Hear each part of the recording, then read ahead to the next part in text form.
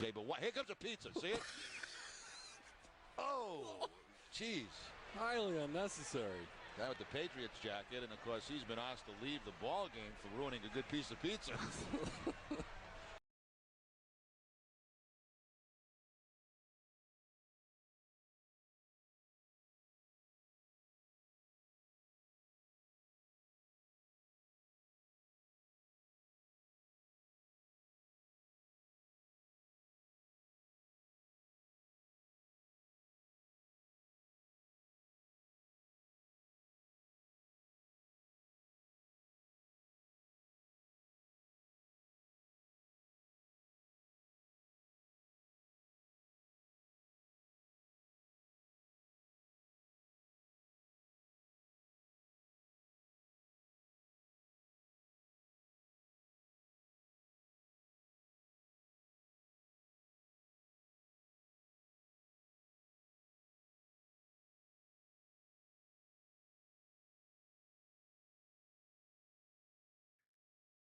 Ender, there's only room for one of us to be unemployed around these parts, buddy.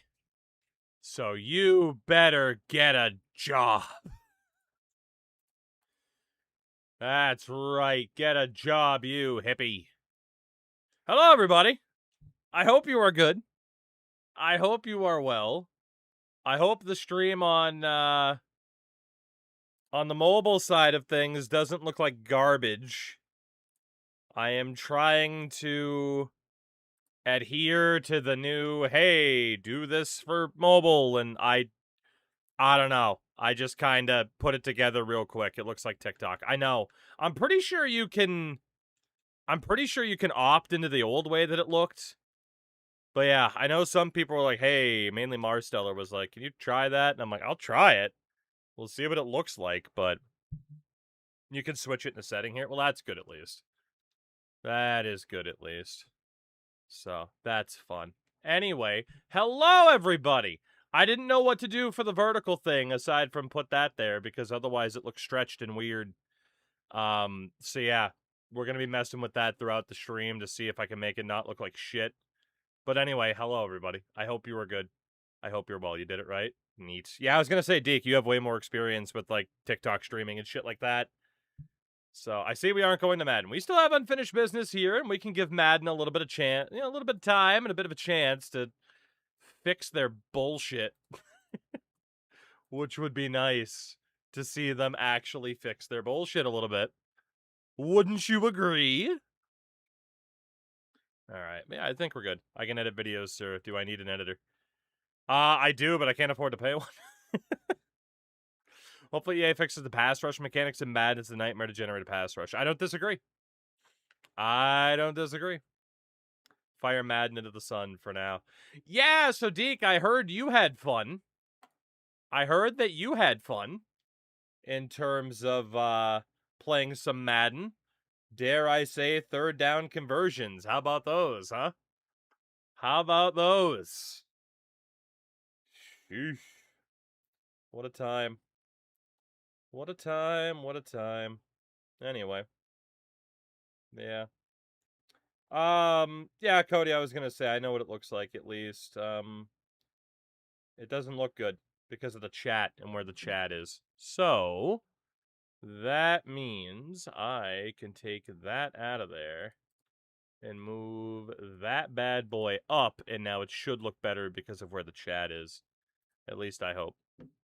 How do I lose to a bad Vikings team by 63 points? Jesus, 63 points. It was 63 points.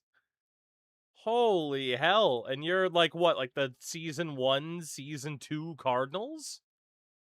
And you lost by 63 points. That shit's nuts. I'd be mad too. I would be mad too. That is crazy. Alright, yeah, I feel like that looks a bit better on mobile. Check Discord, looks better. Cody, I don't have to. I have my own stream up on my phone for the live feedback to how it looks. Season 2, we started 8-0. And then you got pooped on by Minnesota. Fair enough. But Cody, I appreciate you willing to help out on that front. It had to have been JJ at quarterback. Oh, goodness. All right. It was Kyler. Oh, no. Okay, but here comes a It pizza, was see? Kyler. Joe, what's going on, man? Thank you very much for the Highly 44 unnecessary. months. Now with the Patriots Welcome jacket, back, and of course, welcome he's back. been asked to leave the ball game for ruining I a good hope piece you of are pizza. good. I hope you are well. If I do this... Okay. Anthony Richardson played tonight. I was starting to think he wasn't even real. The Jose Teodoro of streams watched. Jose. Oh, goodness. Yeah, Deke, I heard Kana's got you on a wicked K-pop kick right now. I'm not judging either. Kana's a very convincing person. Deke pop. Oh, you know, I was going to change, like, the back of our helmets a little bit. I totally forgot to do that. It's not a big deal. It's not a big deal. Jose Theodore mentioned. Neeler, don't you have people to throw it? I don't even know. Dude, I am so sorry. Holy shit. I was going to say, like, don't you, like, how'd you get a break? Don't you have people still throwing tomatoes at you for posting on Twitter? Oh my god, you poor son of a gun. Connor, you could, but I didn't do homework in school. You think I'm going to do homework now? They're actually lined up outside. That's fade. That's fair.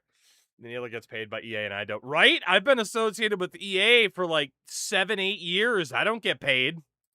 This is some bullshit. I'll give you one obscure Beatles song every stream.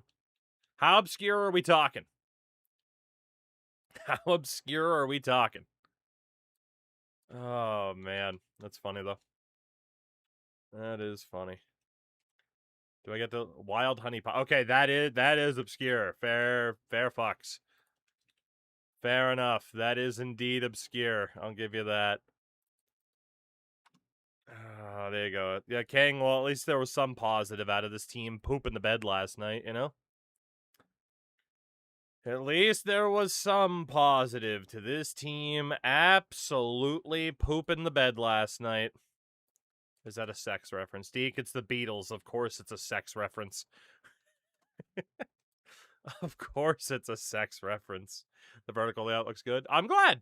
Like I said, apparently on mobile you can just easily switch back to what it used to look like. But I know some people were like, hey, can you at least like see what this looks like? So hey, at least it's there in case people prefer this view for whatever reason. DJ, what's going on, man? What's up? Ohio for Old Dominion. One of these days I'll start streaming on TikTok. I'll have to have Deke teach me how. Oh, God. Let's see. Today I learned, thanks to Deke, you can buy Wendy's branded bacon at Kroger. What do they possibly do to the bacon? Like, what do they... What makes it, like... What... The redhead steps on it? Like, what makes it Wendy's branded outside of the logo? Like, what's the appeal outside of being like, well, my girl Wendy's on there. I gotta buy it. Corners? Yeah. It's square bacon. Oh, God.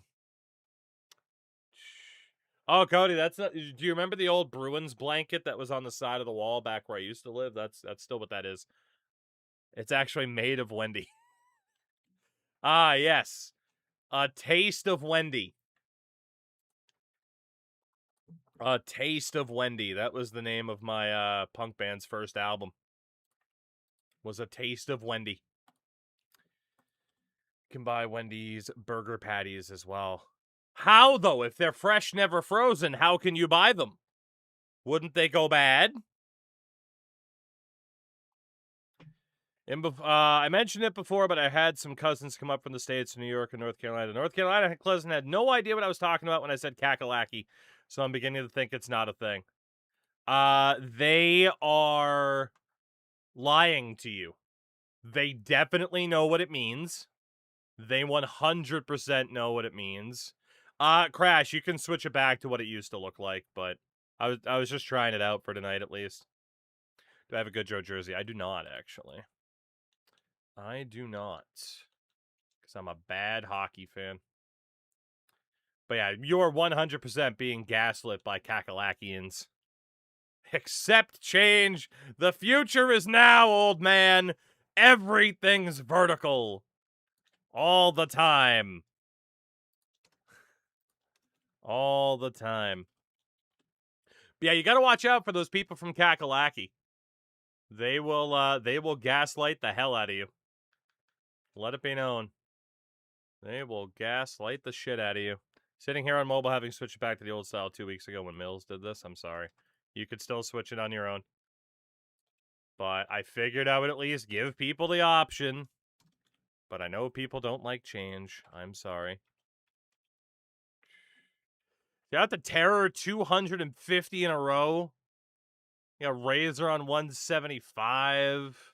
Is that a Calgary Flames Getzlaf? No. It's a Calgary Flames Monahan and a Ducks Getzlaf. A Calgary Flame Getzlaf would be a jersey foul of unbelievable proportions. Yeah, top hat, I know. But also, some people prefer it, so we'll probably just leave it. I think once you switch it once, you won't have to switch it back every time, so. Bonkus, I'm not reading all that. I'm not reading all that. I take it we didn't win the conference or the Natty last night, correct? Correct. I was kind of hoping to be on Madden again last night, but we didn't win. We didn't win, and I'm sad about it. And I'm sad about it. Final hello. How is your face? How is your face? Madden is a video game. I mean, Deke, I was telling people that even when I was a bit more optimistic on it from, like, my first couple nights of, like, okay, maybe it's not terrible. Madden is Madden. That is my go-to default answer, and it has been for years. How's Madden? It's Madden. It sure is. Have you played Madden before? Because it's Madden. But, you know. Navy, relegated from the MAC to the Sun Belt from Mo States. You could say it's maddening. You could, but then I'd have to slap you.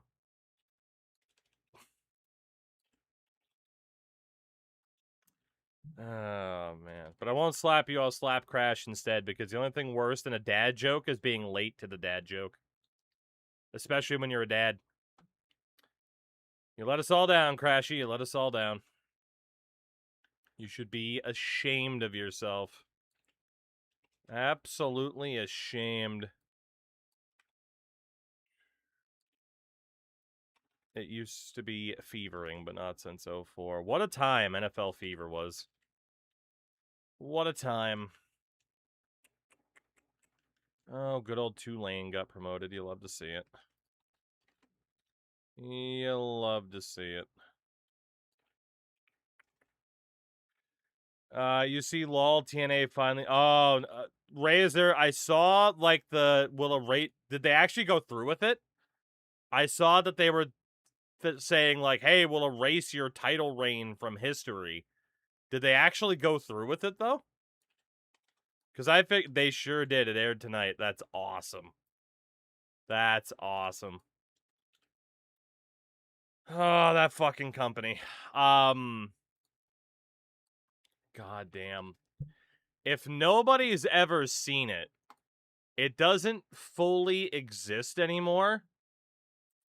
I think it's up on Archive. Let me see if I can find it here. And also, if, let me just see. This is going to look like dog water for a second. Let me see. Yeah, now that I know I need to, get rid of that. Bada bing, bada boom. Like I said, we're still going to be fucking around with shit a little bit. Anyway, so this was a thread back in the day, I think on Timepedia. Yeah, is what it was called. And it was the history of TNA wrestling and their awful moments. And the fact that since 2017, you have still been able to add more. The fact it goes year by year is crazy. I don't even know if in the first year or two it mentions the little person jacking off in a trash can. That was one of them. But, yeah. Oh, yep, there it is. First few months of the weekly pay-per-views, the short-lived midget division included Puppet, a psychotic dwarf who threatened to kill other little people and once masturbated in the trash can before asking backstage interviewer Goldilocks if she wanted some of his porridge. What a terrible day to have eyes. What a terrible day to be literate. Oh. Now, I'm aware of that angle still, but, you know. Hammer, as you should. Whew. Oh, also, really quickly, I haven't done today's Reigns. Reigns.app. What do we got here? 4-time Intercontinental Champion, Ooh. 4-time Intercontinental Champion, 6-time Tag Champ, 2-time U.S. Television World Tag, and then TNA Champ. Who are you? Like the old version of the Intercontinental title, and then 6-time Tag Champ in WCW, and eventually TNA Tag Champ. Trying to think of like Intercontinental Champions from the late 80s, early 90s. Who the hell is this? Because it's not like it's Scott Steiner, like there'd be world titles in there. 6-time WCW Tag Team Champion. It's not Booker T. Because he wouldn't have been around. There's probably somebody super obvious I'm not thinking of. Early, like late 80s, early 90s, WWF, even mid 90s.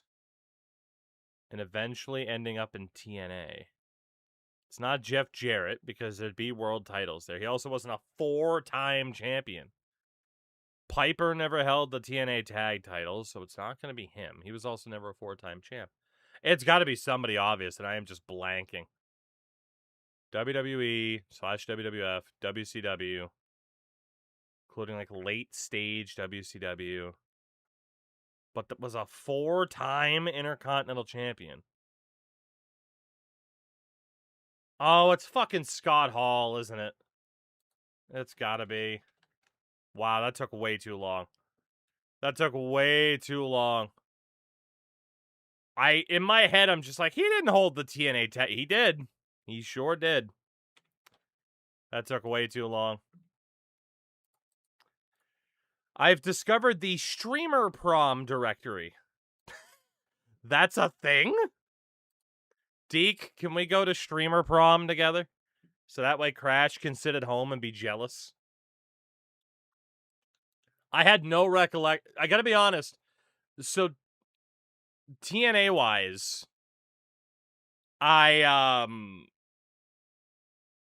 God, yeah, TNA-wise, I'll bring the corsage. Like, Scott Hall won that title in, like, 2010. And I definitely was not watching TNA by that point because, yeah, fuck you, Hulk Hogan. But, you know.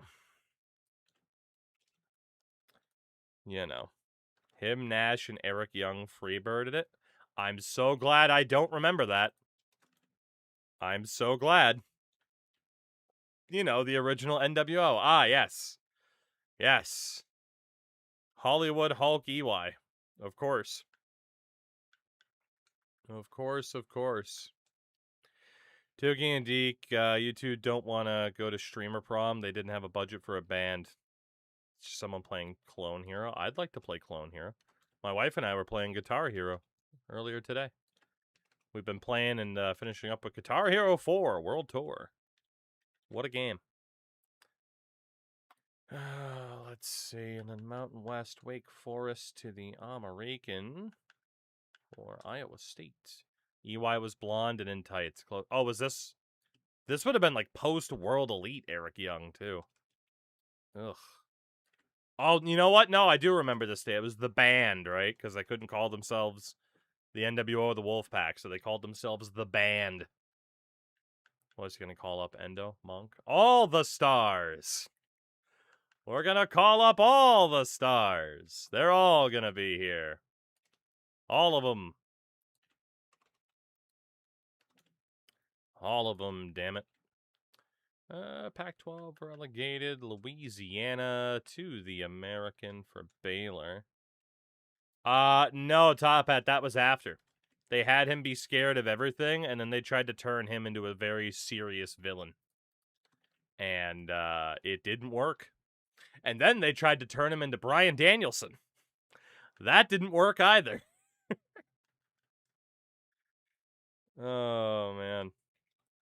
But hey, you know, at least that was TNA copying WWE instead of WWE copying TNA, you know, by having, like, Santino compete as a woman, which, you know, Eric Young had already been a long-term TNA Knockouts tag team champion with ODB. Good times. Good times. Oh, Ball State top 4 program. Unbelievable. Unbelievable. All right. Anyway. Let's see. ACC relegated. Down goes Rice for Michigan. Michigan's on the comeback trail. Anyway, I feel like I missed conversation starters from chat a few minutes ago, and if I did, I'm sorry. TNA would never copy WWE, only reference them a billion times to stay glued to the cock. Yeah, both those companies had quite the relationship. Still to this day, they have quite the relationship. Speaking of cock shares. Alright. Let's see. ACC. Florida, the Big 12 for South Kakalaki.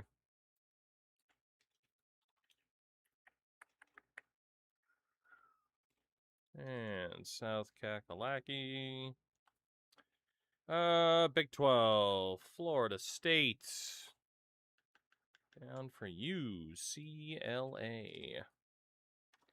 Probably he was basically Zack Ryder. Well, yeah, but that's also because Zack Ryder was also just doing the Jersey Shore thing. So don't you hate on Robbie E. and Cookie. We loved Cookie.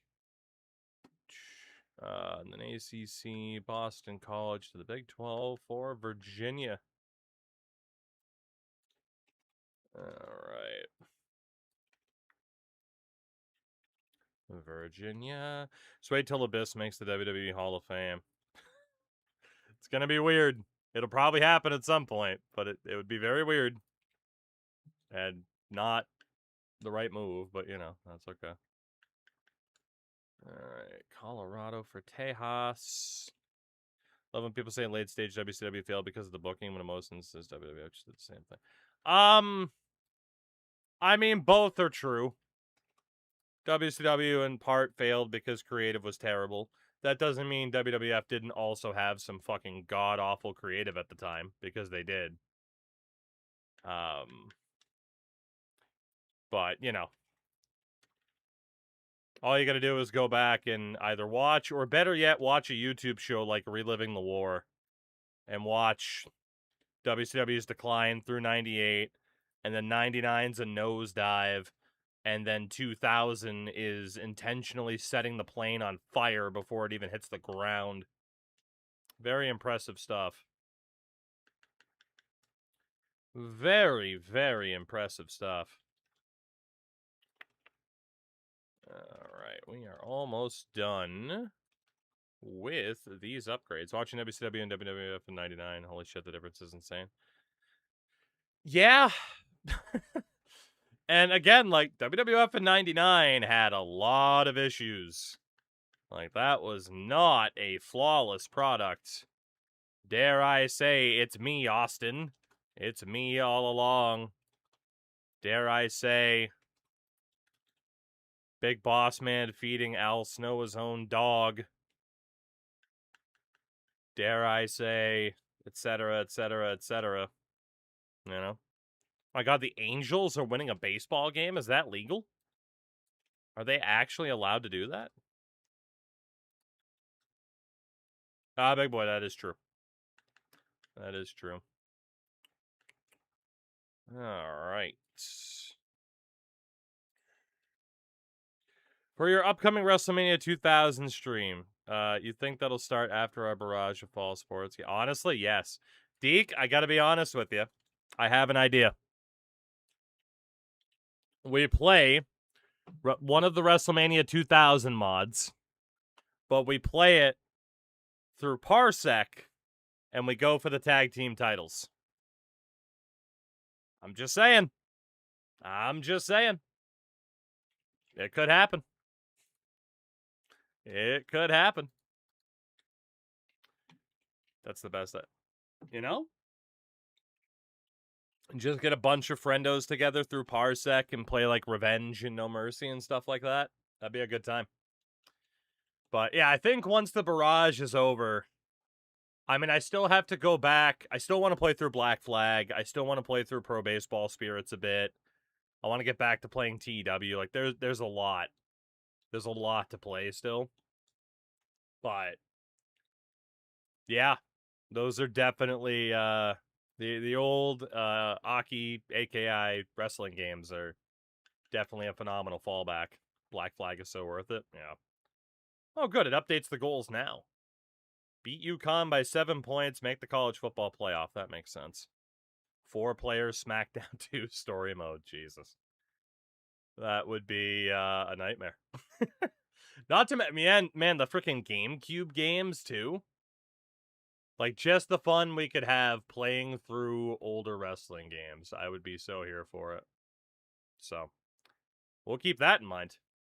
Wrath a lot. I think we had like 7 first-round picks. I think. All right, it is time for everybody's favorite portion of the stream. I'm in favor of the Friendzos on Parsec. 2K10 is one of my favorite series on the channel. Nothing's better than watching everybody yell at Endo. Oh, I feel bad. But it's true. It is a good time. It is a good time. We are going to be renaming all of our new freshmen. Again, you are allowed to change a first name or a last name, but not both. So you can rename him to Big Motherfucking Riggs. You can name him to Alex Wright, but you cannot change his name to Oblivious Mobivious. So, suggestions for Alex Riggs. Go! What are we going to change this guy's name to? Oh my gods, the white people in Queen Creek are bitching about Senior Assassin now. That's another brand new sentence from Kana. Every night. I don't know how it's possible, but every night. You manage to do it. Every night. Scotty Riggs. Oh, the American male? Murtaugh and Riggs is a good shout. Big Rig. All right, we got a lot of Big Rig shouts. We got a lot of Big Rig shout. There we go. Lamplife didn't listen. It's always one. All right, up next, Tua Mapu. What do we got for Tua Mapu? Again, you can change the first name. You can change the last name. But you can't change both. Also, just because I haven't done it yet, go follow Deke Slayer. He loves Madden. Tua turned the ball over. Oh, man. A lot of shit jokes so far. Lot of shit jokes so far. Lot of poop jokes. So many poop jokes. Too many concussions.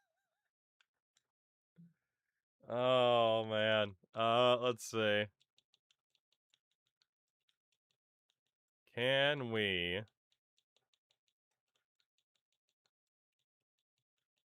It's enough characters. Tua turned the ball over. 2 on the Falcons until they released him in Madden. After winning a Super Bowl, no less. Ben Chester. What do we got for Ben Chester? Deke, I really want to play like No Mercy right now. Now I really just want to play No Mercy. Oh, man. What have you done? I just wanted to plant the... It's mission accomplished. Mission accomplished. If it didn't take 17 years to make custom characters in those games back in the day, too, that could be a lot of fun. Bench press. Torres, what's up, man? We're doing good. How are you? What's up? What's up? All right. What else do we got? Also, because I can. There we go. We'll do that too. Oh, let's see. Benched. It's not bad. Open to Chester. Chesterfield, Chester.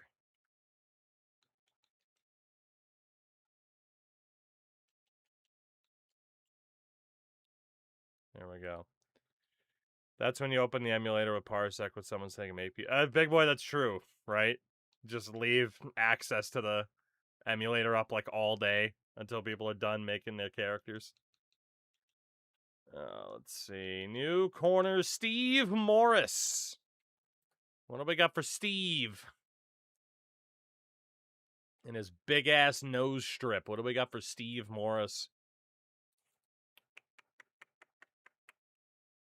What do we got? Steve the Samurai.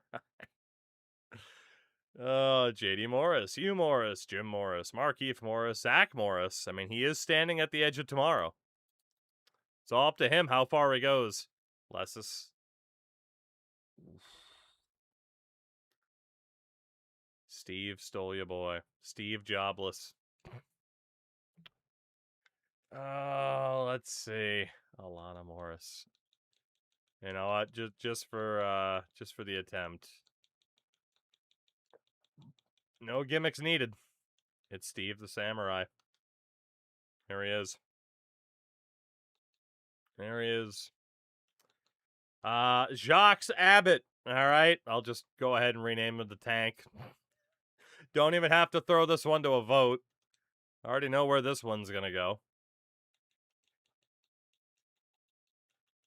There he is. Good old Tank Abbott. Just save that one. Because I know at least 4 people who are going to throw out that suggestion. So we'll just get it done. Randy Tonyan. What do we got for Randy Tonyan? Hammer, you're good. I pay attention to the YouTube suggestions, too. All right. Funyon Tonyan. Randy Savage. Let's see. Oh, Hulk coming in on the 57 months on that primer. Unbelievable. Hulk, thank you very much. You're insane. What a man. Randy, assistant trailer park supervisor. Call it a hunch. I think that's going to be too long of a name. Randy Newman, no relation. Let's see.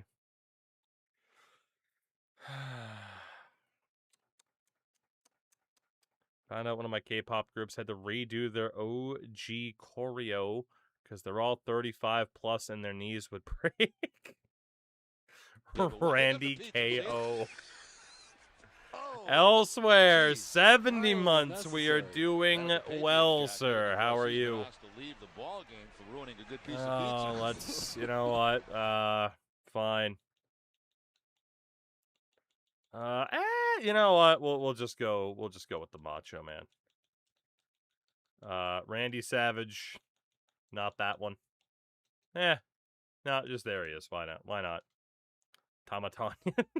Not bad. Kevin Bacci. Bacci? Kevin. Good old Kevin. And his big-ass head. And his big-ass head. Kevin Nash. Ball bocce. Oh, my bocce. Sebastian Bocce. Ooh, Autumn. Good shout. Good shout. I'll always take a Sebastian Bach reference. Let's see. Kevin from the block. Warrior, you can switch it back to what it used to look like. But yeah, the options there for people if they think this looks better on mobile. I don't know. Kevin is unemployed. You know what? I'm going with Kevin from the block. I'm never gonna hear Jenny the same way. Oh, there he is in his big ass head. Let's see. What else do we have here? What else do we have? We have Bo Volk. Bo Volk. What do we got for Bo Volk? What's the deal with Bo? Nikolai Volk. Bo Rounds. Bo Knows. Bo Volk. A lot of Bo leaves. Wagen for Volk. Maximum voltage. Doesn't work that way, I wish, though. Believe it or not, I'm walking on air. Old Volk. Boner. Let's see.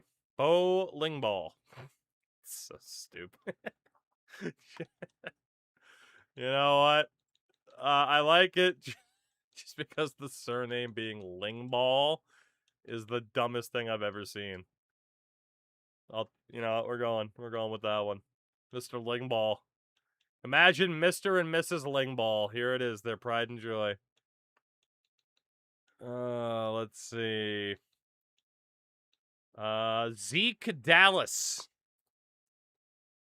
Bo Dallas. What do we got for Zeke Dallas? Serve, hell of a band.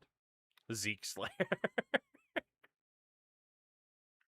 You know what? People have been trying to get a Deke Slayer related name in this playthrough for a while.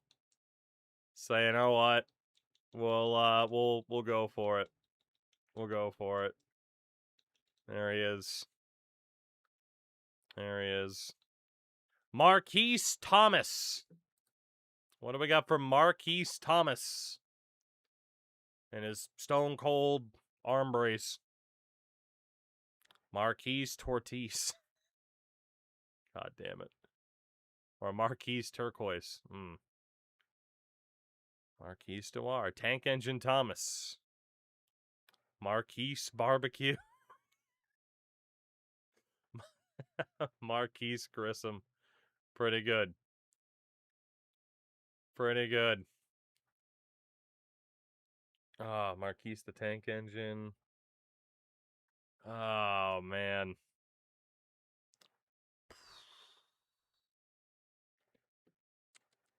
Jonathan Taylor Thomas. Let's see. Thomas the Tom. That's so fucking stupid. Oh, man. Oh, Marquise Esquire. Also not bad. Oh, let us go for... Let us go for... Dumb question of the day. Oh boy, you're stealing Warriors gimmick. I just want you to know that. You're stealing the gimmick. Oh, let's see. I don't know.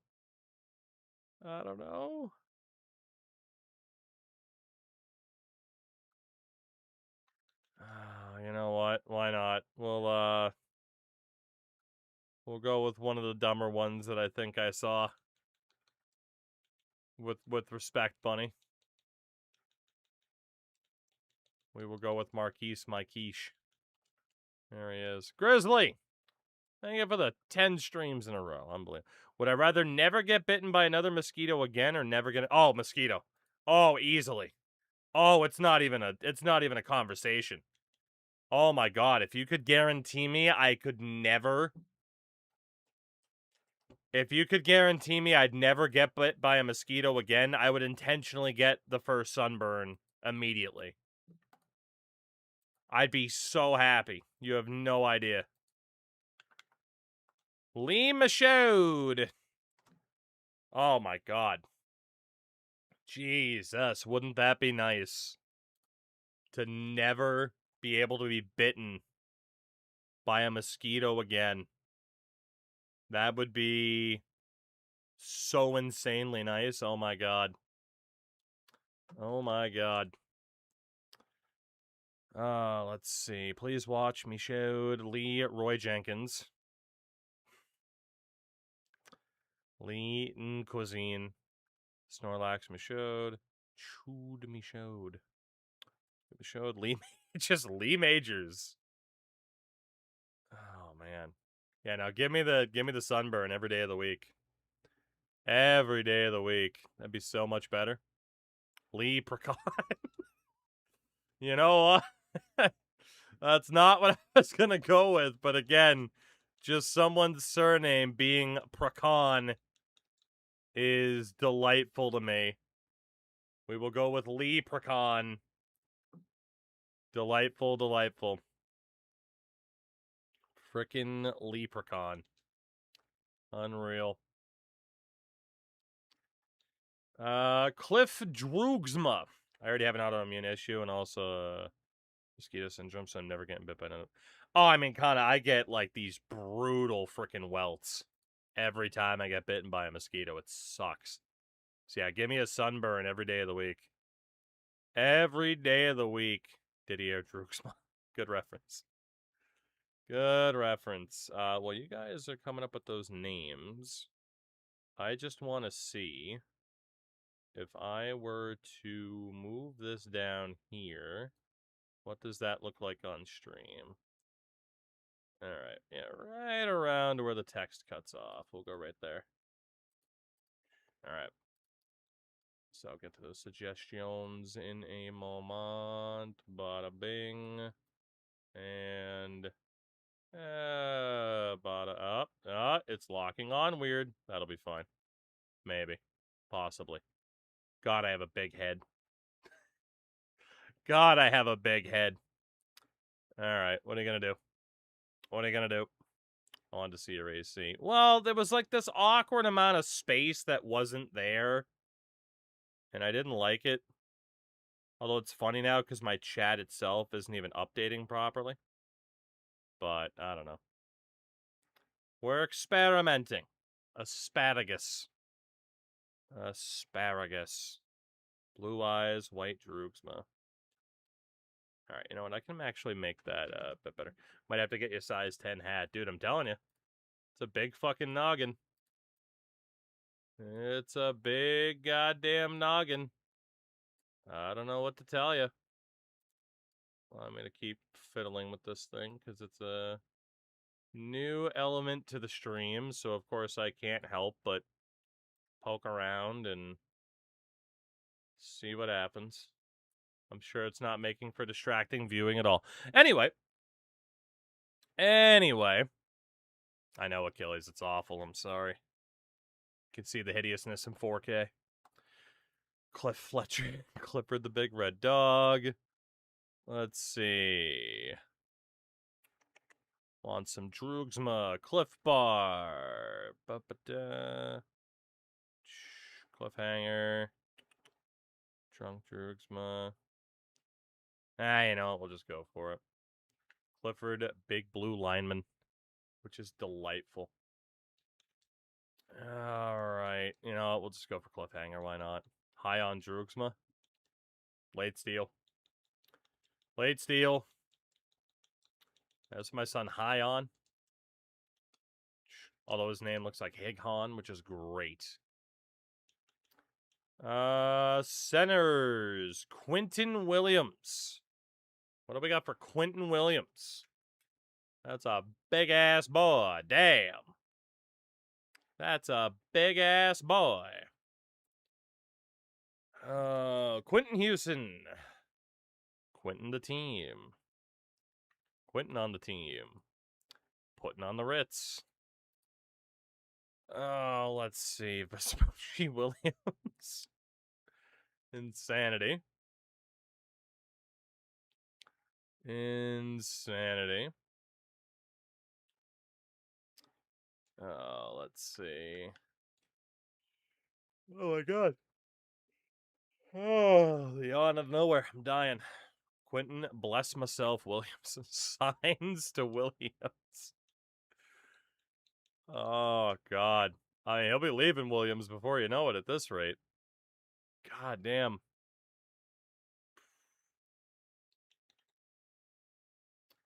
Quentin. We'll go with Quentin on the team. Why not? Ah. No, I don't want all caps. Leave me alone. There he is. Good old Quentin on the team, which is true. That's very accurate. Left guard, nothing special. Left tackle, Rashard Torrance. This guy is a beast. What do we got for Rashard Torrance? What do we got? What do we got? What do we have from Mr. Torrance? Rashard Mendenhall. Rashard of Glass. Rashard in my pants. Rashard not endurance. Jack Torrance. Oh, man.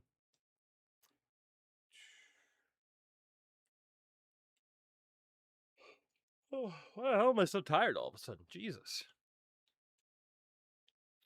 Jesus. All right. Let's see if we can get a late steal. But we'll go with Mr. of Glass. Why not? Quick and easy. Tight ends, Levi Branham. What do we got for Levi Branham? 3, 2, 1 until somebody says Levi's jeans. Yep, there it is. That didn't take long. That didn't take long. Levi.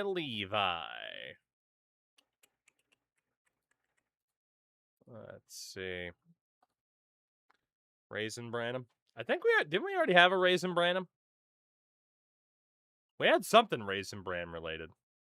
Levi Substation. Oh, you know what?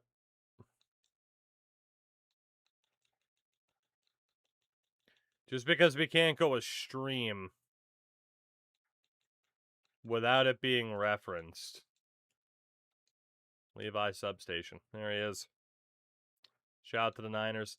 Lester Haddad, a.k.a. Lester Haddad. What do we got? What do we got for Lester Haddad?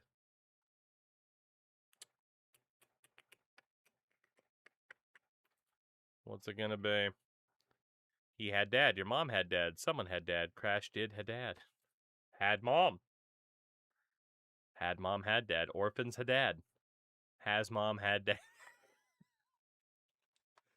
Oh, no. Oh, no.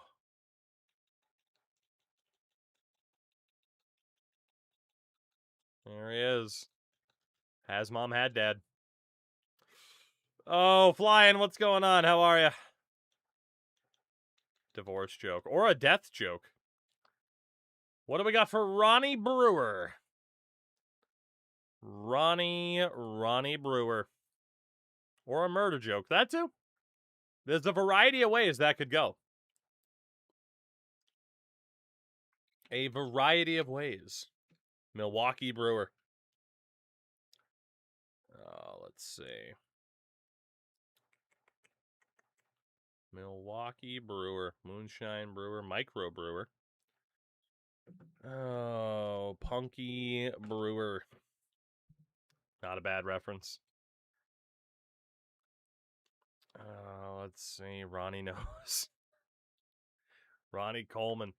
And the guy's not that jacked. Yeah, Ronnie knows. Ronnie 2K. I think Ronnie knows has got to win this one. That's a good dad joke right there. For old Ronnie knows. Clifton Morey. You are not allowed to name him That's a. We already had That's a Morey. What color are your sunsets? Yellow, orangish, bluish, purple. Depending on the clouds. Yeah, yellow, orangish, bluish, purple. Sometimes some pink or red in there too. What about Lessus Mori? Lessus Mori would be okay.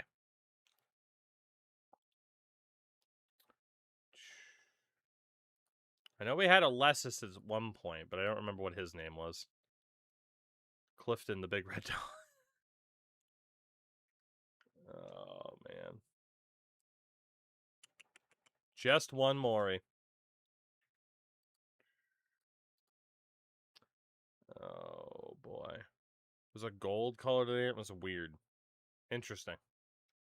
Interesting. Just like outright gold, huh? Mia. You know what? We'll go for it. It's the same joke, but not quite. Mohamed and Seki. This will be an exciting one, I'm sure. What do we got for Mohamed and Seki? What do we have for Mohamed and Seki?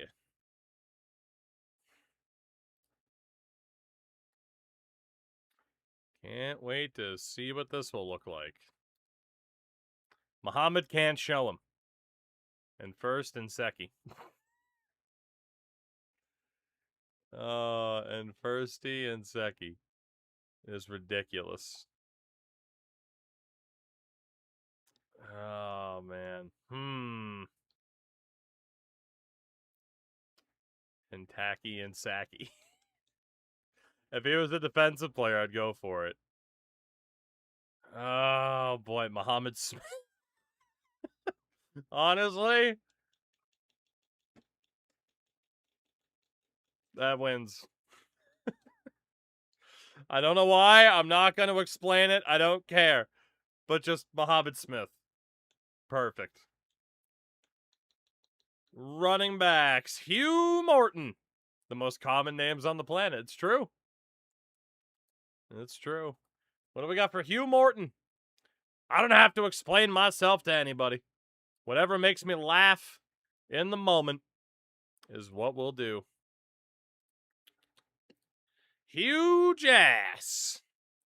Horton Morton, Hugh Morris, Hefner Salt. Ricky Morton, Hugh Color Wheel. Not bad. But you spelled it with a U. Ew, non-American. Hugh.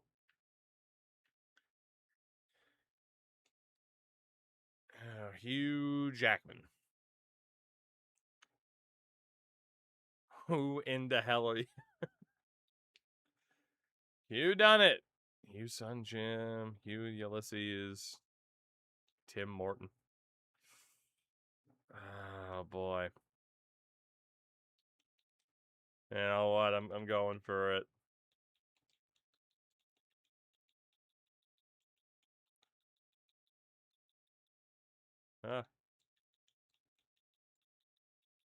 Like the fact that works. The fact that works. Kind of duly noted. What do we got for Greg Falk? Grandson of Marshall. What do we got? What do we got?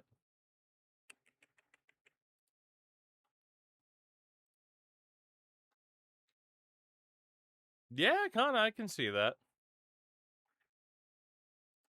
Definitely an interesting color. All right, let's see. Justin Falk, O Falk, Nick Falk, Greg. Just Greg. Greg Oldsom. What the Falk, Kevin Falk, Marshall Falk, Greg Jennings, Greg McKegg, Greg Fokker Jr., grandson of Marshall. Old Greg. We did already have an old Greg. Oh, let's see. Greg Gregory. Greg.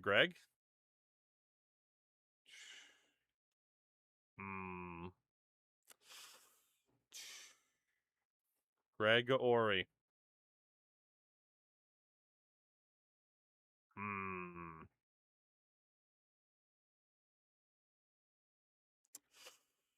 Let's go for...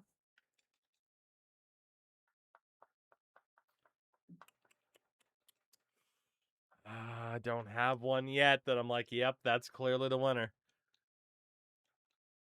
But there's been a couple that are pretty that have been pretty similar. Pitches and falls. Oh boy. All right, we'll go with Wata. There he is. Good old Wata. It's a family name. Wata. That's it. Empty-headed dumb Falk. Swerda, if you type that 5 seconds sooner, you would have had the win. You would have. All right, everybody. Let's get down to business here for what I hope will be our final season, please. I was hoping last year was going to be our final season. It was not. It should have been, but it was actually our worst season in like 6 years, which was very annoying and very, very upsetting, but it is what it is. Let's talk about this team for this season. Stop saying that. I really should. Apparently, I'm jinxing it. Our quarterbacks this year. By the way, we did have to cut a couple of players. Running back Jose Lloyd and wideouts Never Won in Lombardi and Austin 316, unfortunately, had to go. They were just the lowest quality players that we had. But this is the team for this year. Quarterbacks Colby or not Colby. Rich Homie Quan, Jimmy Mangum, and Pushin' Cushionberry. Your running backs, Gordon, Jeff Gordon, Marcel Phone, George Crick, Tevin Henderson, Don't Give Your Antwine, Dodge Durango, Hugh and the Hell Are You, and What the Falk. And obviously we'll start the freshman. Your wideouts, Christian Jew, Big Belly Akindele, and 10 gifted subs from Warrior. Good Lord, that's a lot of biscuits. That's a lot of biscuits. Taste the biscuit. We're going to be listening to that for a little bit. Taste the goodness of the biscuit. We're going to be listening to that for a little bit now, aren't we? Sheesh. Taste the biscuit. Taste the goodness of the biscuit. That is a lot of biscuits. Warrior, thank you as always. You're ridiculous. Taste the biscuit. Enjoy a Taste gigantic the Deke goodness Slayer. of the biscuit. Enjoy a gigantic scrolling Deke Slayer Taste the face. biscuit. Before the Santa beard was goodness grown out, of course. biscuit. But, you know. How's Madden 27 treating you? Taste I was the having fun with it, biscuit. but there's no denying Goodness that of the there's biscuit. issues, especially when it comes to AI team building, unfortunately. Taste the biscuit. Taste the goodness We went back of to the this for a little bit. We will go biscuit. back to Madden eventually, but for now, we're staying where we are Taste the biscuit. on the college Taste the goodness foosball of the side of things. biscuit. Oh my goodness. Taste God, the alerts are still going. biscuit. Taste the goodness of They're the biscuit. still going.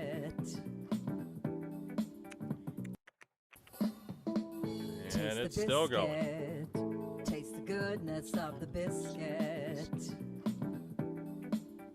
Still going. All right, there it is.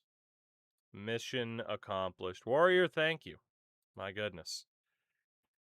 To continue, after the variety of alerts, not that I'm upset about them, but to continue, we have it wide out to Big Belly Akindele, Yura Moran, Gordon Sheridan, Hotel Rugamba, Ralph is in danger, running for mayor, Never Catch Me Copper, Taste the biscuit. and another 5 gifted Taste the subs from goodness Warrior. of the biscuit.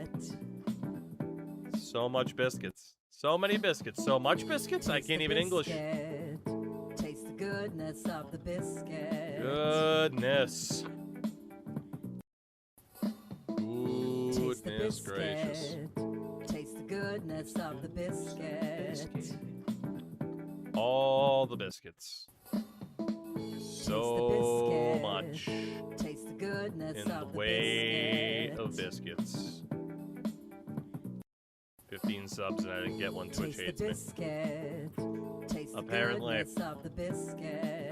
Apparently. Warrior storming to the top of the monthly gifted subs list. Unbelievable. Attempt number 3 to get through this group of wideouts. We'll see if we can pull it off, which is ridiculous. But we're going for it. Never Catch Me Copper, also at wideout. Karl Malone, not that one. Dwayne the Bathtub. Ronnie Nose. Mia More. And Muhammad Smith. I really, really like Muhammad Smith. That's a good one. That's a good one.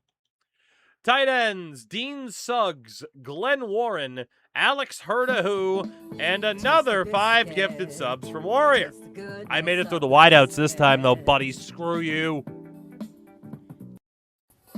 Oh, my goodness. Payday indeed. Meg still didn't get one either. That's crazy. But Hutch Daddy Dollar did.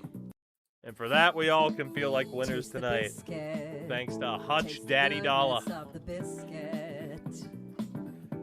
Frickin' Hutch Daddy Dollar. Insanity. Insanity.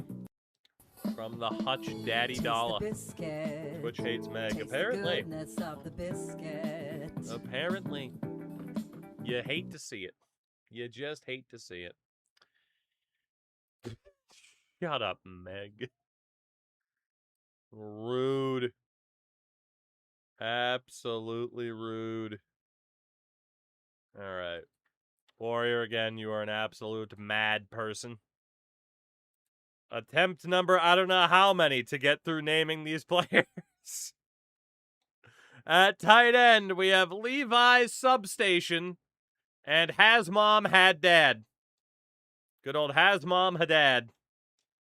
Also here, we're going to have to play one of these too. We might as well play Levi Substation, technically. Left tackles, Nick Highwoman with Richard of Glass. Left guards, Wu Tangelo and Jalen Moma. At center, Banayu Banagoo, Sateki Matsui, Sandcastle, and Quinton on the team. Right guard, Emmanuel, you're automatic. Honest Rabe, Leprechaun. So stupid. And High on Drugsma. Frickin' Leprechaun is so stupid. And at right tackle, Ricky Stoke, Zeke Slayer, and Marquise Myquiche. Delightful. Delightful. Edge rushers, Dexter Slaboratory, Miles Nwakori, and Jeff Paisano. On the other side, Grandma's Wake. That one gets me every time. Hayden Awasika and Funth Sexton. Good old Funth still here. Defensive tackles, please be goodly. Eric Gage. The Cow Goes Muwamba. And Big Ol' Booty. Your linebackers, Melvin Harms, Josh Uwa, and Bo Lingball. Just the last name of Lingball it's just delightful. In the middle, Steve Reisner died on the cross. Oh, every time, freaking old died on the cross. Charles Tonchu, Frederick the Entertainer. 10 more gifted subs from Warrior. Somebody definitely got paid today.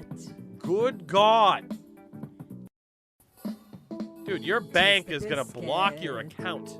They're going to put you on lockdown, my dude. Holy shit. Taste the biscuit. But congratulations, Taste the you have goodness of earned biscuit. the oh-so-vaunted emote spam only. Let's go. Let's go. Even if you didn't get Taste one. the biscuit. Even if you didn't get Taste one the from Warrior. goodness of the biscuit. I want emotes. I want emotes. He has been an absolute madman, supporting not only this Taste the stream, but also biscuit. friends of the Taste channel as well over the goodness years. of the biscuit. I want emotes, damn it. I want Taste emotes. the biscuit. Taste the goodness For as of long the as the biscuit is there. I want emotes. I forgot we had the Grillo pickle as an emote. Taste the goodness of the biscuit. God, that means we'll have NASCAR coming out soon too, won't we? Which is just nuts. Taste the biscuit. Taste the goodness of the biscuit. Which is just absolutely nuts. Taste the Damn. biscuit. Too many games. Taste the goodness of the biscuit. Too many games and not enough time. Taste the biscuit. Taste Just the going. goodness I never of the look at my emotes biscuit. from other channels either, so I'm using this as a good excuse to cycle through. All right, we made it. Congratulations, everybody. We made it. Holy. We continue on one more time. At linebacker, Frederick the Entertainer. Oh, Nesta, don't worry. We already have one, technically. Yeah, technically. There you go. We have Black Lung Coleman. Randy Savage, not that one. Did you want more? I mean, I wouldn't complain. I got bills to pay. I got dog food to buy. Goddamn. And of course, Kevin from the block. Good old Kevin from the block. Son of Jenny, as it turns out. On the other side, Devontae Moses, Joey Joe, Jojo Joseph, and Tank Abbott. That one was mine, but let's be honest. Brandon Water, that it is grape propel. Delicious. At corner, Pay the Troll Tolbert, Kurt Whitted, How Do I Say Hrinkowitz, Tyree Hammer, Kareem Mama, and Steve the Samurai. If you know, you know. Free safeties, Javon, Get the Tables, Jose Hoseby, Cole Barnes, and Benched. Or Benched, if you prefer. Strong safety, Short Mile Long Acre, Cliff Below, Big Riggs, and Tua turned the ball over. Because of course. Your kicker, Emmanuel Carmazzi and Tony Uche, who will sit out this year. And punter will be Daniel Hunt. So yeah, this team is probably going to disappoint me a bit. We are number 6 in the preseason top 25. Ohio State's number 1, the defending national champions, Mississippi, are second. Heisman watch, we have 3 people in the conversation, but they're all behind Ohio State's Retkovsky, who I think is their quarterback. And then the preseason All-American list, we're all over it. We are all over that preseason All-American list, which is great. But one look then, conference standings, right? It is promotion relegation still. Let's talk about these divisions. We start off the bottom tier, tier 11, the worst of the worst.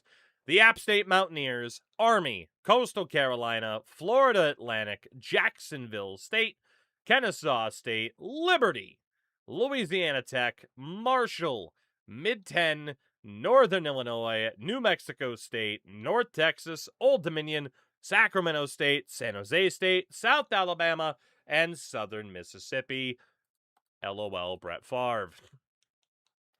Tier number 10 has Air Force, Arkansas State, Charlotte, Georgia Southern, Georgia State, Kent State, Ohio, Temple, Monroe, UNLV, San Antonio, and Western Kentucky. Tier number 9 has Cincinnati, Florida International, Hawaii, NC State, Navy, Sam Houston, Troy, Tulsa, Yukon, El Paso, Vanderbilt, and Western Michigan. Pierre, what's going on? 3 in a row. Hell yeah. Tier number 8 has Akron, Bowling Green, Colorado State, Eastern Michigan, East Carolina, Kansas, Mo State, Northwestern, Oregon State, San Diego State, UAB, and Washington State. Tier 7 has Central Michigan, Iowa State, James Madison, Nevada, New Mexico, Oklahoma State, Rutgers, Syracuse, Texas State, Tulane, Utah State, and the Wyoming Cowboys. Tier number 6 has Arizona, California, Delaware, Fresno State, Kentucky, Louisiana, Mississippi State, North Dakota State, Toledo, South Florida, Virginia Tech, and the Wake Forest Demon Deacons. Oh, Warrior, goddamn. Tier number 5 is the Pac-12 that has Baylor, Buffalo, who are turning into one of the better stories of this playthrough, Houston, Memphis, Miami University, Mizzou, Pittsburgh, Rice, Stanford, Central Florida, West Virginia, and Wisconsin. Tier number 4 has Ball State, definitely one of the bigger stories of this entire playthrough, Florida State, Illinois, Iowa, Kansas State, Michigan, Michigan State, Penn State, Purdue, South Carolina, Texas Tech, and Virginia. Tier number 3 has Arizona State, Auburn, Boise State, Boston College, Clemson, Florida, Maryland, Nebraska, North Kakalaki, Texas, UCLA, and Washington. Tier number 2 has Arkansas, BYU, Colorado, Duke, Georgia, Georgia Tech, LSU, Minnesota, TCU, Texas A&M, or in the morning, USC and Utah. And the top tier, the Premier League, has Alabama, Indiana, Louisville, Miami, Notre Dame, Ohio State, Oklahoma, Mississippi, Oregon, SMU, Tennessee, and the Blue Moose of Touglane. Oh, our third consecutive season in the top flight. Will we be able to get to where we want to go? I don't know. Maybe. We haven't gotten there yet. We'll see if we ever do. Time will tell. So schedule this year is Oregon, Tennessee, Notre Dame, Miami, Ohio State, Louisville, Mississippi, Oklahoma, and SMU. It is a gauntlet in terms of conference games. Oh my god. You know what? Playing UCF might not be that bad. We'll get Central Florida in there. They're only a 71 as a 3-star. Instead of Marshall, let's try to play somebody slightly better. Houston's at a 76. Maybe we go with a 2-star on that one. Virginia Tech. We haven't played Toledo in a while. Miami is heading into this season ranked. We haven't played Toledo in a while. They actually have a higher prestige than everybody except Miami, but they're lower rate. Yeah, we'll go with Toledo. We can play that one on the road. That's fine. And then week number 2. Are there any 4-stars who kind of suck? I mean, dude, Michigan's only an 82 overall. Let's see, any like low 70s, a 74 for Memphis and Stanford. Yeah, we can try to take out Stanford. I'm okay with that. Punch that tree right in his wacky eyeballs, you know? Nice to see West Virginia still hanging out in one of the higher conferences. Usually they sim like ass. Like I said, at the very end of this, I'm going to compare the starting conferences to what they are at the end, and we'll see the biggest risers and, of course, those that had the biggest drop-off. In terms of staff management, nothing else for us to do. We could drop the recruitment hours for extra off-season dev. Don't you need to play UConn? We did have a goal to play UConn, you're right. You're right. I'll have to go add them in. That's really weird that that's a goal. When it's not like a must play. But yeah, maybe instead of Stanford then. Are the Huskies available? Yes, they are. Cool. We'll play UConn. Try to get some extra points out of that. Just because I don't want the game to break or something like that if we don't play them. But good shout. Prospect list, we have almost 5,000 points to spend. Alright, let's start by looking at the 5 stars, of course. The good news is quite a few of them are interested in us. So we definitely have some work to do there, except Lee Tucker is not very happy. Alright. Also, hold on one second.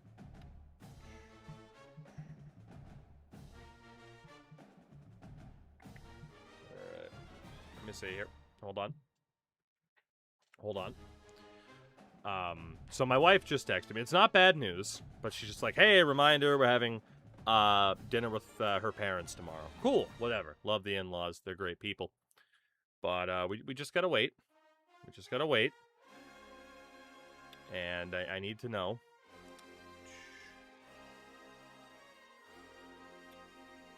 We just gotta wait a minute. Anyway, hold on. It'll be fine. I don't like that some of these players are being difficult, though. Is there anybody who is mad about play style? That dude's just mad about play time. Alright, so Keegan Thorne. Keegan Thorne's mad about play style. I don't even want to bother trying to invest. It's just not going to work. I don't know if she's going to bring the stream up. Anyway, I was going to have all of you yell at my wife and tell her to go to bed, but I don't know if she's seen her texts. So, do we get a wife reveal on stream? No. We played Mario Kart together on stream once. But she just has no desire to be on stream. So, yeah. That's why that has not happened. I guess we'll leave those two there for now. Let's see. Not fully scouted. I'm watching. Don't yell at me. I'm not going to yell at you. The chat is going to yell at you to go to bed. Now that I know that you're watching. Go to bed. These are my hours. You're not allowed to have my hours. You go back to work in like a week and a half, practically. You don't get to mess up your schedule right before you go back to work. Go to bed. Go to bed. I'll yell it louder so you can actually hear me from within the house. Go to bed. Sleep. Sleep, I say. Oh, man. Bedtime or call out sick, right? She doesn't like to do that. She's a good employee. Let's see. Alright. That should all be good, right? Yeah, maybe. Go to bed, Dad. Alright. To be honest, it's hard not to do that as a teacher. Well, what's funny is she had, like, a normal sleep schedule going. And then somebody started getting back into Stardew Valley over the past couple nights, and now you're not going to bed until 1 in the morning. That doesn't sound very responsible. You're supposed to be the responsible one. It's definitely not going to be me. If anyone thinks I'm the responsible one, how could you possibly believe that? You know? To be fair, time flies when Stardew's involved. That is very, very true. That is very, very true. There are 2 games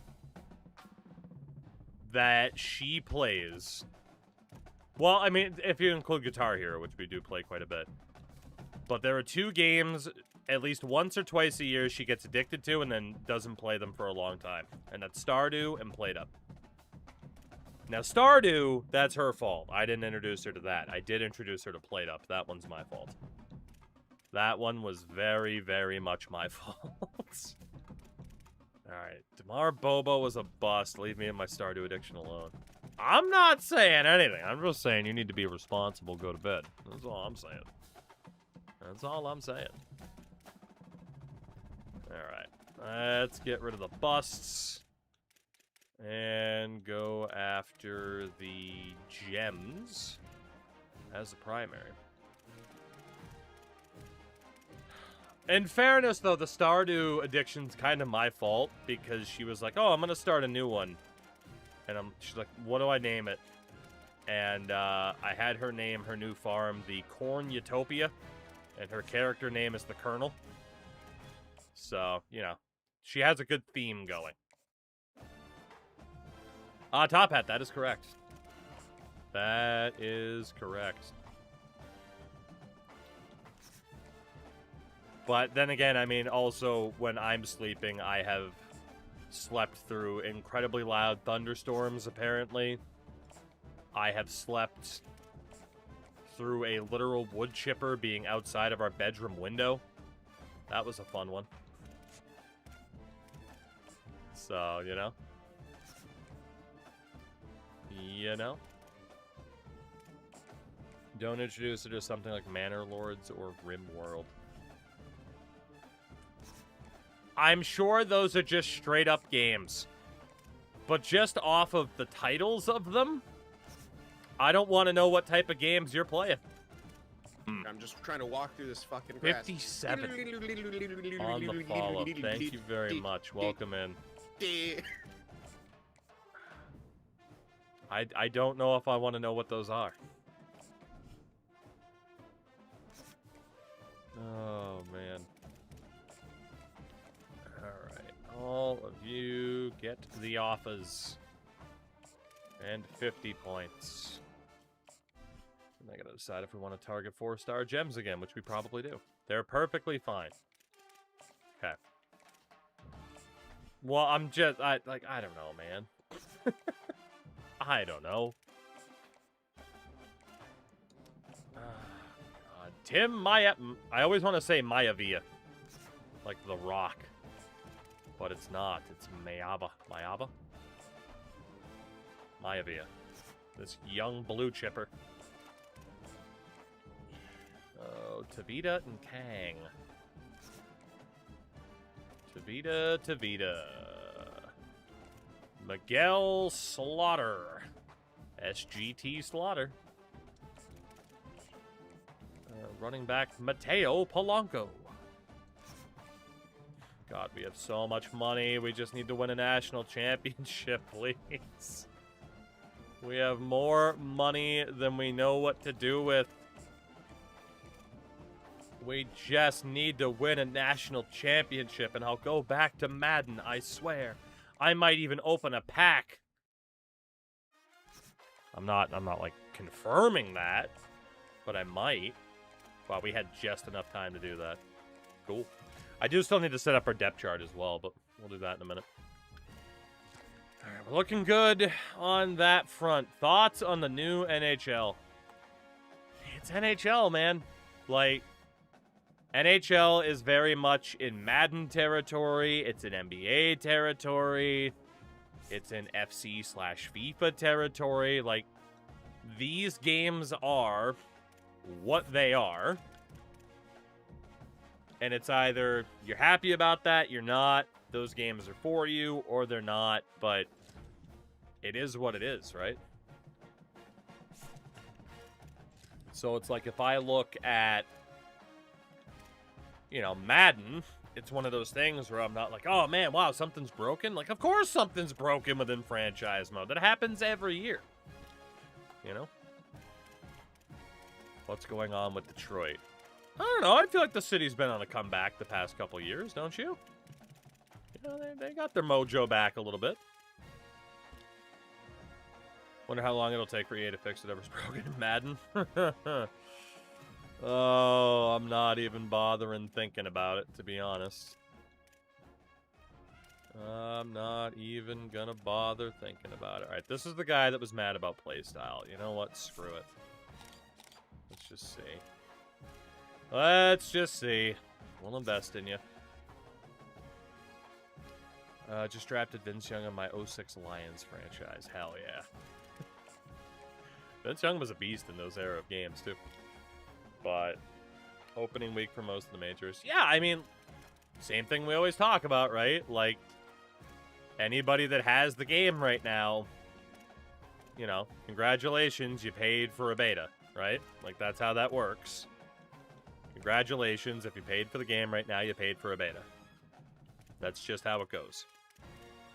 So, just play last year's Madden live about what year it is. Well, like, again, if you look at Madden this year, visually, has it improved? 100%. 100%. Are there aspects of that game that have improved in general? For sure. But, like, within franchise mode, like, the AI are still dumb as hell when it comes to building up a team. We've seen that firsthand. A lot of the new mechanics, which, you know, there's some nice ideas in there, but not everything's working properly. So, it's just more of the same, you know? Ah, shit, I didn't want to back out. Endurance!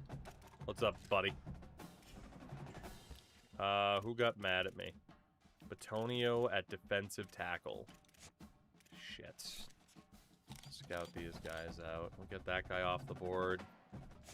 What about Devin Flint? Alright, we'll have to wait. That's fine. That is fine. Okay, so before we start this season, dates, lots of dates. Look at you, Casanova. Moving on with your life. What a man. Hendo's gonna conquer Toronto one date at a time. Of the food and the calendar variety. Offensive coordinator runs a spread offense. Defensive coordinator, base 4-3. Okay. So spread and a 4-3. And we will go with the basics. You thought I was getting dates with women. Oh, come on. You're a catch. You're a catch and a half. Don't you lie.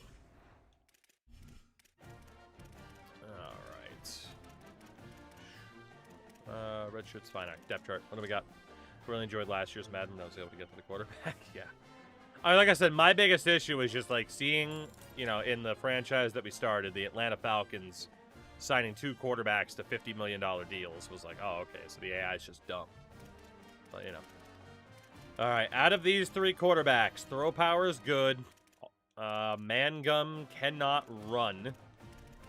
Colby just does not have the accuracies.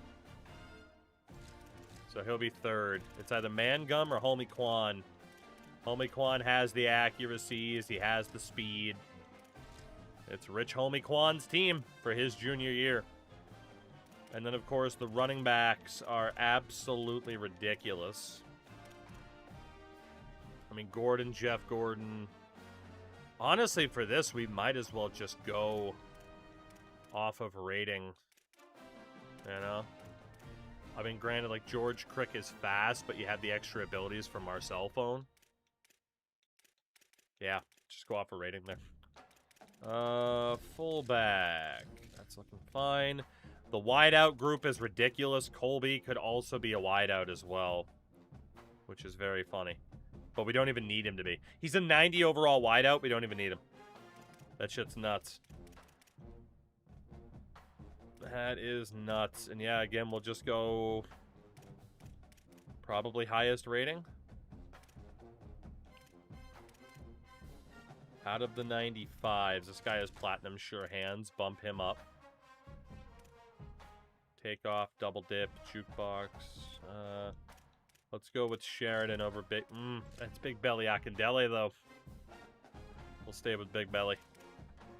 Tight end wise, Suggs or Warren? We'll go with Suggs as the number 1. Offensive line, we'll just trust it. So High Woman, Tangelo. Center is a little bit weaker, but this guy's elite dev. We'll leave him in. Guards should be fine. Okay. Edge rushers should be Laboratory and Wake. And it is. Good. Defensive tackle.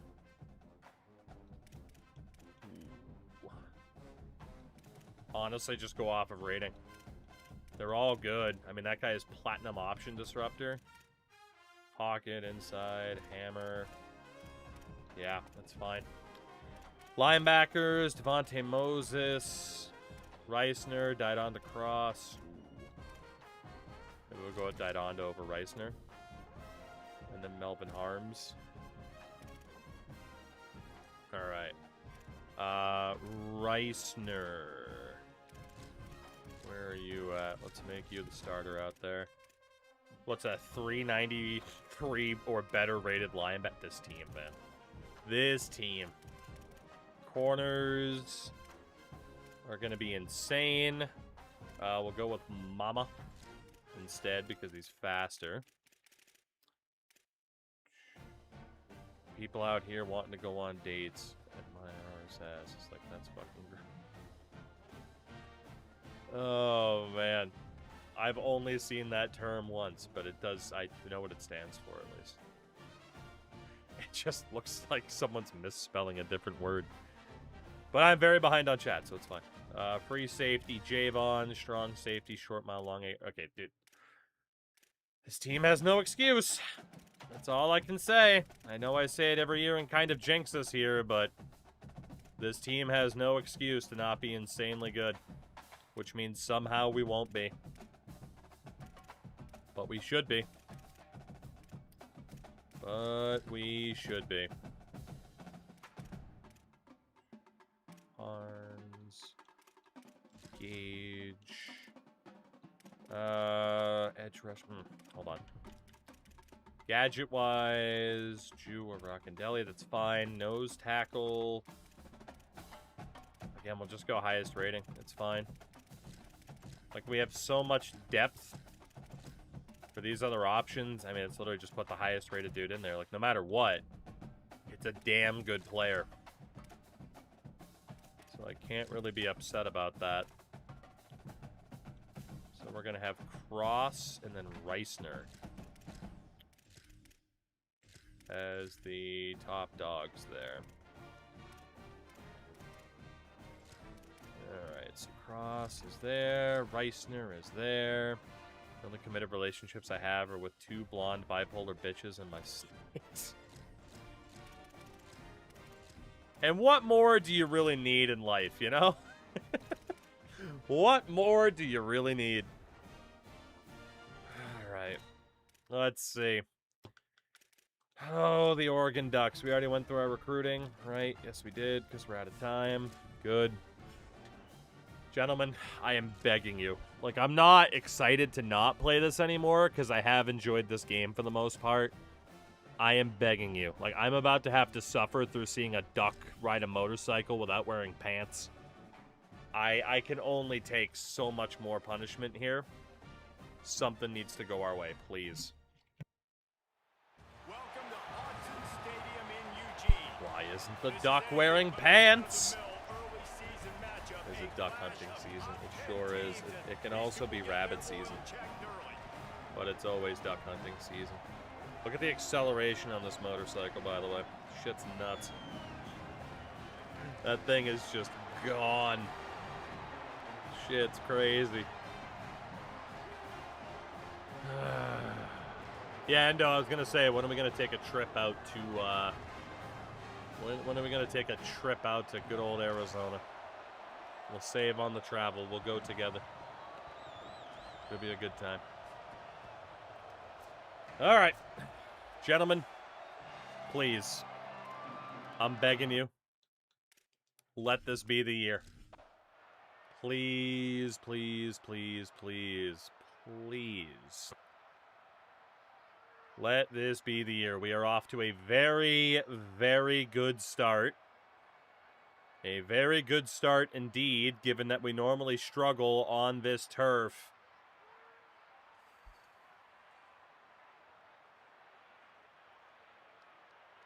No touching! No touching! No touching! No touching doesn't pop up on vertical at the moment, and I'm so sorry. Rich Homie Quan. Rich Homie Quan. And the Blue Moose of Touglane. Put belt. Whoops. Well, there you go if you're on the mobile side. Congratulations. We'll fix that later. 65-13. 602 yards of offense. Oh my God. This is nuts. Their quarterback, 1-1. Rich Homie Quan, 465 yards, 6 touchdowns, no picks. Rushing touchdown for Gordon, Jeff Gordon. Ian Marcel Phone, Crick, all did really well on the ground. 2 touchdowns for Ira Moran. 211 yards for Big Belly Akindele on 11 receptions. 3 touchdowns. Only 1 sack allowed, and it was by a running back. Only got to their quarterback once. Interception for strong safety. Short mile, long acre. Our kicker went 3 for 3. That is ridiculous. My dating history is literally one dude who emotionally cheated on me, 3 singular dates with different people I didn't really want to go out with, and a dude I told sure we can date online to get him off my ass before I called the cops. You know?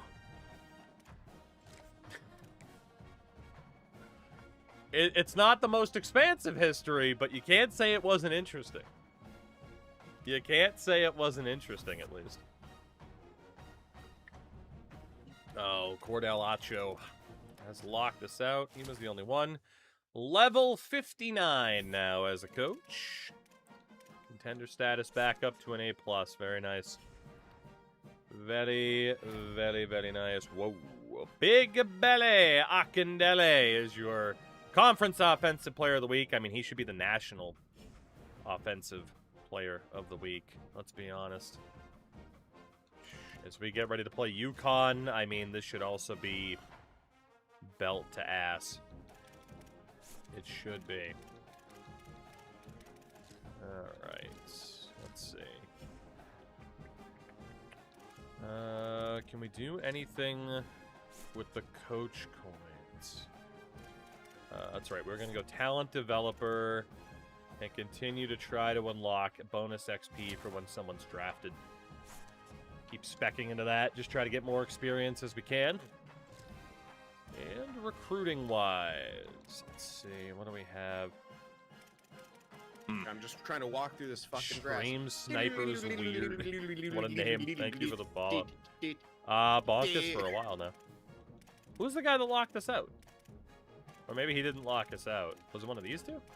Ah, it was. It was this guy, Acho. Since the Baltimore event of 2025. Yeah.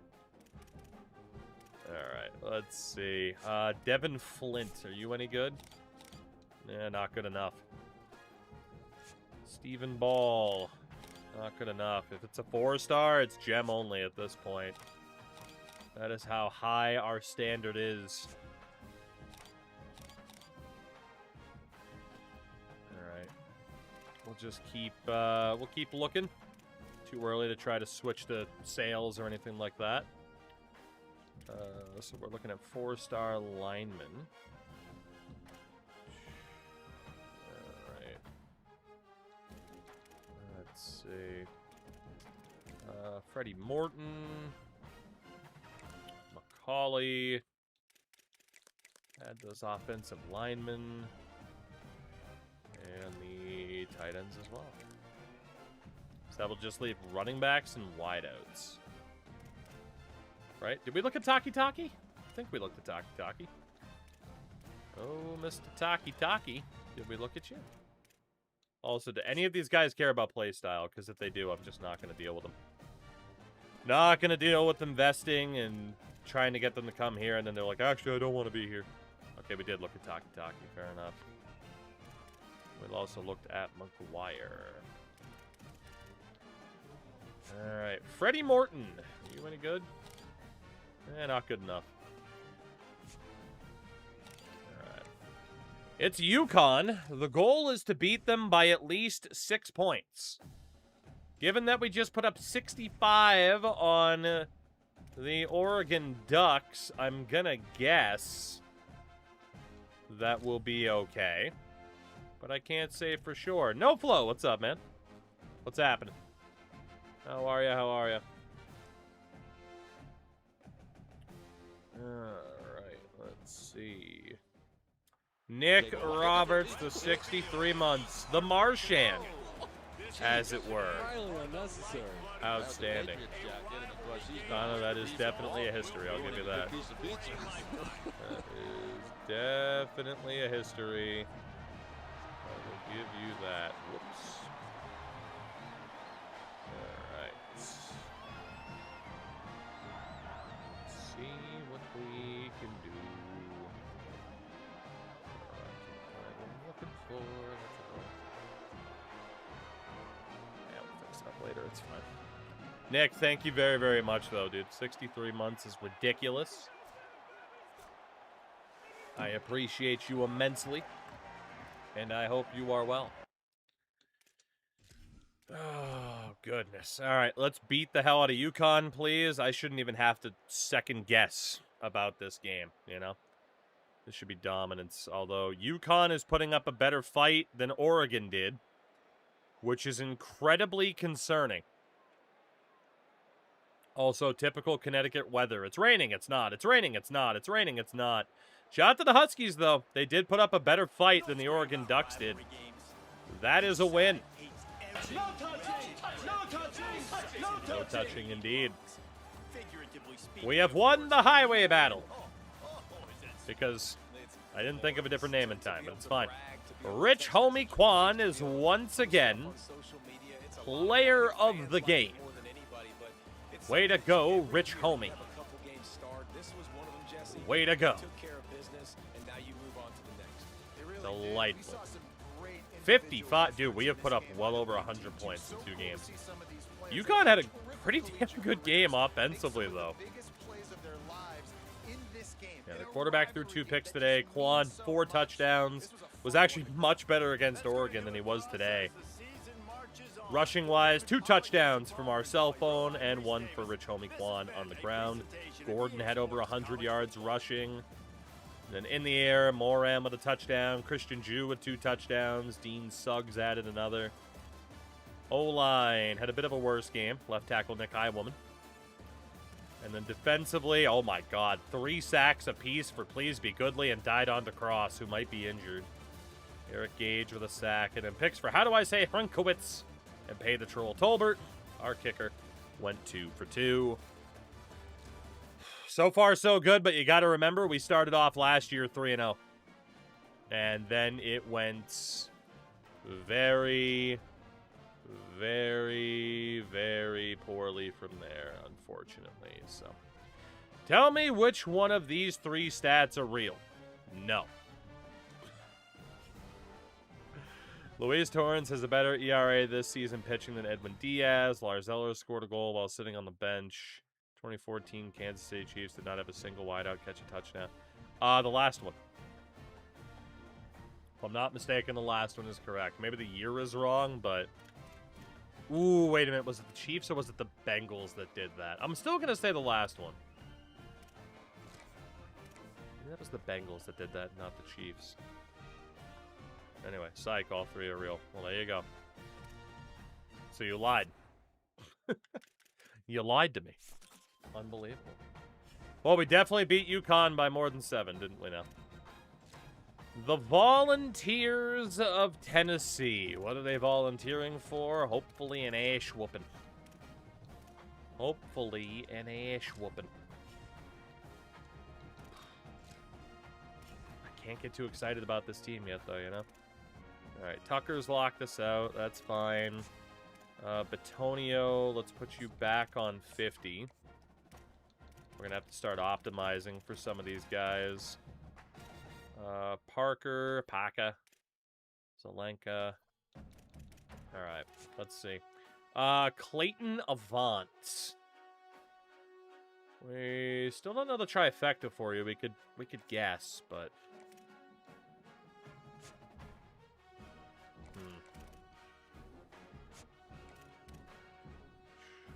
Don't have that many points in terms of scheduling visits right now either. Just because there's a lot of dudes on the board. Let's finish looking at Jaron McCauley. He's not that good. Alright, you know what? These 4 stars we'll come back to. Alright, let's see. Keegan Thorne. We only know one thing for you.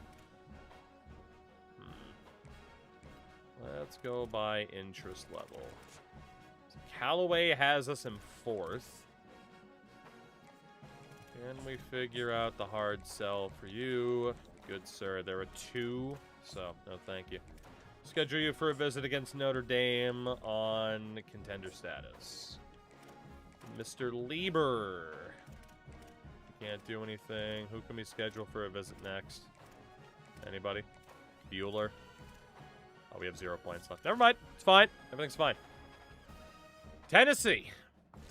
Another big-time challenge as we head down to play the Vols. Let's see what it's going to be. Let us see. Let us see. Let us see.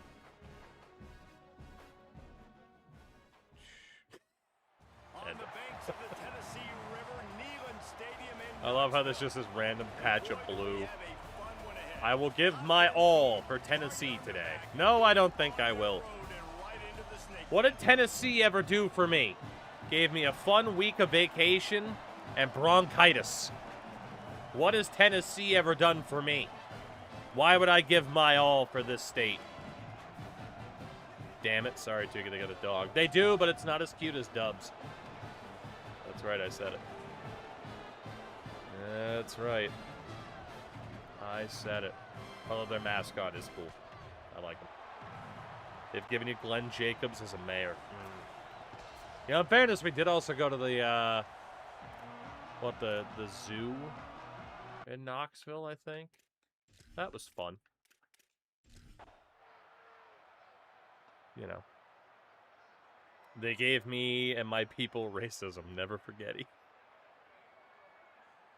Oh, God. I still, to this day, feel weird about zoos. Because I'm like, well, you know, you shouldn't be here. But, you know, at this point, if you were to be released out into the wild, you'd probably die immediately because you wouldn't know what to do. This game is way too close. This game is way too close. Gentlemen, you need to hold on here. Oh, yeah. You need to hold on. Nice. Good job. Racism brings up zoos. You're the one making that connection. I was talking about Tennessee in general and my experiences with Tennessee, which are different than your experiences from Tennessee because you've never been to Tennessee. You've never even been to Maine. What's the matter with you? Tennessee gave us Dolly Parton. Okay, like Pigeon Forge or whatever the hell it's called, that part of Tennessee, it's like, eh. But they do have, like the old Great Smoky Mountain National Park or whatever, and that was cool. There's some good views from there. Hit him. Get him. Shit. To be fair, no one's ever been to Maine. It's not real. That's fair. You know what? I'll give you that. And the fact that it is real is pretty disturbing. Let's be honest. How does this place exist? That's the real question. How does this state even exist? But I'll tell you, it does. Tackle again, but man, they still have their timeouts. Not good. How did the state give you bronchitis? I went to Tennessee and I came back with bronchitis. I don't know. That was also the vacation where I fell in a lake. So that that might have had something to do with it. You know? Falling into a lake might have had something to do with it. I would imagine that really could have heavily contributed to the bronchitis, you know? I would imagine. You submerged your phone. I did. Oh, this defense is a disaster. This defense is a disaster. Yeah. Defense is a disaster. Trying to fix this bullshit while the team is blowing it. Blowing it like its name is Endurance Mills. Well, if they get the 2-point conversion here, we're in a bit of trouble. We can say that. And they are not going to get the 2-point conversion because the idiots decided to try and run the football. Onside kick is recovered, And this game should be over. Should be. We are going to survive a scare against Tennessee and win this game. So what has Tennessee ever done for me? Damn it. Well, they have allowed us to walk away with a victory. So we got that going for us. We got that going for us. You gave your bronchitis. Well, you know. Well, you know. Nashville was pretty cool when I went there over a year ago. Yeah, I mean, the reason to go to Tennessee is probably to go to Nashville, and I didn't even go to Nashville, so, you know. Whew. Well, they had more yards than we did. Rich Homie Quan threw his first 2 interceptions of the year, so this was the first game where he started to look a little bit human. Our running game was a disaster today compared to what it had been in previous games this season. 2 more touchdowns for Moran, 1 for Big Belly Akindele. Chattanooga's pretty cool. Did go through Chattanooga as well. Stayed at a hotel on the top of a big-ass hill. That was fun. There was a Waffle House at the bottom of it. That was a good time. I was also sick as a dog. That was before the bronchitis. Actually, that was a different trip. That was before the bronchitis. Man, yeah, Tennessee has never really treated me too well now that I think about it. I've been to Tennessee twice in my life, actually, and gotten sick both times. Well, I'm never going to Tennessee again. That's what I've learned. I am not going to go to Tennessee. Ever again. Unless it's to go to Nashville and hang out with cool people like B Major. That's about it. That's about it. What happened? Career record. Moran now has the school career receiving yards record. Way to go, Yura. Did you try the chicken and waffles? Dude, chicken and waffles is a fucking elite combination. Elite combination. It's unbelievable. It's truly top tier.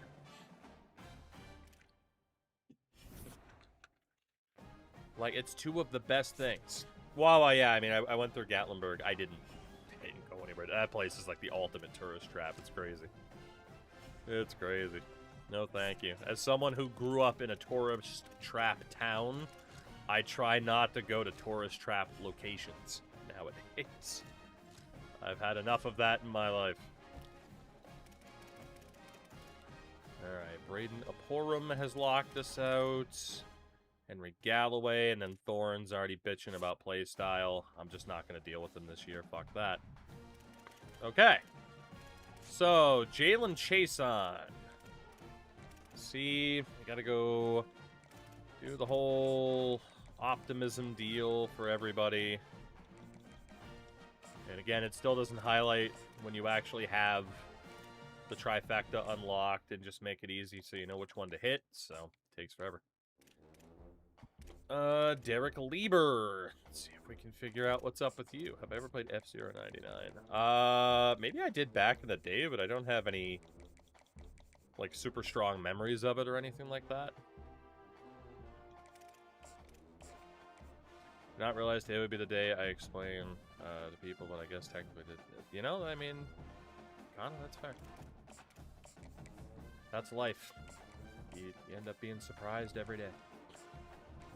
One way or another. Mateo Polanco. What do we have for good old Mateo Polanco?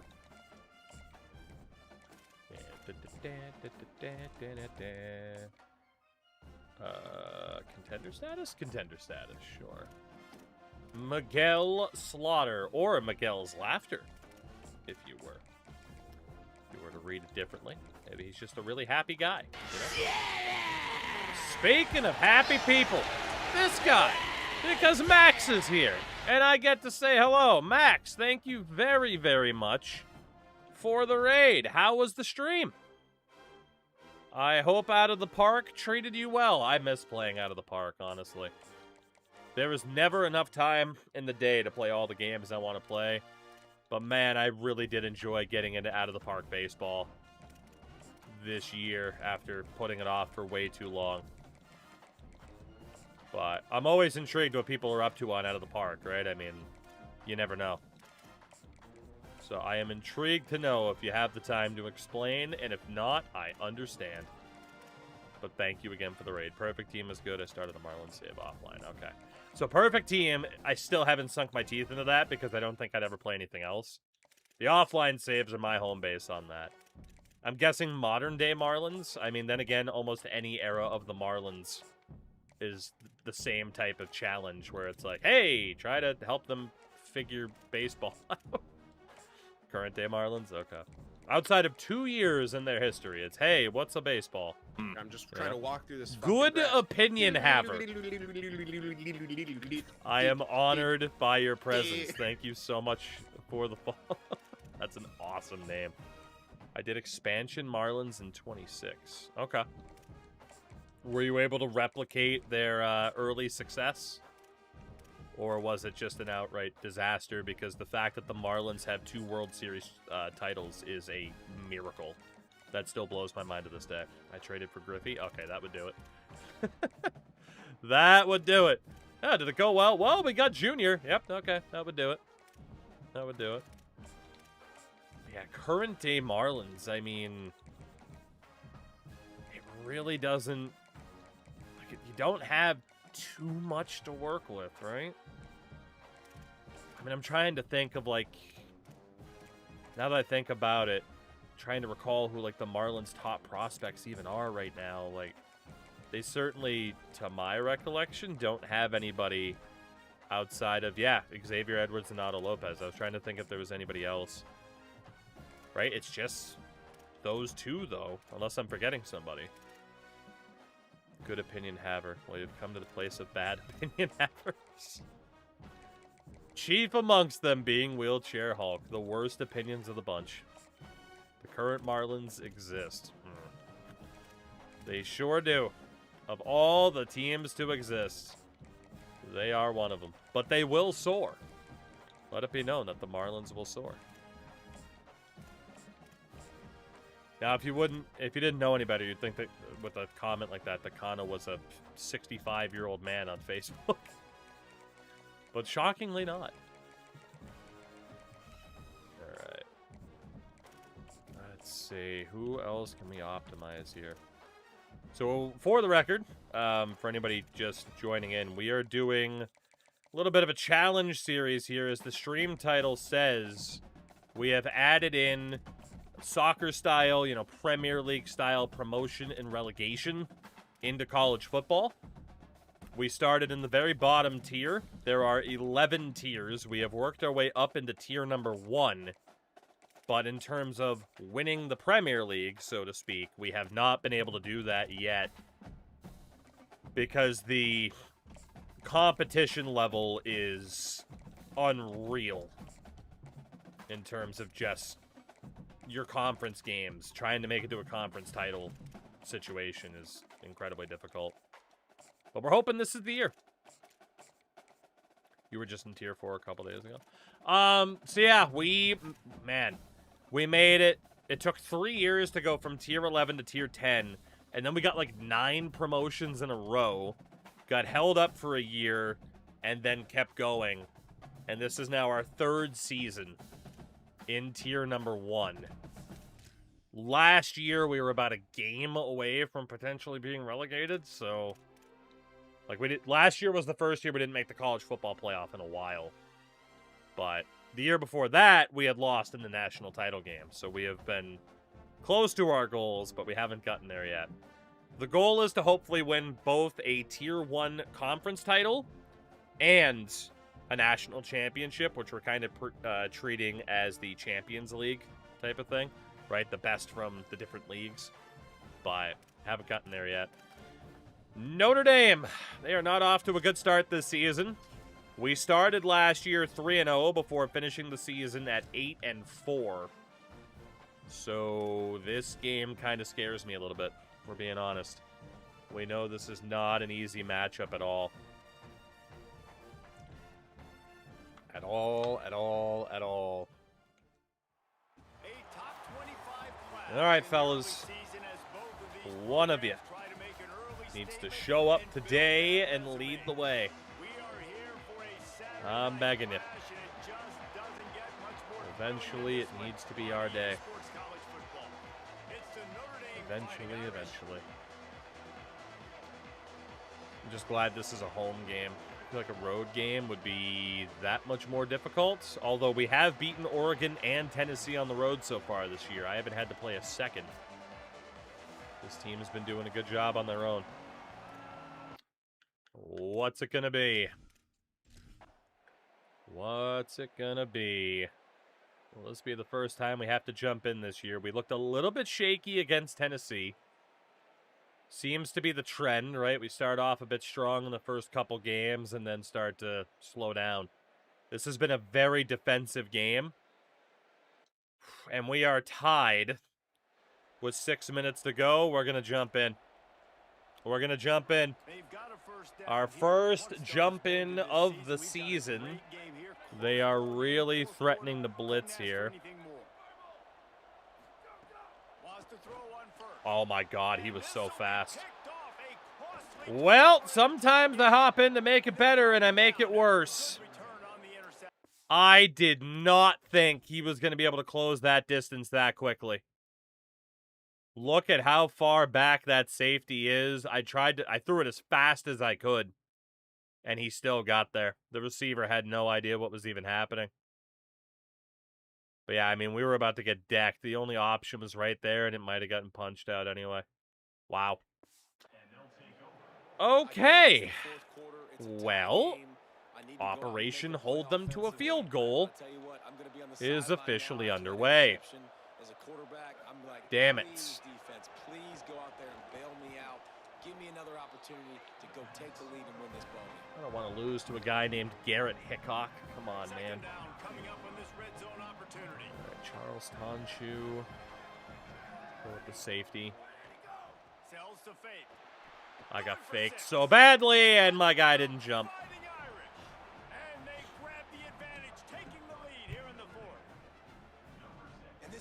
Punctuates another drive, and how about the momentum?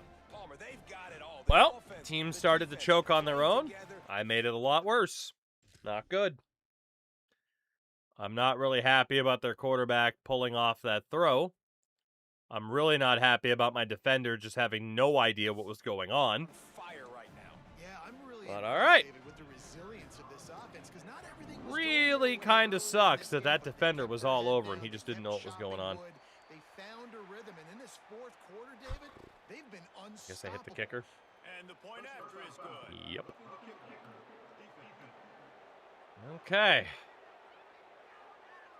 Hope the kicker is okay there. He's in a defenseless Well, and 5 vulnerable minutes to position. tie You the have to game protect him. again. And that can just be a touchback. Thank you. Don't have to worry about a return on a kick like that. Okay, that Working the sidelines, Holly Rowe. What do you have, Holly? was the worst thing that probably could have happened. I can see a developing situation with their quarterback and the coaches.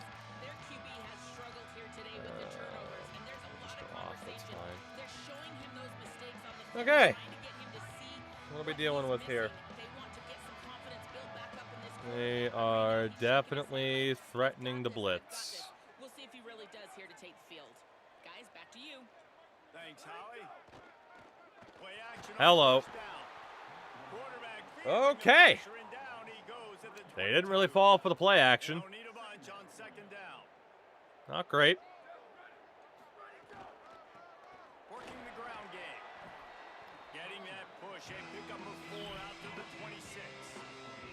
Somebody needs to make a play Not here. good It's so third far. and long from the 26. From the gun, wants to pass. Just gets rid of it to avoid the sack. I have to punt. Priority number one, Wow. protecting your quarterback. Our Check down O-line the ball is game. getting You gotta make sure obliterated. you don't get those hits on them, protect Every them a little more. blitz. We can get some big plays down the field. Not a lot of room to make Tackle. this catch. And the returner will be Okay, taken like I down. said, sometimes we hop in and things just go from bad to worse, and that is exactly what's happened here. A little bit smaller, Jesse, and any mistake would get magnified. Yeah, a little bit of pressure now on this offense too, David. I think they got to go back to their Fuck. playmakers and get these guys going in the game. Okay, we cannot play man coverage against these guys. Duly noted. You make sure you execute, build this lead a little bit Duly bigger, noted. put this thing away in the fourth quarter. They keep it on the ground. Clock is there. We can't play zone against these guys. Duly noted. They were looking for, and he's got him set up in business at the 35 with a first down. Here's this offense with How to a fresh throw set of away a downs. game and 4 easy plays. Fresh setter downs going to the air. Makes the grab. And they bring him down quickly, but a good gain there. Not good. He's just winning that matchup. They're just in the killing slot. time so quickly. When you pull him in the slot, Reese, he's closer to the quarterback. It's an easier throw. We can run in, we can run out, and really take advantage of his versatility of the guy at that slot position. And he's tackled, stopped at the That's 14. game pretty They'll much right move the there. chains. They've got a first down in the red zone. Wow. We'll head to the Well, our 2-minute first timeout. jump in Nice of the ball game here. season, This offense will try to and pick it up the could ball. not have gone any worse. We are going to lose for the first time this year, unfortunately.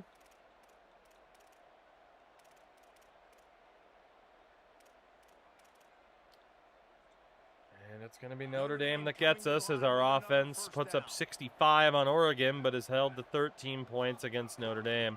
Might as well run him until they stop him. He's got it again. But unless we force a turnover here, we're going to be reliant on an onside kick, and I still have not succeeded in generating a single onside kick.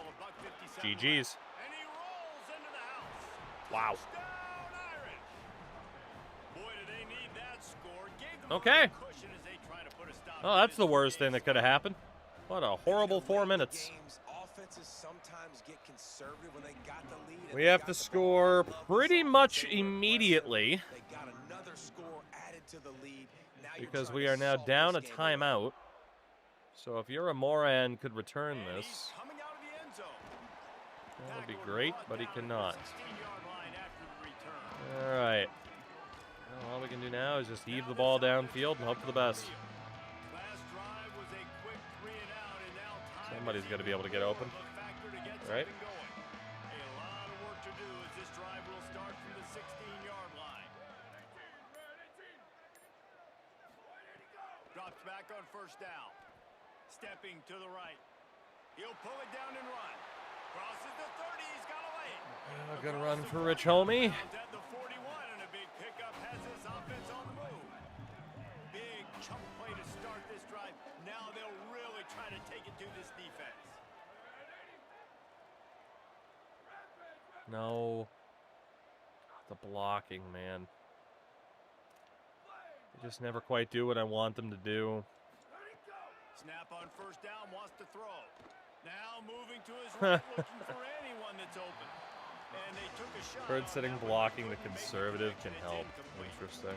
Well, talking to the coaching staff coming into tonight, they thought they had to have success throwing the football if they were going to win this game. And one of the biggest reasons why I'd say they're losing right now is because this guy still hasn't thrown a touchdown pass. The defense has been No ready for the touchdown deep shots. passes They're ready today to for get old that Rich down. Homie, huh? Here late in the game, nice job forcing that incompletion. This time on target. He's across the 50 and out of bounds at the 49, and a great pickup on that one. Hey, you know, the defense here in this situation with a huge lead, they've got to anticipate that this offense is going to be trying to throw the ball to the sideline, so they've got to work. Jesus, how? Feeling that pressure, and he's Well, somebody missed their block. Yeah. They just went with the stunt and the left tackle. Just on at the 42. didn't have a chance of getting That's over what there. the defense needed, right? It's That's been a pretty much battle the game all right along. there. 30 Now we're yards, kind of down to everybody's onside kick tired. territory. They've given up a few yards on this drive, but they come away with a huge sack at a big Yeah, just moment. had to get rid of it. And he got Nobody's getting open downfield. Feels like no matter, I mean, granted, they're backing up, but it feels like no matter how good I make my wideouts, they could just never get open downfield. It is depressing. Oh, man comes in. Dylan, what's going on, man? It's like, why is that the default for the O-line? Right? Max protect. There you go. Honestly, running back, just go on a flat. How are we doing tonight? We're doing good, but... On 3rd and long, you'll need to push it downfield. He's gonna run it. Fuck, I forgot man gum was in. We didn't have the speed I wanted. All right, let me jump in here. They are going to go for it on 4th down, and I'm not sure. I see what my own line's doing. Thank you. Snaps on 4th down. There's just nobody there. Yep, GG's. Nobody could get open. Nothing was working. GG's, Notre Dame. We'll get the win. I couldn't do anything on offense. Couldn't do a damn thing.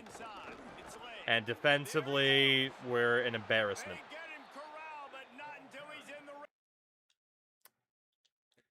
It's just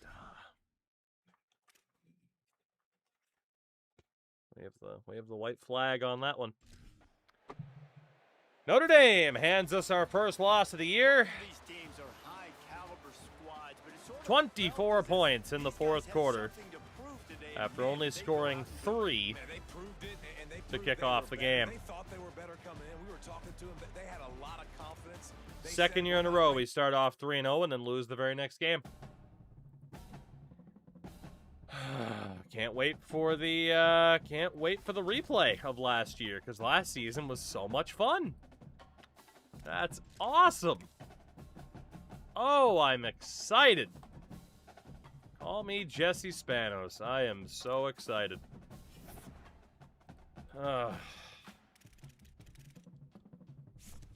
Not good at all. And now come the torn labrums. Oh, good. 2 defensive tackles, both injured. Awesome. Awesome. Bearcat, what a show, though, right? Okay, who's gone? Bostic is gone. Who else locked me out? Nobody? Just verbals? So Avant, is there anybody here that did not have the correct cell? Looks like we're good. Saved by the Bell was great. Big part of my childhood, that's for sure. Even the college years. Alright, ready for visit. Sort by the least interested. So Marco Correa. Schedule you against Ohio State. Stephen Howden will schedule you against Ohio State. Stefan Hinish. Schedule you against Louisville. Ray Cooks. Schedule you against Mississippi. Ed Terrell against Louisville. Nick Irving against Mississippi. Nate Betonio against Mississippi. Connor Rubin all the way to the Week 12 bye week. Deshaun Brown against Louisville. Ever watched the spin-up? No. No, after good old Saved by the Bell, the college years, I was good. I didn't need any more Saved by the Bell after that. With what's his name? The brother of the guy who used to work with oh my god, who used to work with Greeny on ESPN. Was it Bill Golick instead of Mike Golick? What a time.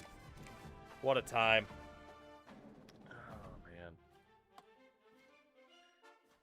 Alright, we can't be too disappointed. It's one Bob Golick, that's what it was. We got the verbal commit from Clayton Avant, left tackle out of Chicago. We get the verbal commit from Connor Rubin of Sparta. Sparta, New Jersey. Population 19,000. That's right about at the limit. I normally say about 20,000. Alright, what's up with Sparta, New Jersey? Anything cool going on with Sparta? Listed as the safest place in New Jersey. Alright. Fair enough. They've had a big mining industry there. tourism. Ah, yes. There you can see the greatest building in Sparta. Yeah, the former railroad station. Neat. Anything else? Government, education, emergency. What about notable people? All right, quite a few people. Harry Wright, who was a coach for the New York Giants. Tim Sweeney from The Amazing Race. Okay. Tom Rainey of Uncanny X-Men fame. Jim Miller of the Jim and Dan Miller of the UFC. Fair enough.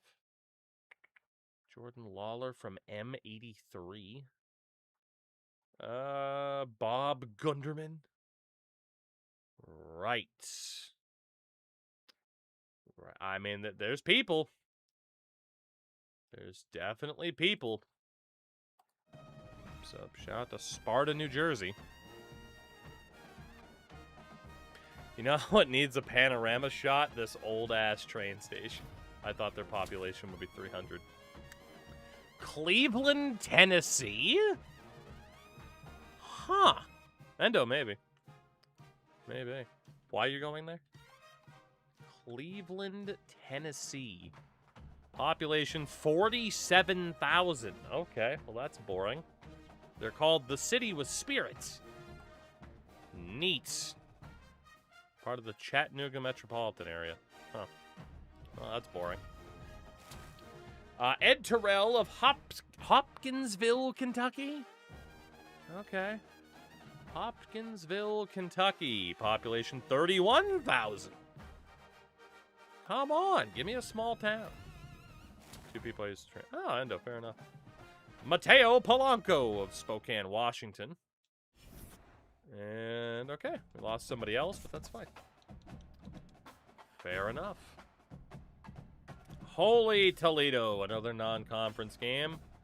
Hopefully we can bounce back from that Notre Dame loss by putting belt to ass against Toledo. Hopefully. Hoptown, is that what they call it? Oh, Marco Correa is gone. Lamont Spencer is gone. Tavita and Kang is gone. Jalen Chason is gone. All right. Anybody else that was ready for a visit? No. So we will go back to looking at 4 stars. George Moon. Not a gem. James Fiardo. Definitely not a gem. Dion Tolson. Not a gem. And Najee Ivory. All right, we are not off to a great start in terms of finding 4-star gems, and in terms of 5 stars, we're down to 13 max, which also isn't great.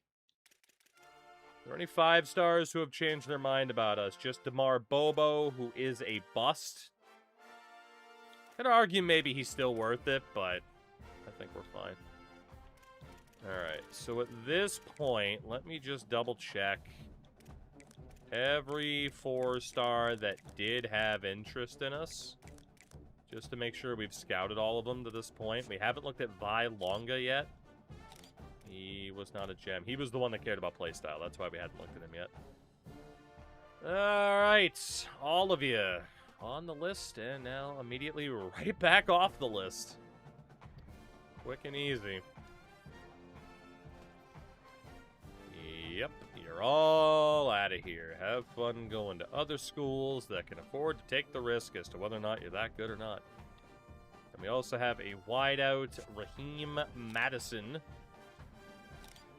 And I can't find a 4-star gem to save my life right now. Fair enough. Okay, so back to the 4 stars and back to looking at anybody that is not on our board. There are a lot of them, so let's go in reverse order. Athletes first. And see how many dudes we can find that might be half decent. Endo knows he's looking for a half decent dude. Our bisexual goat. Let's see. There we go. Alright, anybody here upset about competition? No. Anybody here that's going to get mad about competition in terms of playstyle? Anybody at all going to be mad about playstyle? No. Cool. Alright, and now we spam the A button. A lot. A ton, even. And we drink some high-quality H2O. Oh, that's a lot of people. And we're out of points. Okay, cool. Nothing else to do. Toledo, you must die.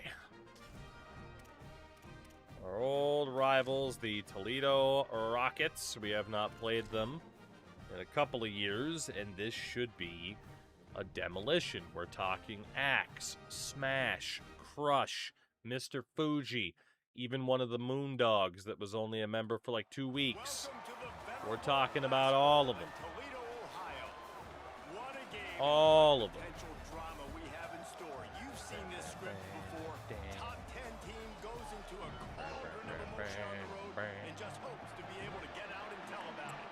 Alright. The Glass Bowl is the site. What will it be today? I mean, this should be...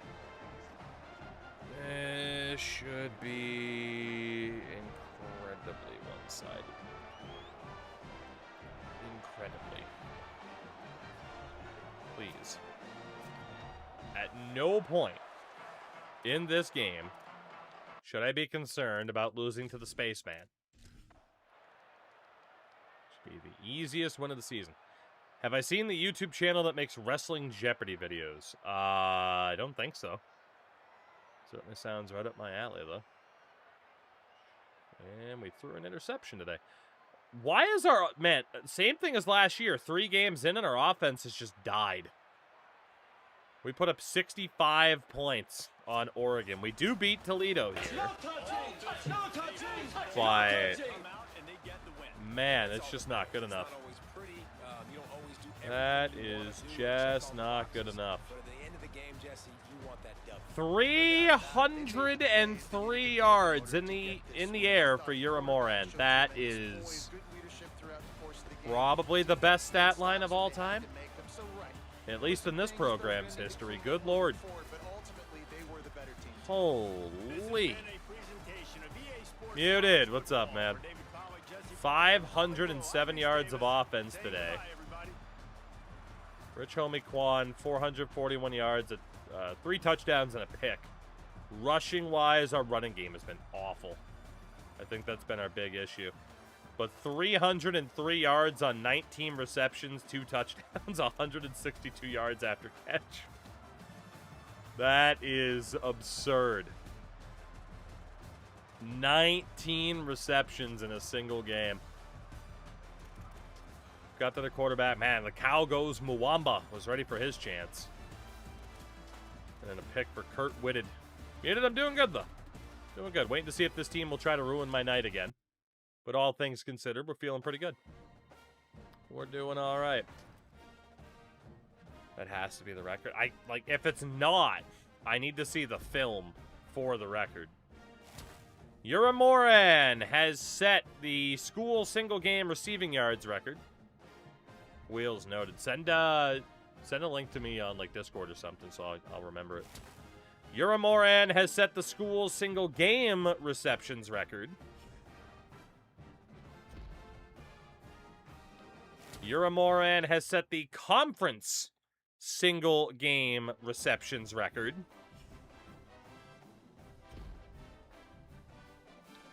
Uramoran has set the Touglane career receiving touchdowns record. Holy God. But I don't think he set the single game record for receptions. So who the hell did that? 23 from Randy Gatewood of UNLV in 1994. Oh my God. Even with the one drop, he wouldn't have tied it. Randy Gatewood. That means it is time to do some research on Randy Gatewood. who is now 53 years young, was undrafted, played for the Miami Dolphins practice squad and then the Arizona Rattlers of the Indoor Football League. Shares the record, which he accomplished against Idaho. It doesn't say who he shares the record for. But yeah, I mean, that's it. Like, you know. Actually, Rattlers, he played from 96 to 2007. So, I mean, the guy's an arena football GOAT. He's a Hall of Famer for the AFL, which the AFL Hall of Fame page links to, like, General Hall. That's awesome. That is awesome. Holy. I was at that Troy Edwards game. He did it against Nebraska. 405 receiving yards for Louisiana Tech. Jesus. Man, we were talking about Gretzky stats last night. Some of those are in that category.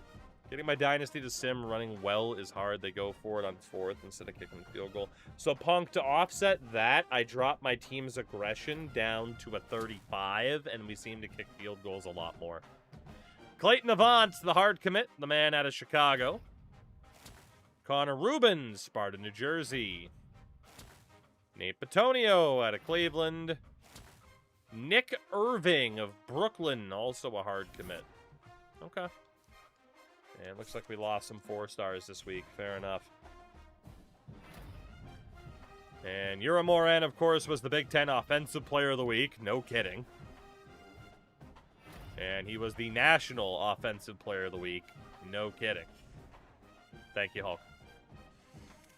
Oh, Miami. Miami. I feel like we never have a fun time against the Hurricanes. 35 is a big drop. I'll try that. Yeah. I mean, granted, higher up it might be better, but yeah, 35 was just kind of a number I picked out of a hat, and it's worked. So, all right. UNLV lost that game by 10 to Idaho, where Gatewood had 23 catches. Do you have, like, the reference page for that game? I'd love to look at it. All right. Let's see. Get the dudes off the board who have locked us out. And need scholarship? No. Fully scouted. Let's finish looking at these guys. Alright, do we have any gems? No, but I do have a time-appropriate LA Times article. Ooh, I'll take that too. I'll take that too. Oh, what a headline by Tim Kawakami. Throwing to him was no gamble. Gatewood has record night for fast-breaking UNLV and lost to Idaho. Oh, man. That's crazy. The previous record was 22 by BYU's Jay Miller and Chuck Hughes of El Paso, which had stood for 21 and 29 years respectively. Respectively, I should say. Wow. They frickin' lost. That's amazing. That is amazing. Imagine having that good of a game and your team still loses. Holy. Like, you'd be mad about that for the rest of your life, right? Like, you have a record-setting game that 32 years later still hasn't been broken. But your team lost that game. Like, that's crazy. They were down 45 to 10 at one point. Oh, UNLV, and they lost 48 to 38. That is awesome. And by awesome, I mean hilarious. Damn. And then again, the guy went on to be an arena football legend, which I like that twist of the tale quite a bit. Alright, this athlete, Emilio Sendejo. Emilio, let's go after you. Frank never at this rate. Oh my god. We're still waiting. You know the song, So Am I Still Waiting? Yeah, that's us. That is us. Alright, linebackers. Particular guys who are not interested in us. We continue to look for the best of the best. Fourth quarter alone, 13 catches. Man, he did that. He had 207 yards in the fourth quarter alone. That's the most ridiculous thing I've ever heard of. That is the most ridiculous thing I've ever heard of. Alright, again, for these guys that care about play style, they can go. I just don't want to deal with your bullshit. Let's see what else we have here. John Finger, son of Jeff. Leafs legend, Jeff Finger. Alright, let's see. Any of you guys going to be half decent at linebacker? We're looking for gems. And some of these other guys, really, they're not that bad, but again, our standard is so high, I need to guarantee someone's above a normal dev. So, gems only for the moment. Shout out to Roland Lambo. Kopi Dogby. We just don't need any of these guys. Dennis Adler. Curtis Lay. Well, we got one linebacker out of that group, and that is Mr. Ben Canonico. So, Mr. Canonico, 50 points for you. Back to the list. Keep looking at these defenders. Go defensive tackle. I love that we have this many points per week. It is a fun time. And then edge rushers to round out the defense. Is anybody mad about play style? Or is anyone a play style concern? Again, I just have no desire to scout someone, and then all of a sudden they say, well, actually, you don't have these stats as a team, so I don't want to be here. It's like, I'm just not dealing with that. No reason to deal with that. Alfonso Willies, by the way. Great name. Shaq Nugent. That's what they call Nuge on the NBA streets.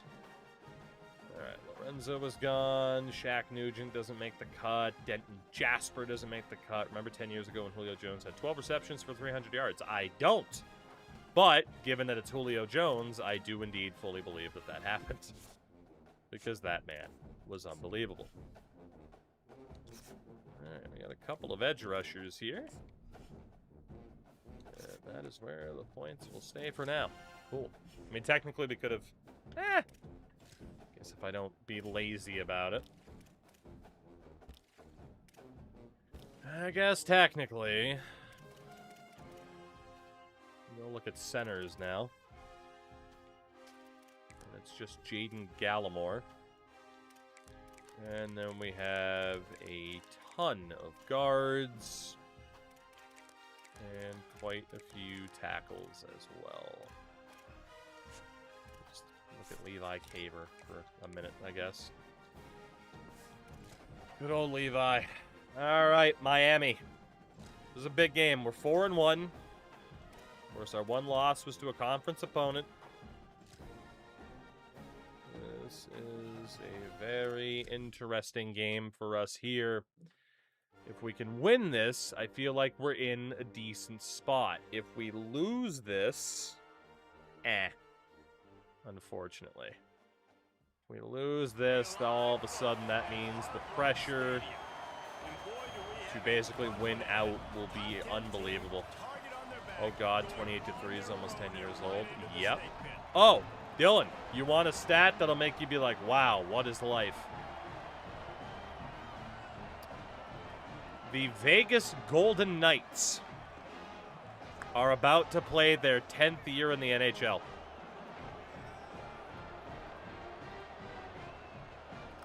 10 years. They showed on Twitter today what their new center ice logo is going to look like.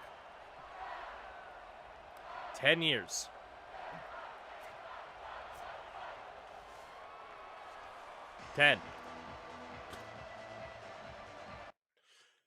That took so long to register in my brain when I first saw that. I genuinely couldn't believe it. But if you think about it, right, Seattle's already been around for 5. So it makes sense that Vegas has been around for 10. But it's still mind-blowing. Dude, the fucking dynamic lighting in this game looks awesome, by the way. That is one element, one aspect of these games, both for this and Madden. Like, the games do look good.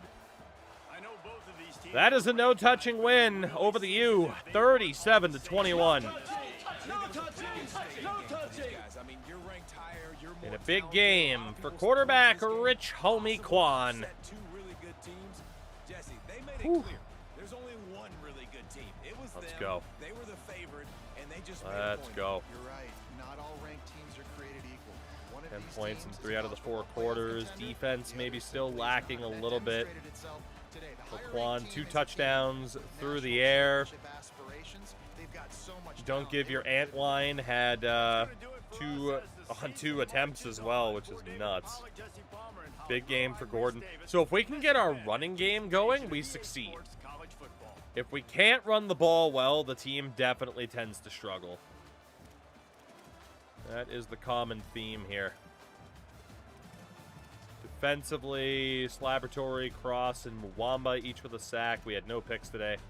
Kicker Emmanuel Carmazzi went 3 for 4, but we are 5-1. Only 2-1 in conference, though. Long way to go. Very long way to go. Forgot there was that many years between them. Yeah. Yeah, for anybody who didn't see it, this was, like, you know, it's a nice center ice design, right? I mean, I know people are like, oh, gambling, of course, but, like, it fits the vibe. I think the X looks pretty cool, right? Like, it's a cool center ice logo. But yeah, 10 years of the Vegas Golden Knights already. Mind-blowing. Absolutely mind-blowing. That's slick and I hate Vegas. Yeah. Yeah.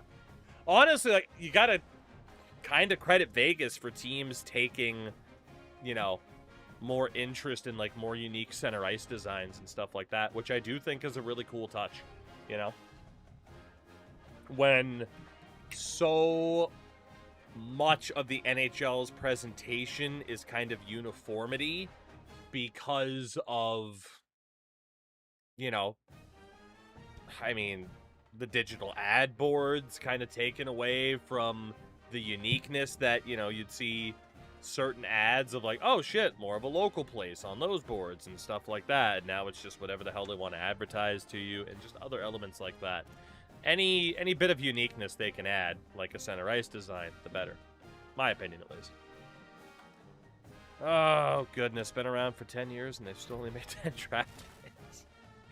Deshaun Brown of Graham, North Carolina. Population 17,000. Let's take a look at Graham, North Kakalaki. North Kakalaki. Wikipedia, I commend you. I will give you $3, just not right now. Anything interesting about Graham? Not really. Controversies. Oh, we clicked on this before. 2026 public records request by the Alamance News revealed Graham City Council members communicated by email and text about issues. Okay, we looked this up recently. Because it was in regard to flock cameras. Fair enough. And they had a couple of people and stuff like that, but yeah. Shout out to flock cameras, which are definitely just for the reason they say it is. Ed Terrell of Hopkinsville, Kentucky has signed. And Stefan Hinish of Lincoln, Nebraska is also here. Miguel Slaughter, Miguel's Laughter of Red Oak, Texas. Population 14,000. Oh, maybe now 20,000 as of 2025. It's a part of the Dallas-Fort Worth area. Anything interesting about Red Oak, Texas? No. Notable people. Someone who was a contestant on season 23 of The Bachelor. A gold medal winner in women's shot put at the 2016 Olympics. Hell yeah, Michelle. Pinky Higgins. Buddy Grooms. Sarah Jaffe. Jaffe. Sarah Jaffe. And Nikki Stringfield from Iron Maiden. Well, not Iron Maiden, but the Iron Maidens. But, you know, it's fine. And also a gold medal winner in the women's high jump. Shout out to Red Oak. Bringing in some Olympians. Hell yeah. Mateo Polanco of Spokane, Washington is also in. Very nice. Fortunately, Tim Maivia. It's not Maivia, but I'm going to call him Maivia. Is gone. Oh boy, this is the one. This is the one. The battle of 1 versus 2. We take on Ohio State, and if there was ever a must-win game, this is it. Louisville's already 5-0. Ohio State's also undefeated. We play Mississippi as well this year. This has to be a win. We have to beat Ohio State. We must. Shout out to the Oregon Ducks, by the way, who are 0-6. This is a must-win if we want a shot at that conference title. It just always seems to come down to Ohio State in this top tier, which makes sense. But that is quite the obstacle, quite the hurdle to have to clear. All right, who else do we have from a recruitment standpoint? Ragus locked us out. All right, and scouting. Spam that button. Spam that button, spam that button. Oops, spam that button too much. All right, so Caver, we are not going to need you. David Trevino, goodbye. David McGelly, goodbye. Kevin Soro, goodbye. Ben Kavka, definitely goodbye. Marvin Kavka, goodbye. Enrique Garvin, stomp your ass out of here. Matthew Marshall, goodbye. Xavier Dingle. Thomas Prescott. Oh, man, we're not finding anything in the way of gems. At least for the O-line. Yeah, nobody. Okay. Fair enough. Was worth a look at least. And what about anything offensively? We'll look at tight ends. Then maybe quarterbacks afterwards. Yeah, there's only 2 tight ends. Again, anybody that has interest, we already looked at them. Let's go quarterbacks. How many running backs are there? Yes. And how many wideouts are there? Yes. That was to be expected. All right. Anybody mad about play style? No. So we can just take... Hey, it's another hat, Dad. Only flock I fuck with is Flock of Flame. Oh, God. I guess you see a flock camera and you're going to walk your ass to the other side of the street. Because you see. Marco Haddad, goodbye. Deontay Iverson, goodbye. Larry Sandland at quarterback. The Sandman. Antoine Riggs is gone. Well, there's a quarterback at least. Larry Sandland. Mr. Sandland. Sign the contract. 50 points for you. Rodney Goff, 50 points for you. Willie's 50 points. Canonico can stay on 50. We'll schedule you for a visit against Louisville. Coxie can stay on 50. All right, that Louisville game is about to be massively important as well. We'll stay on 50 for Sendejo. Lieber is good. Everybody else up there should be good. Okay. Running backs and wideouts, and then that's it. That's all we need in terms of recruiting, because we'll focus on the portal, at least for 5 stars. We'll go wideouts over running backs because of the potential of them being tight end as well. And again, if anybody's an athlete, I do not need them. Just enough space. Let's go. Gotta love when that happens. All right, does anybody care about playing style? Sam Rabisky, goodbye. Clarence Cunningham, goodbye. And Kane Karpakis, Krapakis. Bless you. Goodbye. Alfonso Wet Willies. What could be? Eric Takeoff. Tremendous name. And so we spam. So the Joshua Peacock. All-timer name. Gentlemen, I need you here. I need you here. It's a home game. The game of the week. The top 2 teams in the country going head-to-head. Now is the time. If we were ever going to win, it has to be now. I'm begging you. I'm begging you. It has to be now. Please, please, please, please. The game of the century. That label does not get applied lightly. Reserved for matchups like this. Number 1 versus number 2. And no matter where you live. Number 1 versus number 2. And who does number 2 work for? We'll find out. We will find out.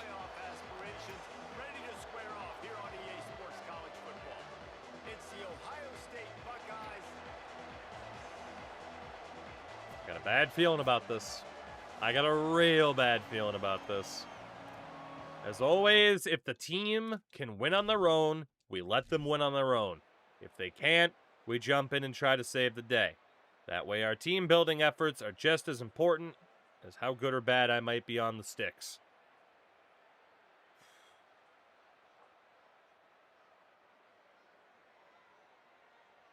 Hold. Hold. Hold.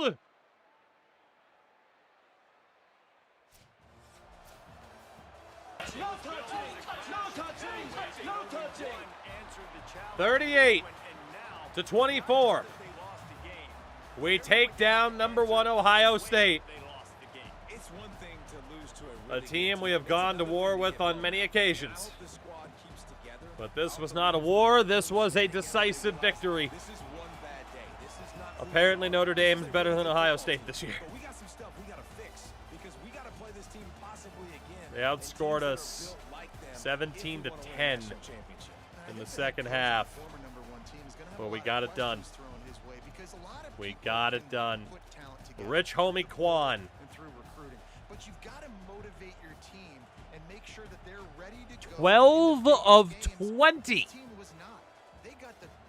for 218 yards, but 3 touchdowns, no picks. We won this game.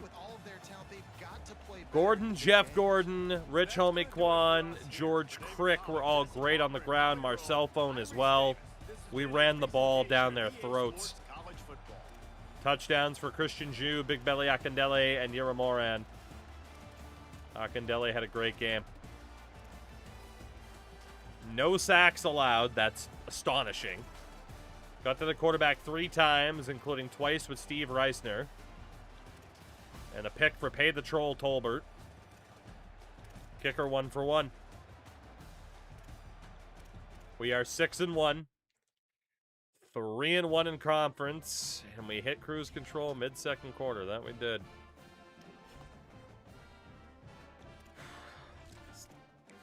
I don't want to say it, but I'm thinking it, and that's bad enough as it is. You know that this needs to go our way. Derek Lieber of Chattanooga, Tennessee. Man, we're all over Tennessee scouting out this year.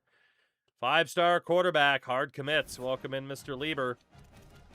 Libertad. We are now the number 1 program. Oh my God. And for the second week in a row, it is the battle of 1 versus 2. Except this time, we are the number 1 as we host the undefeated Louisville Cardinals, that is. A win here would be unbelievable. A loss would be pretty damaging, but not impossible to overcome. But this needs to be a win. If we are legit, if we are for real, this needs to be a win. And if we want to send head coach Donkey Kong off to the NFL to, you know, coach under Biffany below, let's see. And we'll go limited practice for those guys. Still missing a defensive tackle, and now Marcel Phone at running back is also out injured. Big game against Louisville. Tim Maeva is gone. Outside of that, TJ Golston, who was a gem. We just didn't get to him in time. That sucks. All right, let's see. Dwayne Allen. Not a gem. Nor is Jeremy Vernon. That really sucks when you find out, oh, hey, there was a gem, and we just didn't really... Well, if we had been more thorough, we could have made sure that we got him, but it's fine. Any other gems? Lyle Travis. John Magana is definitely not. Tobias Wheat. All right, even if there's only one, that's not bad. There's two. Nate Merriman and Lyle Travis. And we still have the running backs to look at from here. But again, we have more money than we know what to do with right now. It's crazy. Once you get the support staff figured out, you get that platinum level of fundraising. I mean, eventually you're just on autopilot when it comes to recruitment. You can do almost anything you want. But, all right, the running backs. We don't need the athletes. We would have already looked at them. These are the last guys to look at. Is anybody going to care about play style? Lyle Moma is... Again, the reason why I get rid of people that care about play style is at any time, if your like team stats dip below a certain level, they can just decide, actually, I don't want to be there, and you're just wasting whatever points you're investing in those guys, so I just don't even bother. Tyler Tutt, good name. And Vi Gizzy would also be a great name. Alright, well, Vi Gizzy, or like Bye Gizzy. Ryan Andrews, Tyler Tutt, Kelsheem Bourne will make the cut. He might be the last one. Yep, he is. Okay. We have looked at every 5-star and every 4-star. We got 20 people on our list. At this stage, still over $2 grand to spend. But there's nothing left to do. We're good. Louisville, here we go. Another absolutely gigantic game. Yet again, the game of the week. What's it going to be? Can we defend home turf again? To be where we want to be in the driver's seat here. Can we do it? That is the question. I'm a B-leaver. What a great first name. I'm a dash B. I'm a B. I'm a B. I'm a B. I'm a B. These games are the most compelling of them all. Two teams ranked in the top 6, ready to square off here on EA Sports College Football. It's the What's it going to be? What's it going to be? Some drizzle is possible. Undefeated Louisville against 6-1 Touglane. Okay, that's a little bit more than drizzle. It is straight up raining. All right, it stopped. Never mind, it was drizzle. 28-14. 28-21 after a turnover. 35-21. 35-24. 45-31. This game is over. No touching! No touching! No touching! 45-37. Back-to-back weeks beating a top 2 team. Last week it was number 1 Ohio State. This week it's number 2 Louisville.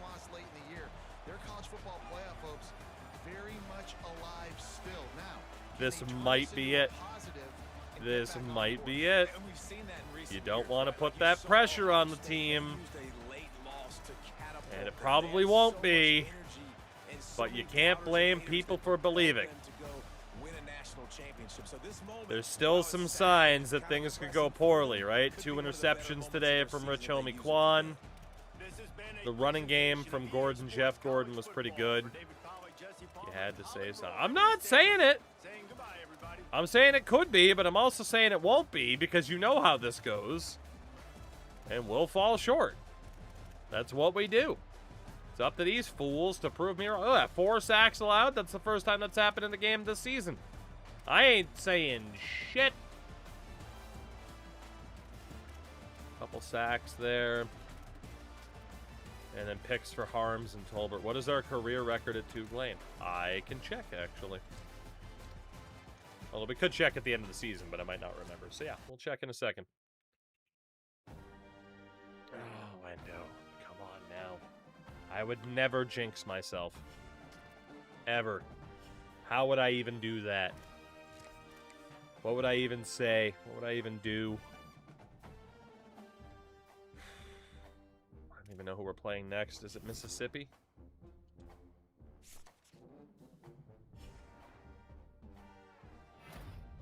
Conference Defensive Player of the Week. Pay the Troll, Tolbert. An interception in that last game. And indeed, now it's... Dude, this is 3 weeks in a row. Either playing 1, 2, or 3 in the country. It's Mississippi. I don't know how they're number 3 in the country with a 5-2 record, but okay. But Mississippi is next. Fair enough. Fair enough. Yeah, if we look at our coach stats here.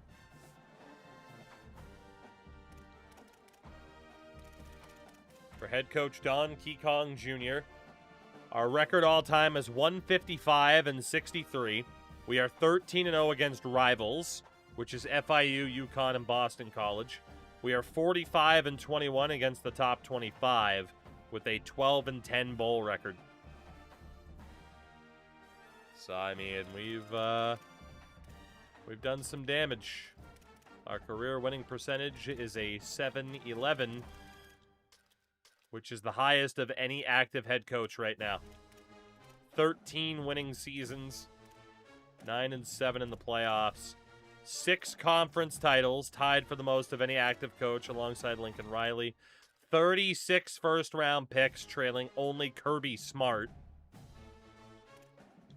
We've had 90 players drafted. We're already in the top 10 for active head coaches. We've had 3 top 5 recruiting classes, already in the top 7 in that regard. Reigning champs, the Ole Miss Civil War losers. You're not wrong. That is where the name and old logo came from. You're not wrong. Mr. Sandland, schedule you for a visit on the bye week on contender status. Goff, we'll schedule you on the bye week on conference prestige.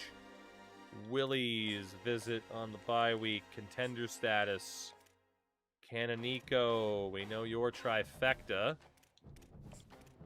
So we will set you up as a standard bearer. Nothing left to do. Coxie, we know your trifecta. You're from Tennessee and probably going to stay in Tennessee. He's from McMinnville. That was a fun Wikipedia page. Sendejo, we know your trifecta. I don't know why it won't light up when it tells you that you know all 3. Yay, please. Schedule for a visit. Contender. Lieber's already here. We already got all of those guys. It's not bad. It's 10 people committed so far. All of them being 5 stars. Pretty damn good. As a Boston kid / Northeast fella, my job is to remind myself that they're stupid and lost. I mean, you know, let's be honest. Like, the comeback is, well, you know, in the Northeast, they had slavery, too. And it's like, uh-huh. They did. They sure did. And then what happened? Anyway. Mississippi. Gigantic, gigantic game here. We are tied at the top at 5-1. Actually, we're tied with Louisville And then Mississippi is there at 4-2, and then Indiana also at 4-2. It's right there for us. It's right there for us. Yura Moran's also in the Heisman conversation right now. So is El Paso's quarterback.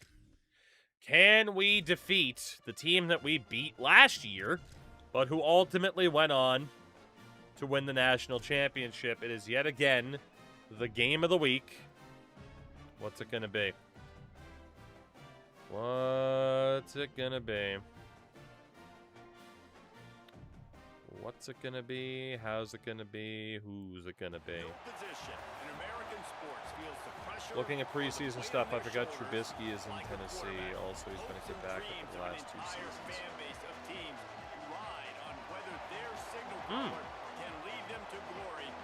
Yeah. Honestly, I thought Mitch Trubisky retired. Yeah. Who knew that Mitch Trubisky was still an active NFL quarterback? Huh. I genuinely thought he had retired. Good for him. Good for him. Oh, man. I didn't even know he was sick. Oh, Mississippi. Let's not do this today. I wouldn't call him a draft bust given the circumstance. I mean, oh, shit. Shit. All right, no more Mitch Trubisky talk. All right, we're up by 4 with 7:44 to go. Not good, not good. Red alert. Fumble recovered by Cliff below. More points scored. We're up by 7 thanks to the Carmazzi field goal. They immediately scored. 5:47 to go. We are tied. Back to the Mitch Trubisky conversation. I mean, dude was the 2nd overall pick, right? Like, I know it's like, well, he went to Chicago and Chicago sucks. True. However, he's still a bust. He is. By that definition, he's still a bust. Obviously can say, well, hindsight, and they were always going to take him.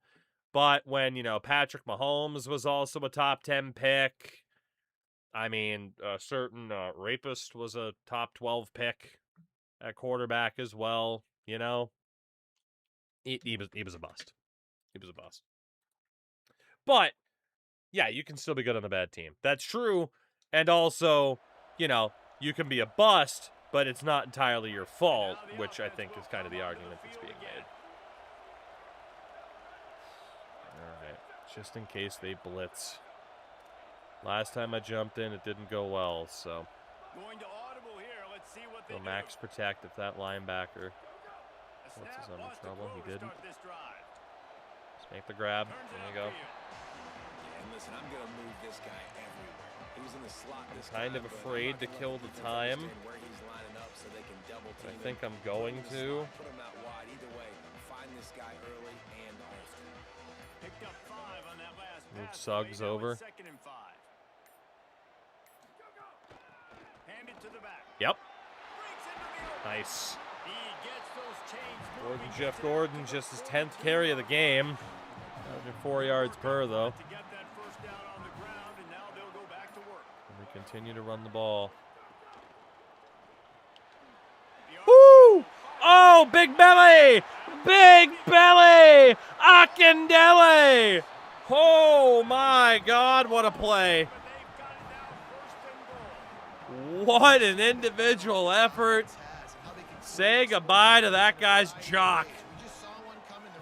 Holy. Somebody play the Chris Berman sound. Meg, take it easy. Appreciate you hanging out as always. What a play for Big Belly Akindele. And now our goal is to definitely try to kill some time here if we can. I have no confidence in this run, but we will still run the ball. Yep, that's fine. Steve Smoot on the tackle. Even if we eventually just have to settle for a field goal, the important thing now is killing the game time. They're in a zone. You the ball centered. Oh no, the ball popped out. This could change things. Defense swarming on that loose ball. It'll be a turnover. When you get the ball into the red zone on a drive at this point in the game, you have to come away with points. You can't make a mistake like that. And good on the defense for seizing momentum now, coming up with that play and creating that takeaway. You Please can see tell me how that's it's just reviewable. completely re-energized He was down. their sideline, He was and all down. of a sudden their offense We're now- okay. He was down. It would have been my fault, too, for not We've got a changing my timeout strategies. here as this coach My is strategies. challenging the call. He wants to give the replay booth the chance to have another He was look. definitely down. Yeah, I mean, yeah. That's not a fumble. We're fine. We're fine. Very scary, but it is our ball still. Holy shit. Ball carrier, be conservative, less fumble chance. Honestly, formation. Let's just go from the pistol. Maybe a straight read option. It's 3rd and goal and 3rd and long.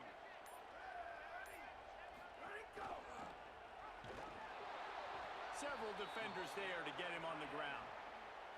And this defense has got to be jacked up. Is the Man, they field goal finally enough? forced the 4th down, right? They've gotten a couple of first downs. We're gonna hope that it got is. some things going, but I think it's decision time for this offense. And this D's got to do it one more time, right? You can make the argument of just going for it because it starts them in horrible field position if we fail.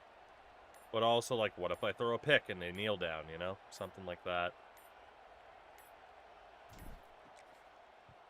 We'll take the points, take the lead. But, man, we need this defense to hold on, please. Big time kick right there, man. 4th quarter, clutch time. You needed to come through to take We've not been very good at that. Now is the time for the defense to properly show up and win us a game. Fumble! Recovered by the Moose! Run a play! Run a play! Run a play! Run a play! So they can't challenge. Run a play! Doesn't matter if it's a loss of yardage, it's our ball.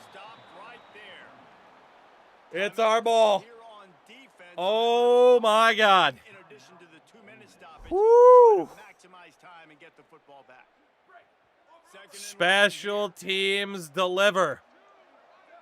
Send the tight end in motion. And it's our ball again. They'll go to the counter play. Oh my God, what a gap. Jumped on top of the pile. I don't know who forced that fumble, but what a man. There's a big moment here on 3rd and 2 to try to get this first down. We're just going to try to pound the rock. Don't give your ant line. Shy of the first. That will be the 2-minute warning, though. Now the question is on 4th and 1, do we go for it, right? Because if we kick the field goal, but they score a touchdown, all we need is the field goal to win. But if we get the first down here, we really kill the time. Now might be the right time to be aggressive where the other time wasn't. They have the lead in a one-possession game, but they're thinking deliver the knockout blow. We're going to be aggressive and go for the knockout punch here. And And we got it. Barely, but we got it. Oh, that was close. The Blue Moose of Touglane in consecutive weeks have beaten the number 1, 2, and 3 ranked teams 34-31 over Mississippi, the defending national champions.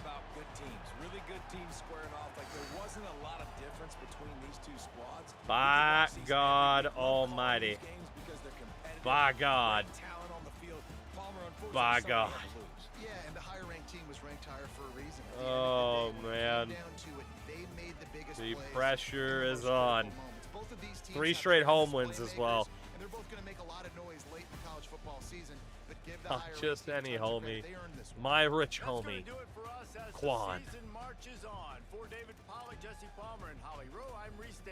Rich homie Quan, 300 yards, 4 touchdowns, 1 pick.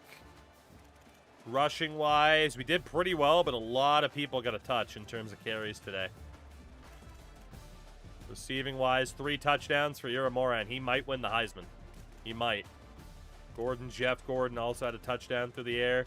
Obviously a great game for Big Belly Akindele. 27 yards in terms of the catch, but then 70 in terms of run after catch. The rack. Only 1 sack allowed today. Defensively, Eric Gage and Steve Reisner, who might be hurt, got to their quarterback. Manuel Carmazzi, 2 for 2. Shit, I hit the wrong button. I was going to say I wanted to see who forced that fumble. I was going to go to the highlights. Damn. Level 60. As a head coach now for Don Kekong Jr. We are 8-1. We are the #1 team in the country. I need to find out who forced that fumble because that was so clutch. Ben Canonico out of Meridian. They probably pronounce it like fucking Meridian or some shit like that. Meridian, Mississippi. Population 35,000. They do pronounce it Meridian, thank God. Okay.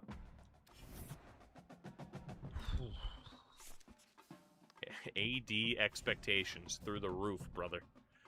Oklahoma is next, looking to snap a 5-game winning streak for the Blue Moose. We have Oklahoma, non-conference, Central Florida, and then SMU to round out the year. Player stats, who forced that fumble?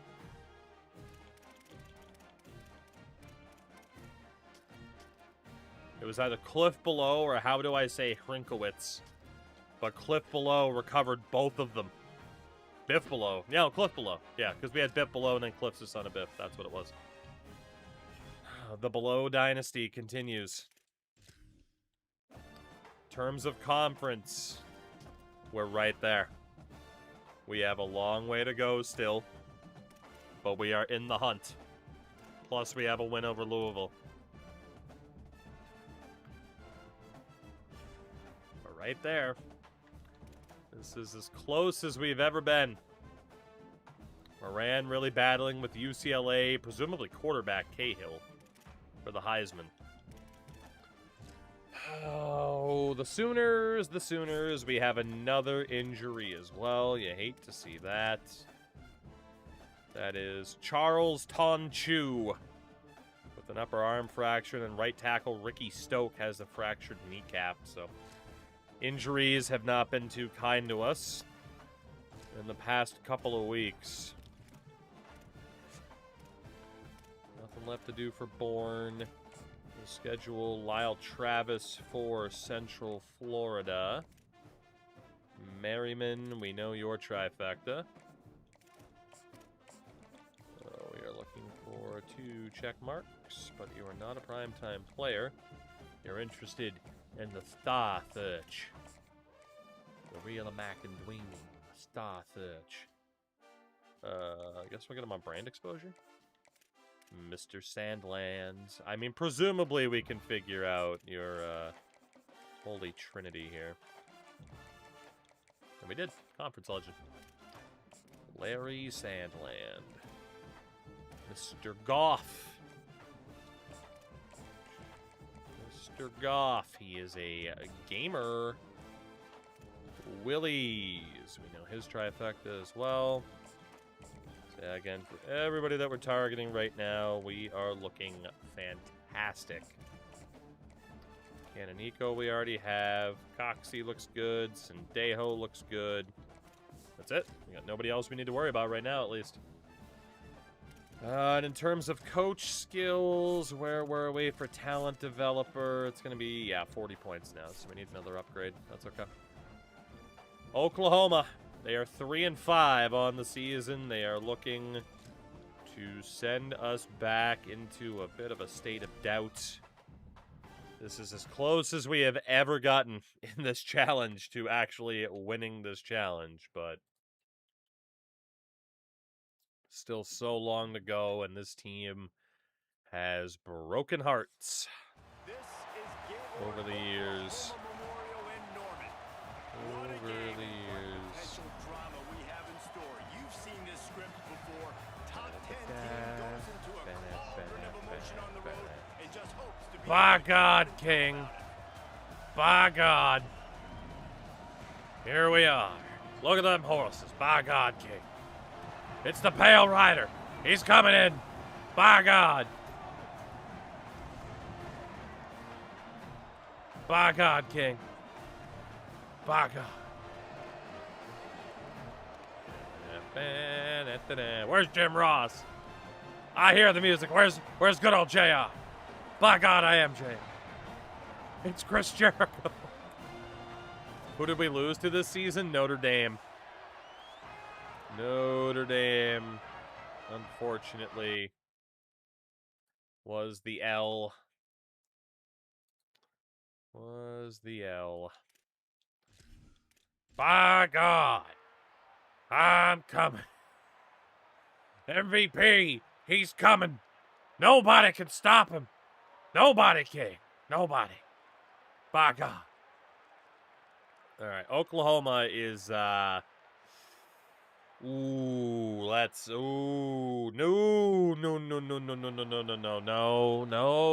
See, this is what I mean. Every time,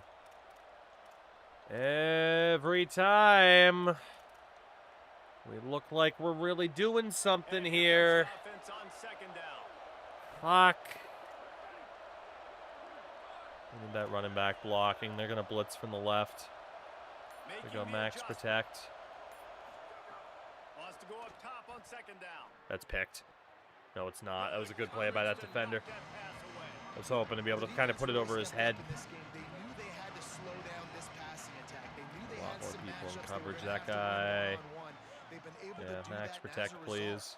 They haven't allowed 200 passing yards in this game. Gotta get rid of it quick because of a corner blitz. It's complete to the left. That's a first down. 2 interceptions thrown by Rich Homie Quan in this game. Are we looking blocking wise? We should be okay as long as somebody doesn't lose their block. Tried to just drop it. Drop in the bucket. We had to get rid of it again. We just keep blitzing. I'd really like to see how the line... Why can't I not check my O-line? Hello? Okay, cool. If I get sacked here, it's the game's fault. Just saying. Okay, that's why, because it was a fucking bunch. But still, I should be able to tell.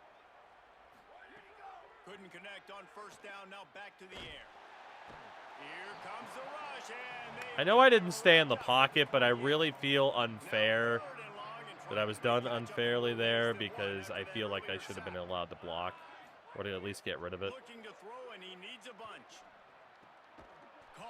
Terrible catch animation. We got to go for it.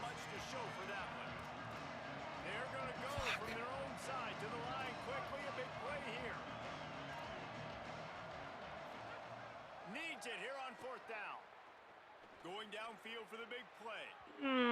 No pass interference either.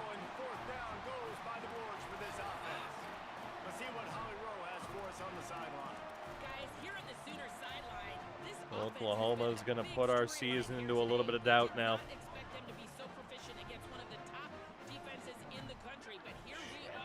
A big blowout. They have the ball and the lead. Coaches keep talking to the players about finishing strong. We'll see if they're able to keep up that momentum here today. Honestly, I got away from my normal passing strategy and tried to do some different plays, and we still just weren't getting open. The give to the back. Spins away from the defender. And he's knocked down. They'll mark it at yeah, not just going verts and utilizing Quan's speed. Makes him sound like Quan Chi. Proved to be a mistake. And unfortunately, our defensive line is just getting pummeled. Man, that's the advantage of having a good coaching staff that teach these players in this type of situation with the lead late in the game. You want to stay in the field of play and keep the clock ticking. They do that after that nice run. Got it. Running through contact. Injury timeout from one of our guys.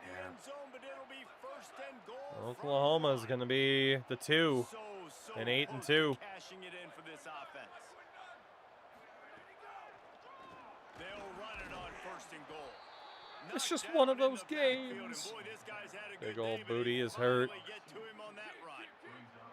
Can the defense stop them again on 2nd and goal?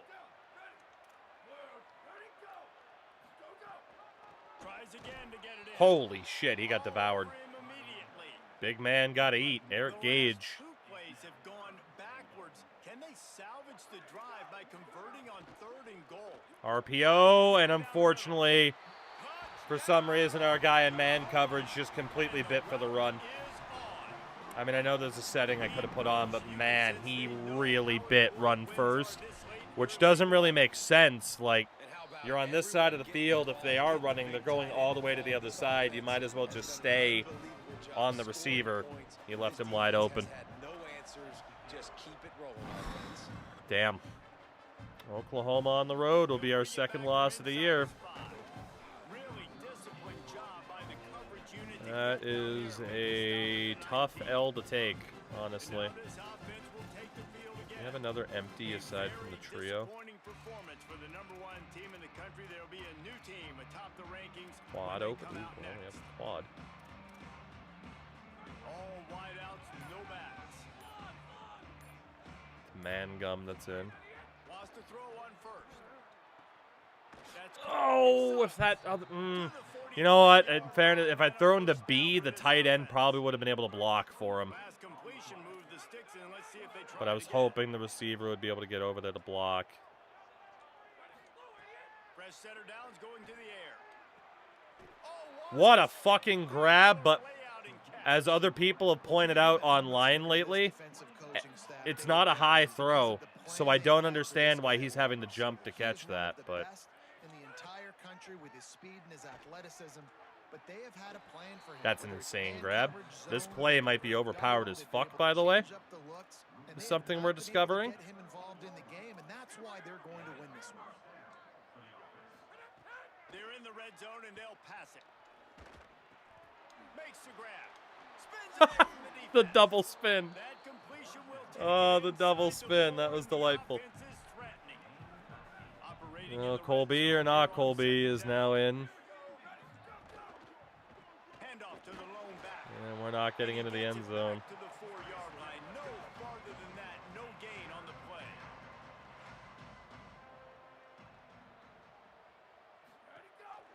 Trying to slip through and There we pick it go. up. Going right back Well, to we the did well, manage and to this time score at least, but gets it into the end zone for the touchdown. we're going to need some onside kicking miracles here. I'm not going to give up, though. Not going to give up. At least get some play time in there in case it's necessary for later in the season, you know? Caravan all the way to the end zone. What an unbelievable job blocking up front. Ball goes out of bounds. The onside It's kick is insane that somehow unsuccessful, and they'll none take of their over after the guys penalty. were able to get that ball. That is crazy. They were trying to steal a possession to draw a little closer in this game, but Right, the ball didn't go 10 yards, so they'll take over the football with the Get a lead. miracle turnover to give us That's another the better chance. Starting field position for this offense. Motion from the wide receiver. They'll run it on the counter. Some hard running there, but We just burn our too many timeouts defenders now. as he stopped for a loss. The defense uses a timeout. That's their first. I said I just don't want to give up. They still have a couple of timeouts to work with in this final quarter. Can't get him to the ground. Fuck me. He's got some space. He's at the Yeah, I shouldn't have gone all or nothing there on a hit stick, but and the beatdown has ensued. They want to finish GG's. the season strong, and man, are they doing Wish that my in this week computers could make a tackle, but, you know, when you're going for high aggression on strips, Man, it's nice to have a running back that can do that. That it's makes not everything ideal. else easy on offense. Hey, hand it to that guy. He makes a big play. Yes, please. Giving up 52 to Oklahoma was not on the agenda. return man is stopped, and now Let's be honest. Let's just save time. This game's over. They stampeded all over us like the name was Dr. Death. that was hardly a performance worthy of 52-26, Cincinnati. Screw the stats for that game. Whatever, we lost. Cincinnati. We just gotta stay focused. We gotta stay focused and bounce back. A second loss shouldn't be a death sentence, but that does make it way more difficult. Way more difficult. Especially depending on other results. One loss, we go from the #1 team in the country to number 10. We have one conference game left. We have another injury. This time... Actually, in fairness, it's still the 4. I thought we had an extra one. So recruiting. Man, not much left to do on that front. Outside of seeing on what is up with Kelshim Bourne. Was Gage the new injury? I thought he was already hurt. Maybe it's his second injury of the year. That's why I was confused. I believe it. What was the 2 checks? Hello? Oh, it was right next to the one. That's why. Schedule you against Central Florida, and then it's SMU. SMU final conference game of the year. Just give us a chance, man. Let us at least get to that conference title game. Please. I mean, technically being at the top of the list at the end of the regular season is, you know, what we're after, but we're particularly after that division title outright. Okay, nothing left to do. Really hope Oklahoma didn't just cost us the year. I really hope Oklahoma didn't cost us this year. Emilio Sendejo out of Reno, Nevada has commit, at least verbally. Rodney Goff out of Louisville. Larry Sandland from Milpitas, California. Milpitas. Population... Little Milpas, or Little Cornfields. Population 80,000. I have never heard of this place in my life, but fair enough. Part of the San Francisco Bay Area. You learn something new every day. The pride of Milpitas. Alright, Central Florida, final non-conference game. Could be some snow today. What we really care about is that SMU game next week. That's the big one. I don't even really want to see what else is going on in terms of the conference just until that final week. Like, that is the one that is going to matter the most. We cannot do anything else for anybody else that we're talking to. So recruiting is on wheels until the portal is open. Central Florida. Oh my god, please. Where are the away unis on this one? Do you have any interesting unis to rock in case it snows? That works. One more game before that conference finale. One more.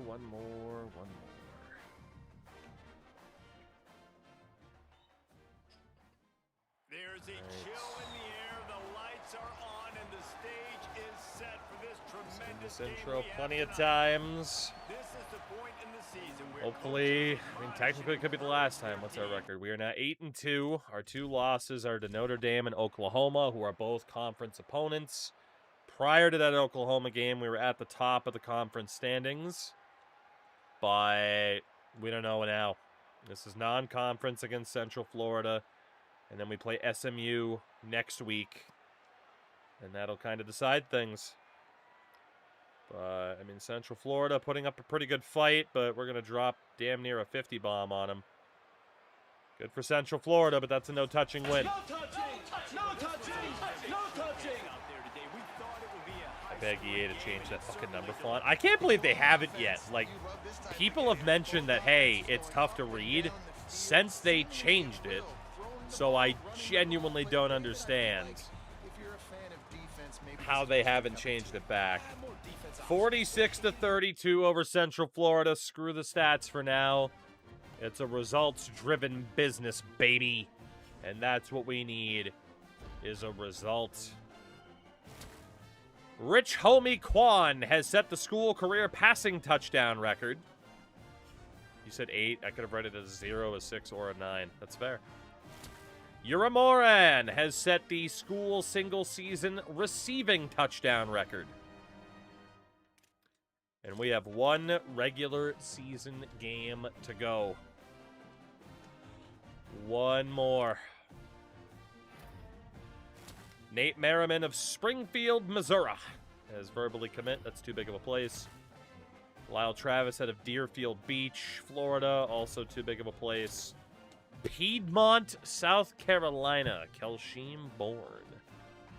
Piedmont, South Carolina. Population 5,000. Okay. What's up, Piedmont? Ruins of Piedmont #1. Oh my god. These are the pictures you're showing to highlight this town. Oh my god. Okay. Right. Oh, there was a mill there that burned down. Notable people, Ian Henderson, Bud Crothers, and a former representative. Oh, it was predominantly The Birth of a Nation, one of the most racist films of all time, was predominantly set in Piedmont. Huh. Who'd have thought? No touching. No touching Piedmont. Let's hope that doesn't jinx us here. Emilio Sendejo, hard commits. Rodney Goff, also hard commits. So does Larry Sandland. Okay. Final week of the season for us. Number 22, SMU. Southern Methodist University. Let's hope to hand them a second death penalty in their franchise's history. Recruiting's on wheels. So, conference standings, where are we at? Wow. Oh my god. If we win, we are in to the conference title game. Technically, we won't be there by regular season standings. You could argue that Louisville has technically won it. But if we win this game, we'll be at 7-2, and we will jump this trio. If we do not win, I don't know if we make the conference title game because I don't know if we'll have tiebreaker on Indiana. We have beaten Ohio State and Mississippi this year, though. If we can beat SMU, we'll make it. It's that simple. And we'll get another shot. Louisville's only loss this year was to us. And we'd face them in the conference championship game. Winner wins the Premier League. Although, again, you could argue by this metric, which is what decides promotion relegation, that technically we haven't won it. But, you know, we might have to take what we can get. Here we go. Here we go, here we go, here we go. What's it gonna be? You must wear your blue pants in case it sneezes. Man, Louisville going 8-1, and we're the only team. We are the only team to beat them. That is crazy. All right. No position in American sports feels the pressure or the weight on their shoulders. Senior day at Touglane. Dreams of an entire fan base of teams. Win this game, we make it to the top tier conference championship game for the very first time. That is one of our grails. I mean, you could argue, I've said before that there were two. There's really three. It's winning this conference in the regular season, winning the title, but also winning a national championship. And accomplishing at least one of those would be great, but unfortunately, our offense is really struggling today. And they just missed a field goal. We're going to take over with 6 minutes left. I don't think we have a choice. Because if we fail to score here and they go on to score, that's pretty much GG's. We are having to jump in again. Let's move Suggs over. Oh my God, Jeff Gordon. Woo, he's slippery. He's also getting up kind of slow. 3,000 rushing yards in his career now for Gordon. Jeff Gordon. A little bit scared to kill time, but I think it's a necessity. Big run for Chick. He's gone. It's not even Chick, but it's George Crick. Holy hell, where did that come from? George Crick puts a stamp on this game with that crazy change of direction rating. But we still need 2.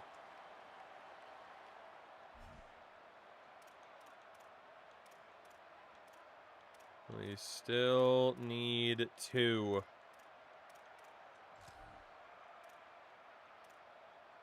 Just hoping for a good RPO.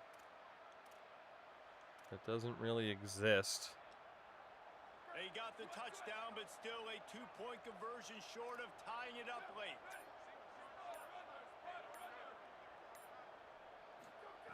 Was to pass. Wow, he dropped it, but there's a flag. There is a flag. Probably a hold. Let's see if they get another chance. Yeah. Wouldn't have mattered if he caught it anyway. Okay. Well, we got points on the board. Now we need our defense to come up with a stop. Maybe our special teams to come up with a bit more magic. Again, if we lose this game, we can still make that conference title game, but it's not a guarantee at all. Honestly, just nobody needs to come up with a big play yet, but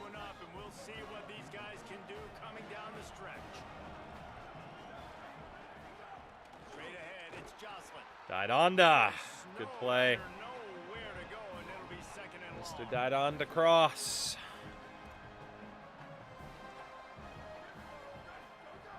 Takes a snap, wants to throw. Looking to the big Wow, he ended up wide open. Good Lord. And he was loose and not stopped until he gets to beat the that cover. 47-yard line. The Mustangs come to the line after the big connection and going back to work. Trying to get the corner. Now the pitch. And he's knocked down, but not before. I can't make a stop right now to save my life. Time to get desperate. Really done a nice job on the ground. Like, the ground game has been solid, man. Nice Time job to get opening desperate. holes, running the football. They've been consistent with the run. And as this game creeps along, right, if they can continue to do this with the lead, this is going to be a game that they're going to have in hand. Might as well give it to him again. On the 4-6 to stop the run, and we still can't. We're just losing every play on the line. Got 8 on first down, now looking at a 2nd and 2.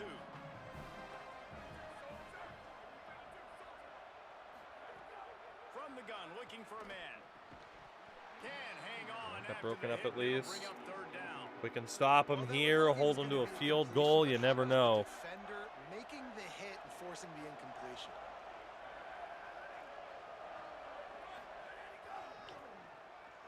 There's no way he's getting through here, right? Thank God. That'll be a timeout. They're going to go for it. That's not good. That's not good. But they are going for it. It's smart. They'll keep the offense on the field on 4th down already with a 1-possession lead. Snapped it, and he has to have it. Look out. He dropped it. We have a chance. Thank you, God. We have a chance. We're going to see if we can get Sheridan to take off here on a jet sweep. Oh, we just couldn't make the cut. If he could have cut more to the right and then back to the left, he would have been gone. Got 7 on that last completion. They might This is all down to that tight end being able to block. And he did. Good blocks to the outside. Nice play.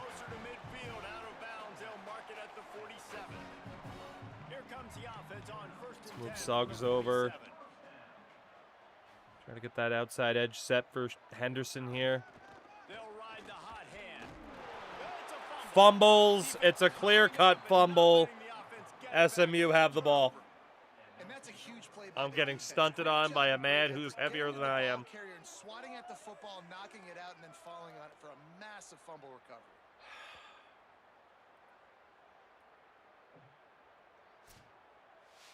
That's a clear-cut fumble as well. It's undeniable. Well, maybe it isn't. Admittedly, I was indecisive, right? We were supposed to run to the outside. I decided too late to cut into the middle. Yeah, I mean, that ball's out. That is their ball. The Mustangs offense is ready to go on the attack. That last drive was promising at times, but stalled out, and they turned it over on downs, Jesse. I think they got to do a better job here, just being better early in the downs. On first down, finding positive. Yeah, and it's frustrating when you move the football and get stopped on the other side of the field and get no points. Oh, man. Success, and I like the aggressiveness. They just got to cash some of these drives. This would be heartbreaking if we don't make it. Got the lead. The defense just did their part, getting a takeaway. So now if you're on offense, you want to run the ball and take as much time as possible between snaps. Stay in bounds and let 3rd and inches. Holy shit. We have no choice. Just all out goal line. All out goal line. We have to stop the run.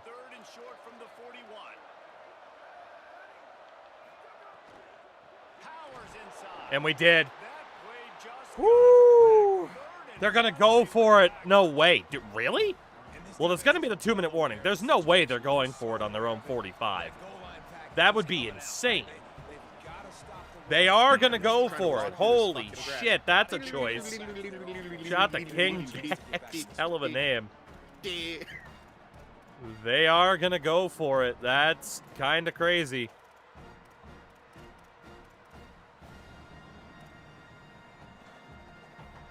Now this is rolling the dice, or perhaps they've gone outside their head. They're already up.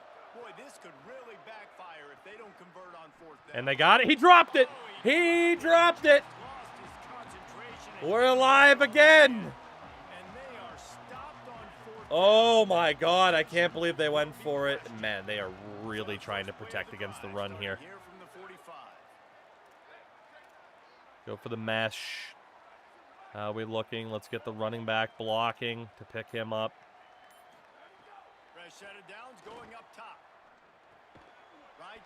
Decent first play, not the best. I was hoping to get to the sideline.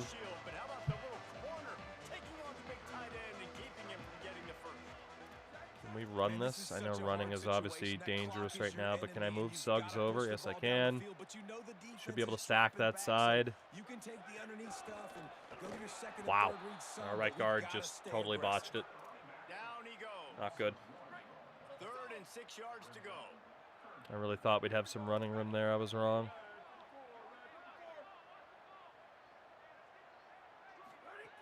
From the gun, wants to pass.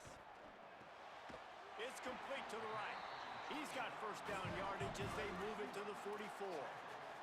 Clock is still running, and they have to get everybody lined up.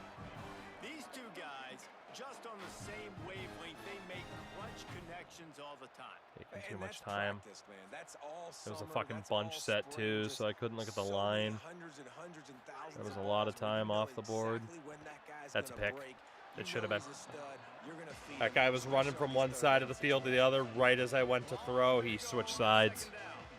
I got lucky. I do not like this. Have him block.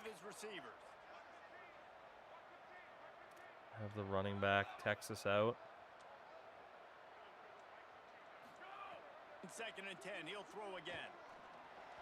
And he fires over the middle. It's incomplete.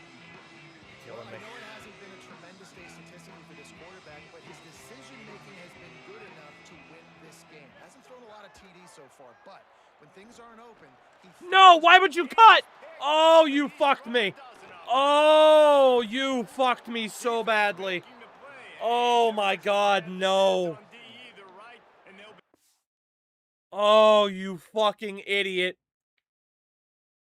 He's on an option to either cut into the middle or run straight. If he runs straight, nobody's catching it. So I'm trying to power it towards the Big Ten logo to hit him. And then right as I do that, he cuts into traffic. Easiest pick of that guy's life. Sir, you're living up to your fucking namesake. You might win the Heisman this year, but that was the dumbest thing I've ever seen him do. For a receiver of that overall. I cannot believe he cut into the middle of the field there. I can't believe it. There was no reason for him to do that. Obviously, we would have had the underneath, but, like, look at that. Like, he's open. Just stay running straight, and he's open. And he cut. That's the game. We might have missed out on the title game because of that. And the Oklahoma loss. I can't believe he did that. I can't believe it. That is a potential Heisman-winning wideout. Making a terrible mistake. This team, I mean, only 19 points as well. It's not good enough, but I cannot believe he cut in there on that option. Where there was already two people in the middle covering a different target.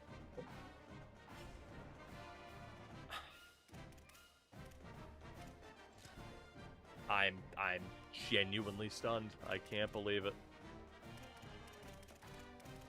94 awareness. Elite route runner. 99, 99, 85. And he made the worst possible choice he could have made there. It would have been even better if he decided to grab the ball and punt it backwards.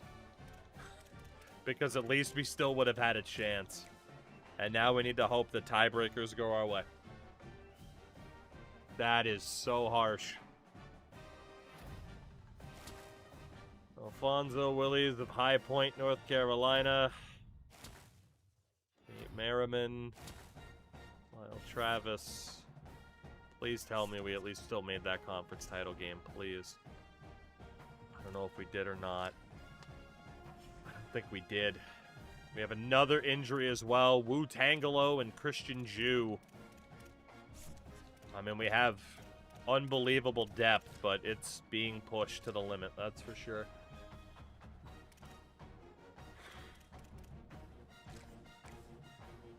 Nebraska right now is showing up as the #1 team in the country. Please tell me we still made that title game, please. Please, please, please, please, please, please, please, please, please. We didn't make it.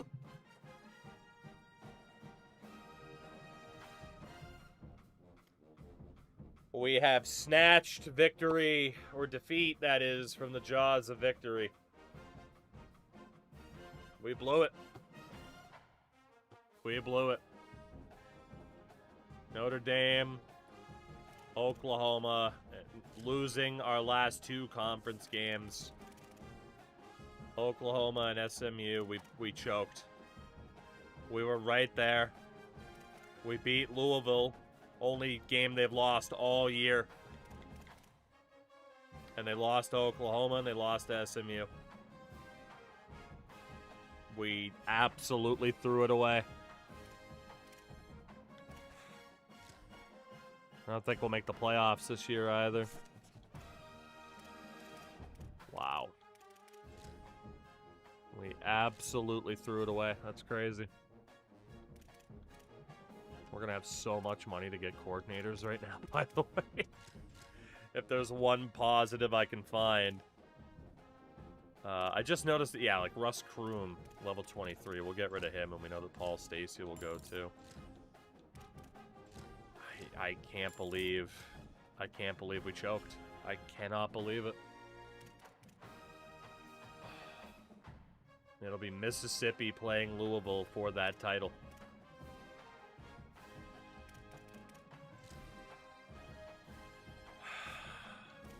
We will look at the promotions and relegations this year. We'll also get a look at some stats. So independent status, again, this is the bottom tier, tier 11. Top 4 teams by overall record move up. That is Jacksonville State, Old Dominion, Mid-Tennessee, who were the worst team in the country last year, and Marshall are moving up. Bottom teams this year by record, New Mexico State, in a very rough spot. Tier number 10 is Conference USA. Top 3 teams go up by conference record. That is Charlotte, Kent State, and we have a tiebreaker scenario between Georgia Southern and Air Force. Georgia Southern will go up on point differential unless Air Force beat them head-to-head. That is the first tiebreaker. Air Force lost that game. Georgia Southern goes up. The 4 relegated teams are pretty straightforward. Western Kentucky, the longest tenured Conference USA team, go down, as do Ohio, San Antonio, and Arkansas State. Tier number 9 is the Sun Belt. Sam Houston is going up again, as is NC State. And on a massive 5-team tiebreaker, it comes down to differential, and it comes down to 1 point.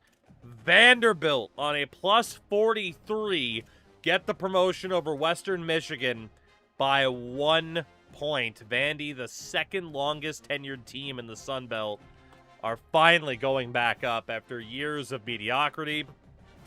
The relegated sides are FIU, Navy, and tiebreaker, it will be UConn surviving unless Tulsa beat them. UConn with the better differential. So did Tulsa beat UConn this year? Yes. So down go the Huskies. Third longest tenured team in the Sun Belt. Down go the Huskies. Tier number 8 is the MAC. Colorado State is going up, as is Kansas and Washington State. Colorado State, longest tenured MAC team, so we're definitely getting some changes. Relegated will be UAB after their second season back in the MAC, I'm pretty sure. Oregon State also going down, as is San Diego State. One and done in that conference. Tier number 7 is the Mountain West. Nevada wins it. They are going up. They will be joined by Rutgers and Iowa State. Relegated is Central Michigan, Texas State, and on tiebreaker, New Mexico will go down unless they beat Wyoming, which they did.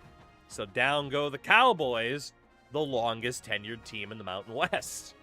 So a lot of changes happening. Tier number 6 is the American. Moki, I agree. Arizona is going up, as are the Fresno State Bulldogs. And on 3-team tiebreaker, Mississippi State is up over California by just 4 points.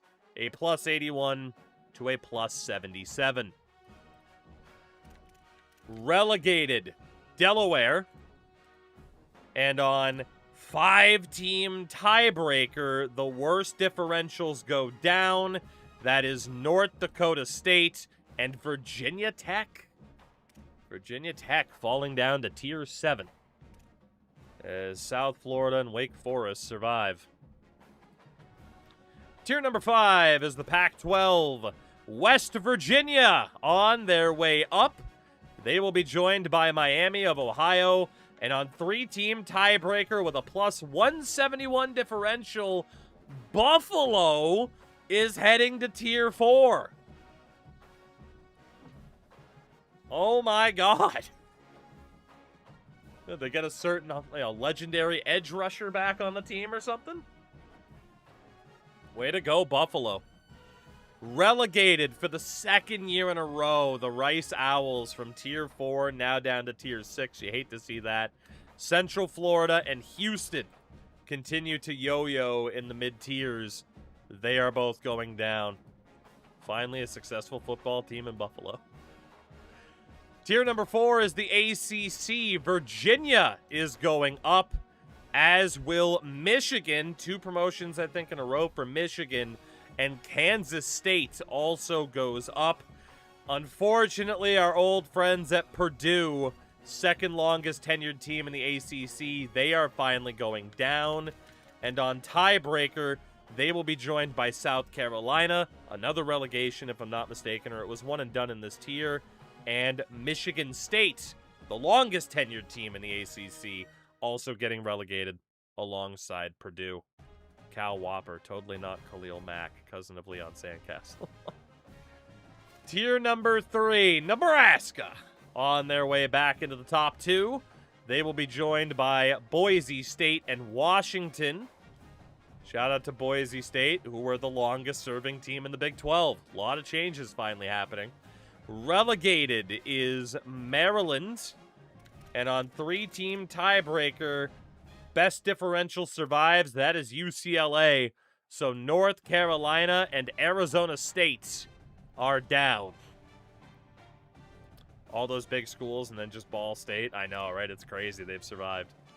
Tier number 2 is the SEC. Going to the top tier next season, Utah, the Duke Blue Devils. Okay. And on tiebreaker, it is LSU, unless Texas Christian beat them. And they did not. LSU back in the top flight. Relegated, Arkansas, finally out of the top 2 tiers. They will be joined by Georgia Tech, the longest-serving SEC team. And unless Minnesota beat USC, the Golden Gophers go down. And they did not play USC, so another former Div 1 program, Minnesota, heading down to Tier 3. And that brings us to the top tier, where LSU will join us next year, but it is Louisville, Mississippi in that conference title game. Your relegated teams are Oregon, Miami, and on tiebreaker, Notre Dame goes down unless they beat Tennessee. They did not. They lost in overtime. The Fighting Irish are one and done in conference.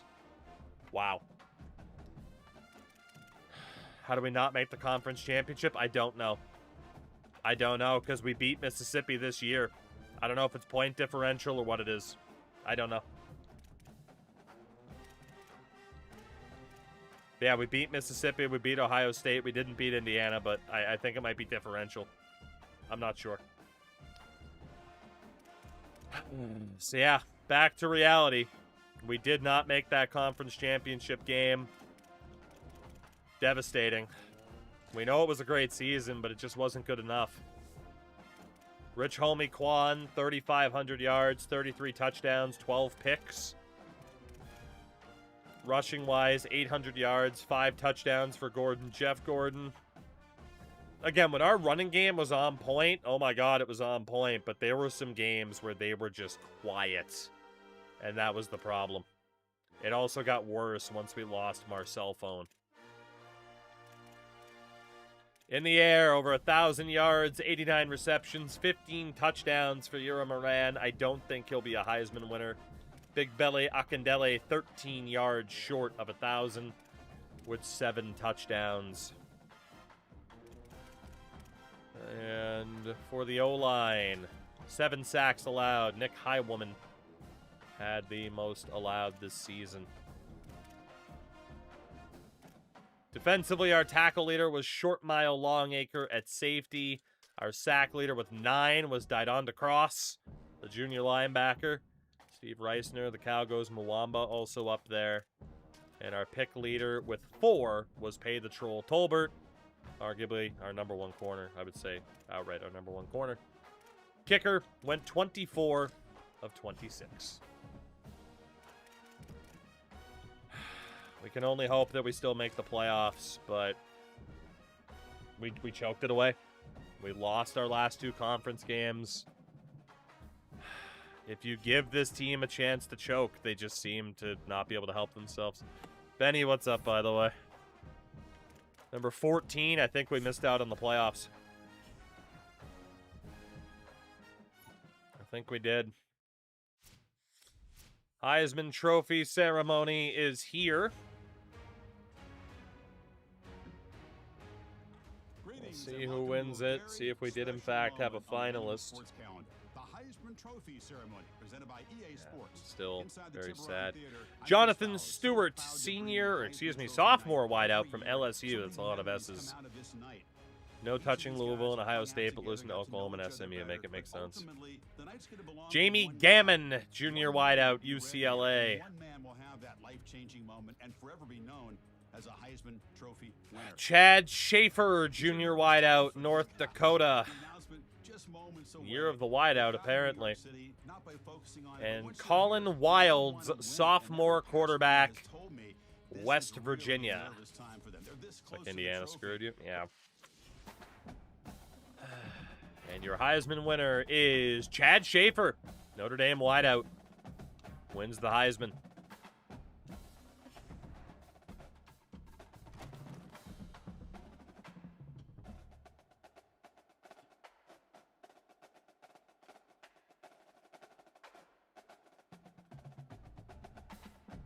For the second year in a row, we will play in the Duke's Mayo Bowl, this time against Illinois. The fact we have not made the playoffs 2 years in a row is a disaster. I know the competition level we have in conference is crazy, but oh my God, we just blew it. We threw it away. Tennessee and Oregon would hire us, but obviously we're not leaving. Oklahoma as well, but oh my God. I mean, last year it felt like, you know, we really could have had it, but this year we had it, and we threw it away. I can't believe it. I can't believe it. I'm not too worried about award winners. Lord knows we didn't have any. But if people want to know what they were, just let me know. If you're intrigued if anyone was close or anything like that. But the conference championships, Kent State wins Conference USA. West Virginia won the Pac-12. Nevada wins the Mountain West, while Virginia wins the ACC. Colorado State narrowly wins the MAC. Washington wins the Big 12. Sam Houston wins the Sun Belt.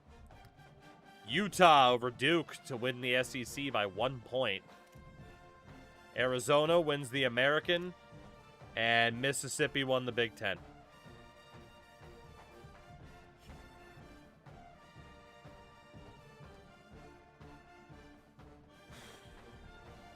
The college football playoff bracket for 2041. Nevada, Boise State, winner plays Louisville. Washington and Indiana, winner plays Utah. TCU and Virginia, winner plays West Virginia. Nebraska and Ohio State, the winner plays Mississippi. 4 teams from our conference made it, and we weren't fucking one of them. Indiana and Ohio State, both at 9-3, made the playoffs over us, even though we beat Ohio State, and we didn't play Indiana.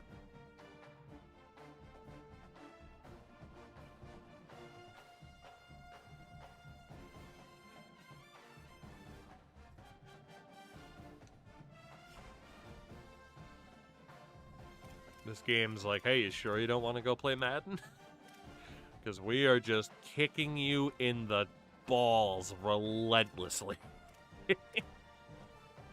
Oh my God. Well, we're going to see if we can do anything crazy for offensive and defensive coordinator here. It's the most money I've ever had to spend at this time. Yeah, look at some of these guys we can bring in. Bring in some freaking level 40s, I suppose. Holy man. That really hurts. That really, really hurts.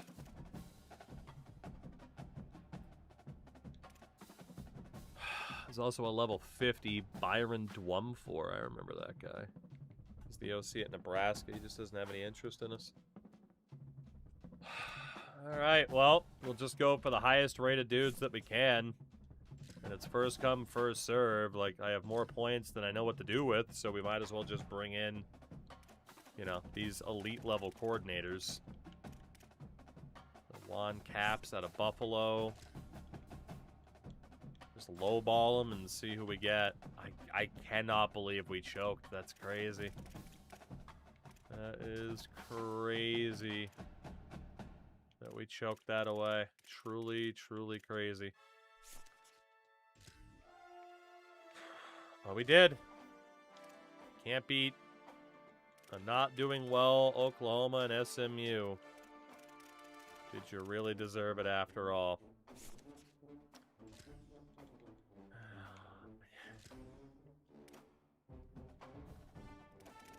Oh, God forbid we lose the Mayo Bowl at this point, you know? I'm sad. I'm sorry. I'm getting quiet. I'm sad. I'm just very, very sad right now. Like,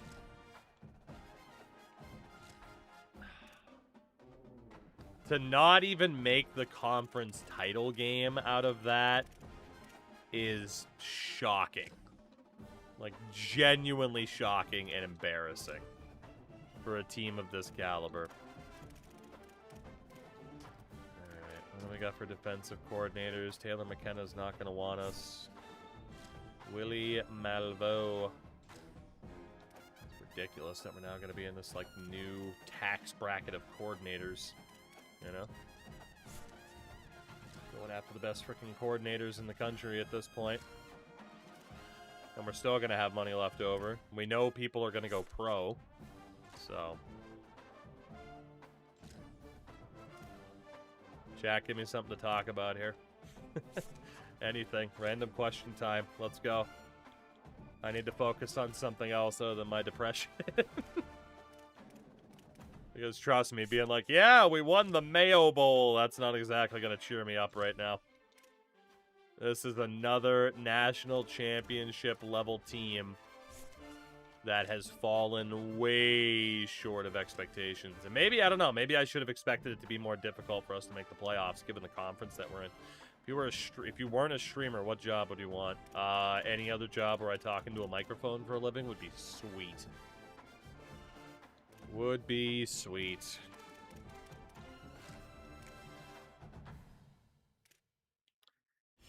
Oh my god, we're probably going to lose that half star would be my guess as well.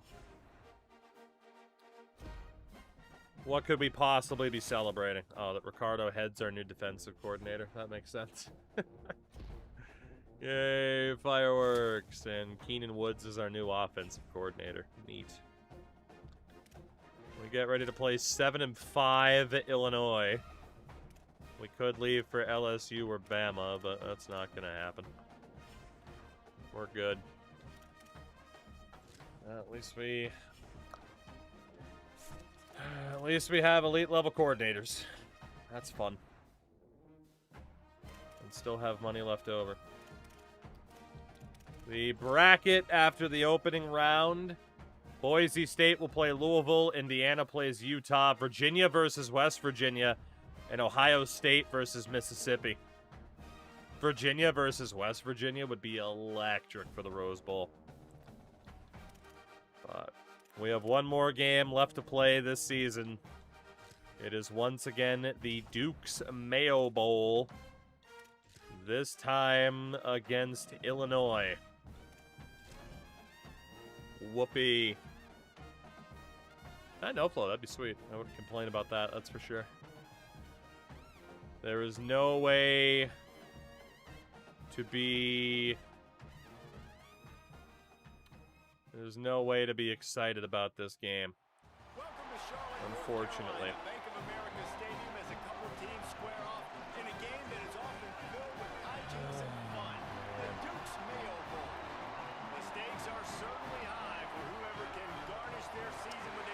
missed the playoffs. We missed the playoffs. We lost our last 2 conference games to Oklahoma, and then we lost to LSU by 2 points because our running back fumbled and we couldn't get the ball back. Did you play football in school? A little bit. I've talked about this before, though.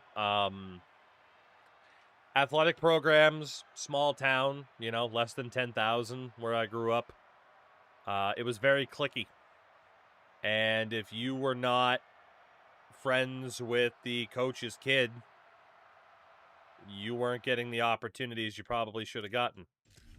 I have no better way to sum that up than to explain that in practice, I was on the sideline at 6'2" and over 200 pounds, and there was a kid that was 5'9", no more than $160, playing O-line because he was friends with the coach's kid. So, yeah, our school wasn't very good at football, at least when I went there. Oh, we might actually lose to Illinois. Apparently the boys are as depressed as I am right now. What are we doing, fellas? Not that I wanted to play O-line, by the way, because I didn't. Playing offensive line fucking sucked. But, yeah.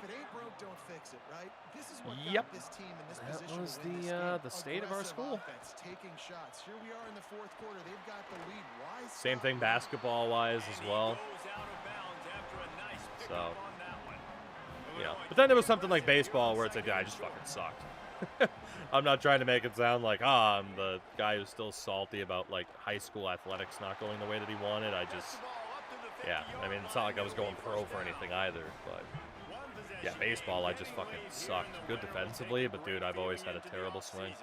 And we didn't have the coaching to teach me how to not try to uppercut the ball every time I'd swing the bat. And 60 on the O-line was getting wrecked. I mean, my recollection is that team wasn't very good that year, but, you know, I might be wrong.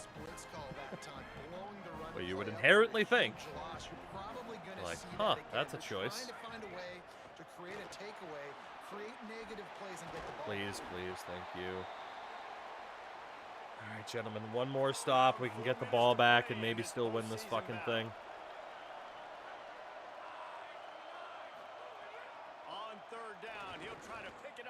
He's wide open. Smashes through the tackle.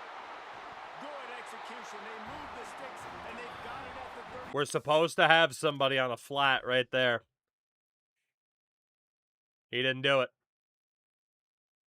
I don't know who the fuck was supposed to be on the flat. I'm guessing this guy. I don't know if we were in match and he just abandoned ship or what, but nickel blitz, it's just a straight up blitz. I don't understand why that was wide open. I don't understand it. Maybe I'm just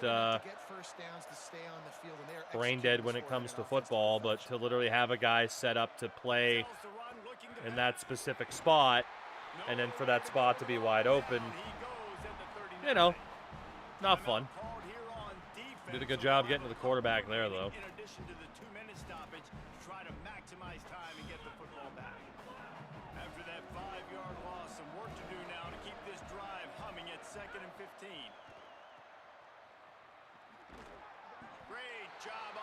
Lamp, we were looking good. We were like 8-1, and we lost our last 2 conference games and just blew it.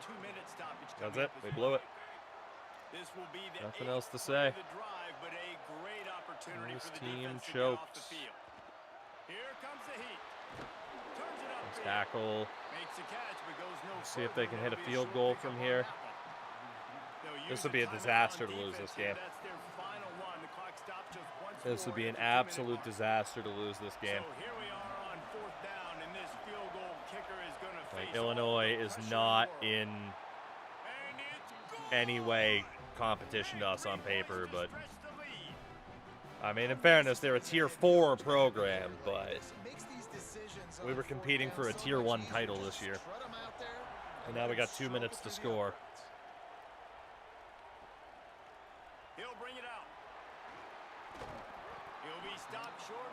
Yeah, no, Flo, that's the other thing, too, right, is I'm not exactly upset over having not played a ton of football, or at least as much as I could have in school, because, yeah, Like the head injuries would have been worth it. On first down. We're going down. Somebody didn't block. And that defense gets to him and down. I am kind of getting annoyed that the better I make my team, the worse they play. I mean, granted, it is like an 83 overall center. Like, he's not the best offensive lineman. But he just got immediately fucking cooked. Instantly. Time is of the essence for this offense to get things done. Let's see how much they can get on 2nd and 9 from the 20. The throw on 2nd down, and they need a lot. Going down again. And he can't get it. Nobody got open. Down. What a huge play this late in the game. Unbelievable. Unfucking believable. On 3rd and long, no secret what he Down, needs here. safety, GG's.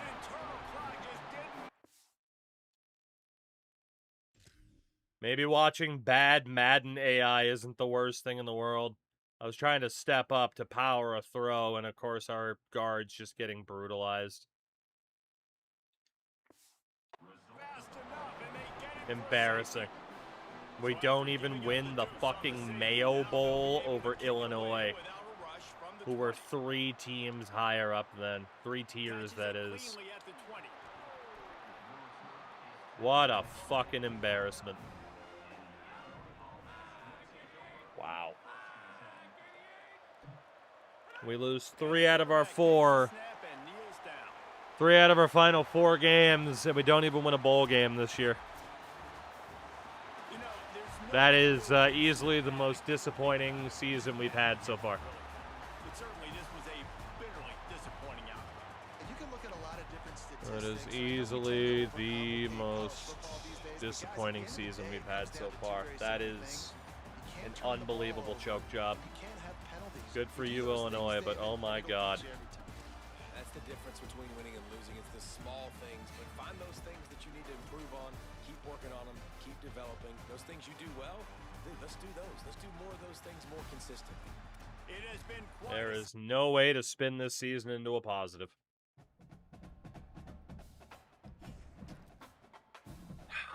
My God. Okay. I mean, congrats to Uramoran being the conference career receiving touchdowns record holder, but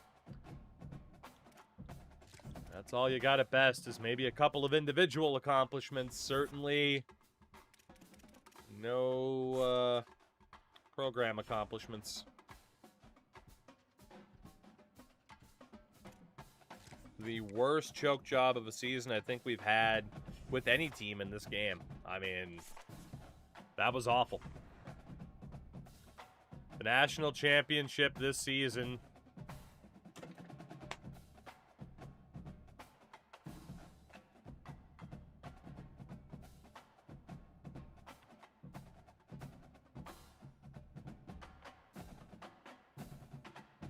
Yeah, we might end up back on Madden tomorrow. Oh my God. Oh my God.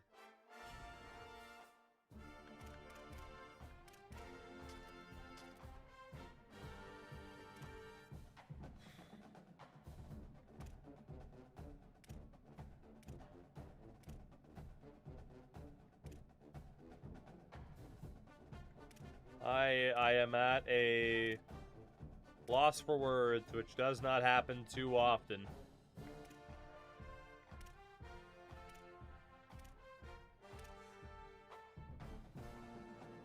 The national championship game will be played between 2 conference opponents of ours, both of whom we beat this season. It is a rematch of the conference title game. Mississippi versus Louisville.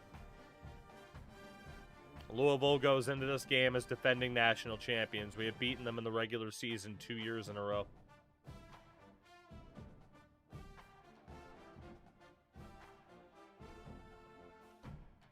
This is torture. This is absolute torture. To see what Mississippi and Louisville are doing here, but especially Mississippi 2 years in a row.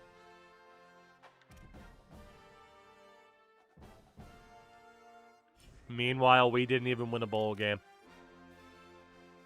We didn't even win a bowl game. We couldn't even win the Mayo Bowl.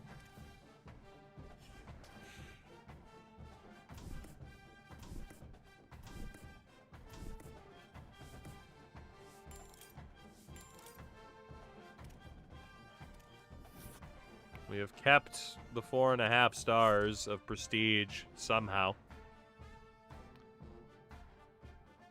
Mississippi has won back-to-back national championships.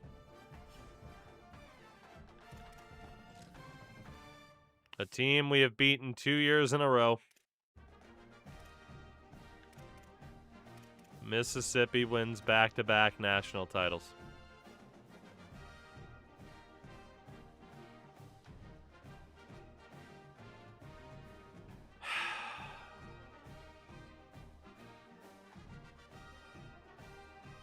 I am depressed.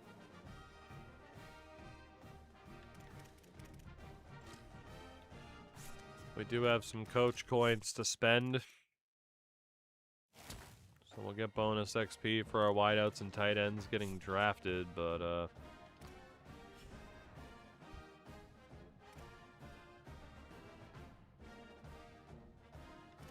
I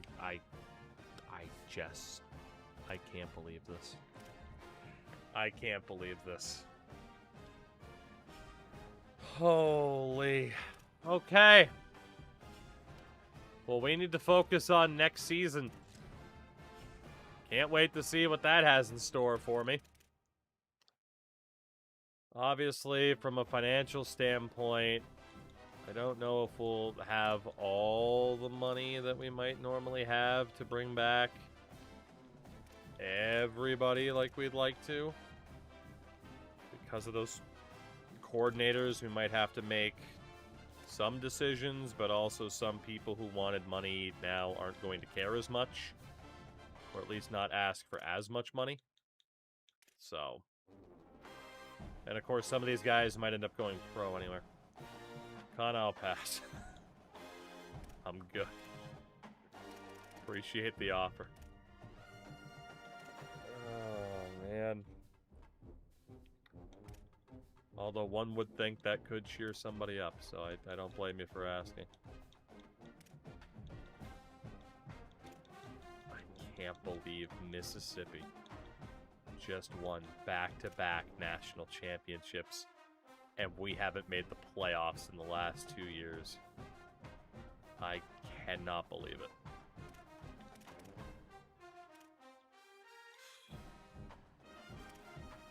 I have not been disappointed by a video game sports team like this in a very, very long time. What a terrible feeling it is. What a terrible, terrible feeling it is.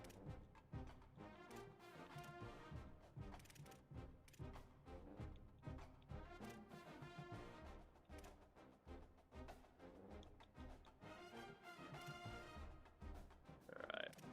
Looks like we'll be able to keep our disappointments together. For better or worse. Honest, it's probably worse. I don't know what else we have to do in terms of team building to get this team to the level they need to be at. I don't know.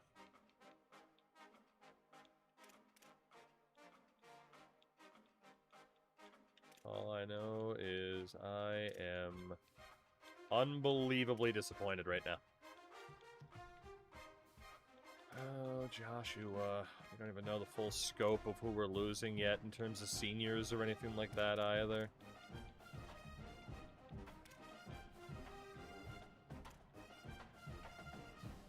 Alright, let's see. Anything else we can do in terms of money saving?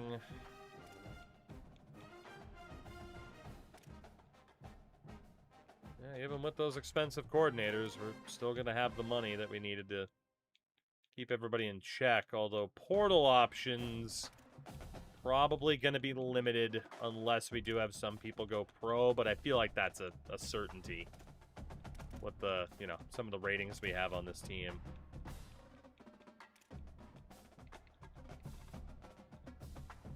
Oh, good old Jose Hoseby. Will turn the ball over, doesn't want to leave. Big Riggs needs at least a little bit of money. So does Cliff Below and Shortacre Long Mile. Otherwise, we're looking better. Yeah, 355 unspent. Fair enough. I can't believe it. I can't believe it. I can't believe it. You can let Colby go. He doesn't have the accent. Well, we might move him away from quarterback, but he is pretty much a guaranteed first-round pick when he goes. Whew. God, that's phenomenal. Players leaving. Quarterback, Colby or not Colby, is threatening to leave. Honestly, let's just take a look at the list first and foremost. We got a lot of people we can't convince. So, Colby is staying. Running for mayor is leaving, despite very high chance, extremely high chance. Frederick the Entertainer is staying. Zeke Slayer is staying. Big Riggs is staying. Rashard of Glass is staying. Alex Hurtahoo is staying. Christian Jew is staying. Ricky Stoke is staying. Go for the offensive lineman here. We'll go for Nick Highwoman. Is leaving. Okay. So confirmed, quarterback, Colby or not Colby, will return for their senior season, which is good. Running back, What the Falk is leaving. Elite Dev running back, he didn't want to stay. Gordon, Jeff Gordon, is leaving. He is a senior. Pretty damn good run. All things considered for the man out of Roebuck, South Kakalaki. Do we have any upgrades we can put on him to ensure a first-round selection? Just route running, but whatever, we'll go for it. Still 94 for Gordon. Jeff Gordon. And then George Crick, who had one moment of magic for us, but not enough. We'll cap out his elusiveness. That'll get us some extra XP. And we'll do some route running. Still 94 for Mr. Crick. Wideouts. We know Christian Jew is staying. But Star Dev running for mayor is leaving. We got no upgrade points for him. And his big-ass head. Confirm that Ronnie Nose is also leaving. While Big Belly Akindele is leaving after back-to-back 1,000-yard seasons. Kind of a 2-year starter. Good run for Mr. Akindele. What do we got for upgrades here? Any final XP we can get out of you? No. You're about to miss a shit ton of XP, too. You're a Moran. Great player for us, but he made the mistake that clinched the season against SMU. He had a wide open path straight ahead on an option route. Go left, go straight. He goes straight. We get a big first down. He went left, and we threw a pick. And there was no reason for him to go left. So unfortunately, despite 3 1,000-yard seasons, he will be remembered specifically by his namesake. Moran indeed. We will also lose Hotel Rugamba. Hotel Rugamba. No other improvements for you. And Gordon Sheridan, who, of course, was a transfer. You can always tell by the name. He was a very, very good player for us. Can't do anything else for him, though, either. So, potentially 3, if not 4, 3 first-round picks. Alex Herta, who is staying, but we lose Glenn Warren to graduation. We can't cap anything out. So, we'll just go blocking and route running. 84. Connor, thank you for making that decision for the both of us. Nick Highwoman is looking to go pro. Can't cap anything out. Can't add anything else to him. Also, we know Richard of Glass is staying. Left guard Wu Tangelo is going pro after his senior season. Damn good player. We will miss Wu Tangelo. And right guard Emmanuel, your automatic, will forego his senior year. He is looking to go pro as well. All we can do is improve his footwork slightly. And then Hyon Drugsma is also going to transfer out, apparently. He was happy with the offer, and then he wasn't happy with the offer. We got no upgrades for him, so that sucks. Right tackle Ricky Stoke and Zeke Slayer are both staying. Edge rushers Dexter Slabratory. Oh, kind of fair enough. Dexter Slabratory is also leaving for a solid run. And Miles McCory is going to graduate and maybe be a late round pick. We can do a little bit more for him with finesse moves. He's still an 84. Fair enough. Defensive tackle, Please Be Goodly, will forego his senior year, so that's a big loss at defensive tackle. We can cap out his health for some XP, though. Thank you very much, Mr. Goodley. And then Eric Gage, the senior, also looking to go pro. And we can't do anything for him. Can't afford it. Linebacker Melvin Harms. Going to graduate, maybe go pro. We are not going to be able to cap anything out for him, though. But we will go a couple of pass rush improvements. He's an 85.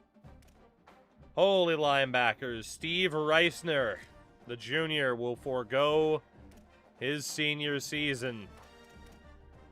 That's a tough loss. Steve Reisner will go pro, and the next one hurts the most. Foregoing his senior year, Didonda Cross is going pro. Yeah, hate to see it. Goodbye, Didonda. And Randy Savage, the star Dev linebacker, is also going to leave. We had quite a few guys leave, fortunately. Devontae Moses going to forego his senior year. It's a projected first-round pick. We'll improve the pass rush and the pass coverage. A run-stopping beast. Kinda, I'm sure I will. Corners, we just got decimated. How do I say Hrinkowitz will forego his senior year? We should be able to cap out the hands. That's it for him, though. Pay the Troll Tolbert goes pro after his senior year. We won't be able to cap out the coverage. So we'll go run stopping only once. 97 for Tolbert. Kurt Whitted will go pro after his senior year. Improve the man coverage and the run stopping. He is a 96. Connor, why not both? And then Kareem Mama, another senior, looking to go pro here. Honestly, there might have to be some last-minute 4-stars that we go back and look at, because we are losing a lot more people than I thought. Free safety, Javon, get the tables. Also graduates and looks to go pro. 87 for Javon.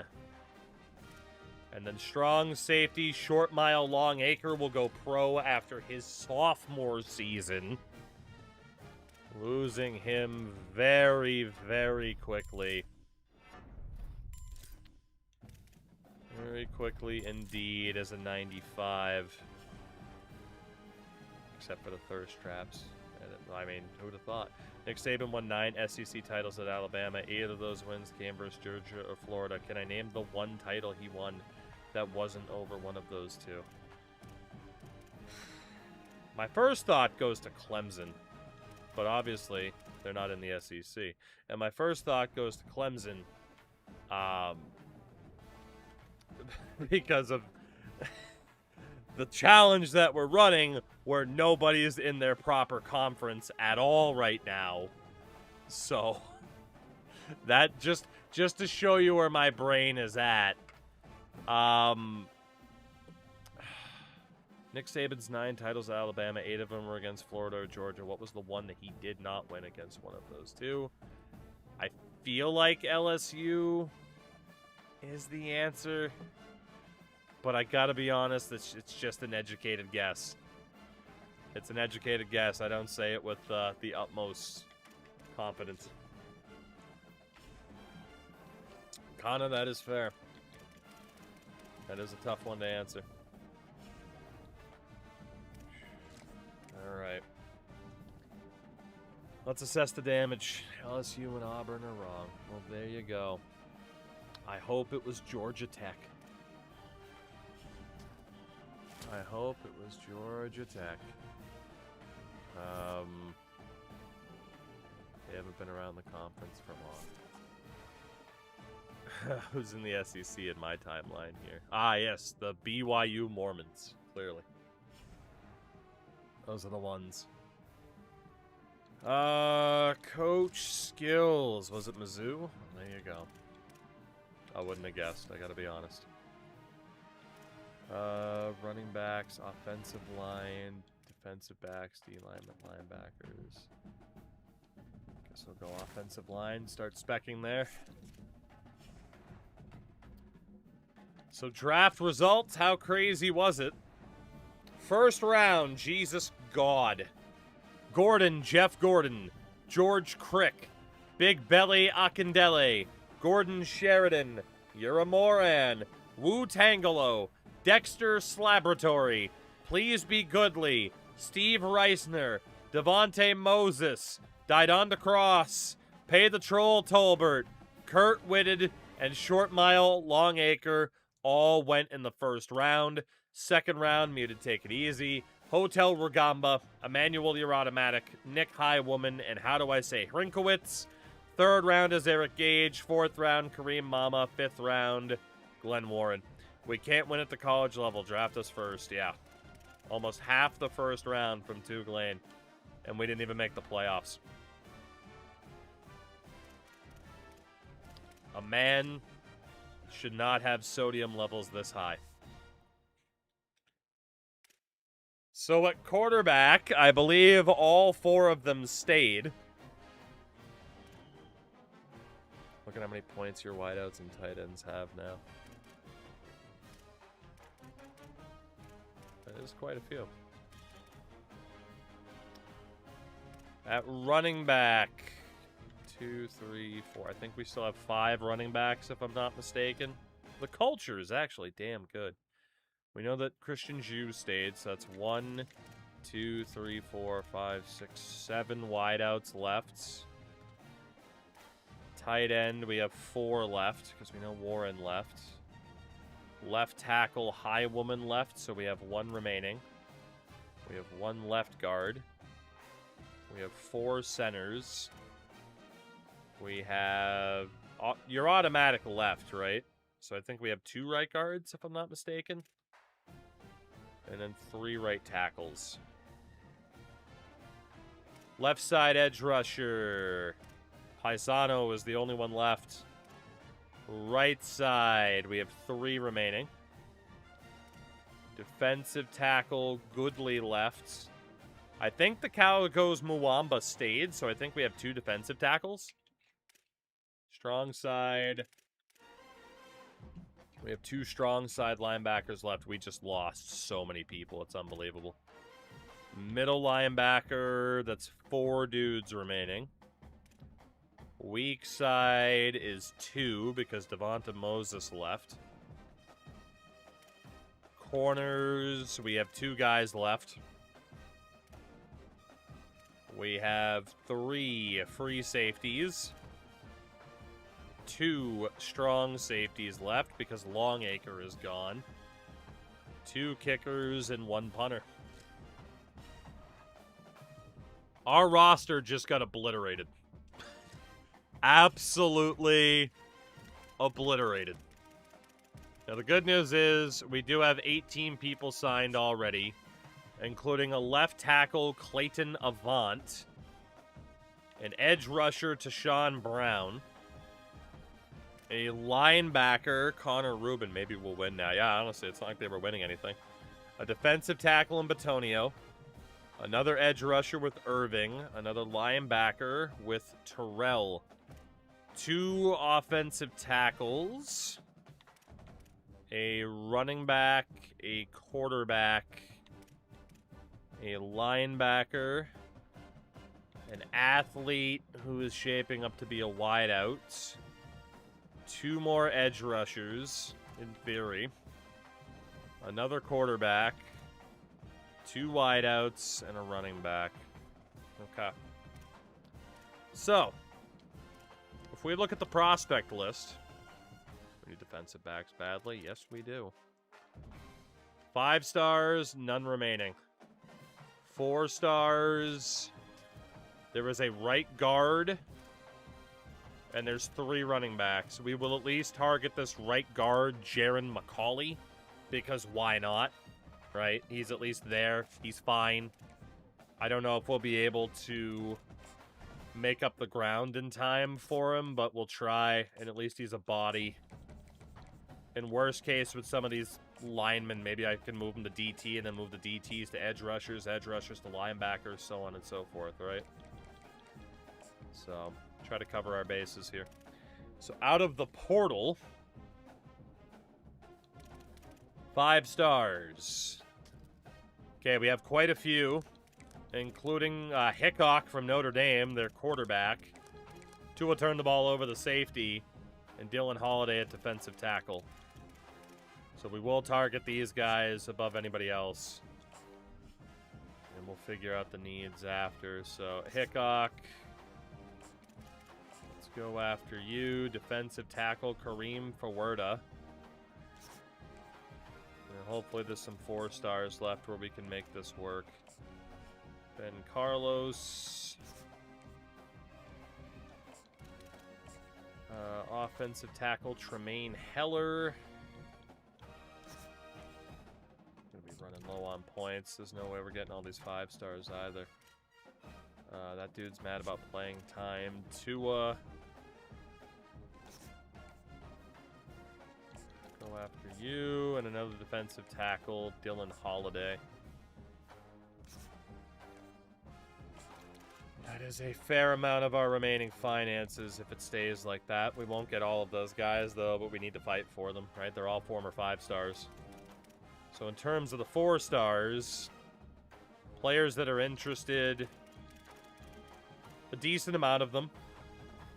There is someone like Hayan Drugsma, who we will try to go for. Shot the Ball State, recruiting a 4-star. But the big ones, there were a couple of corners up here. DeAndre Root from Georgia and Eric Averill, also from Georgia. So Averill is going to be amongst our top priorities. Honestly, I don't even know if we'll be able to keep Drugsma. We'll see. Because we know people are going to take us off their lists after the first week. Some of our guys lock this out. I'm not sure. We'll check later. Alright, so Drugsma for the moment just put you on 50 points. And we have so many points left. Any other 4 stars? We don't have the financial ability right now, but any other 4 stars?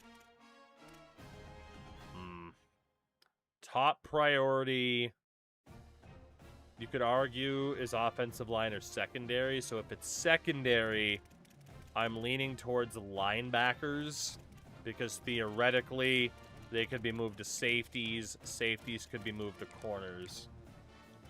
So those will be kind of the next crop to at least slap 50 points on just to keep tabs until we find out more about our NIL budget.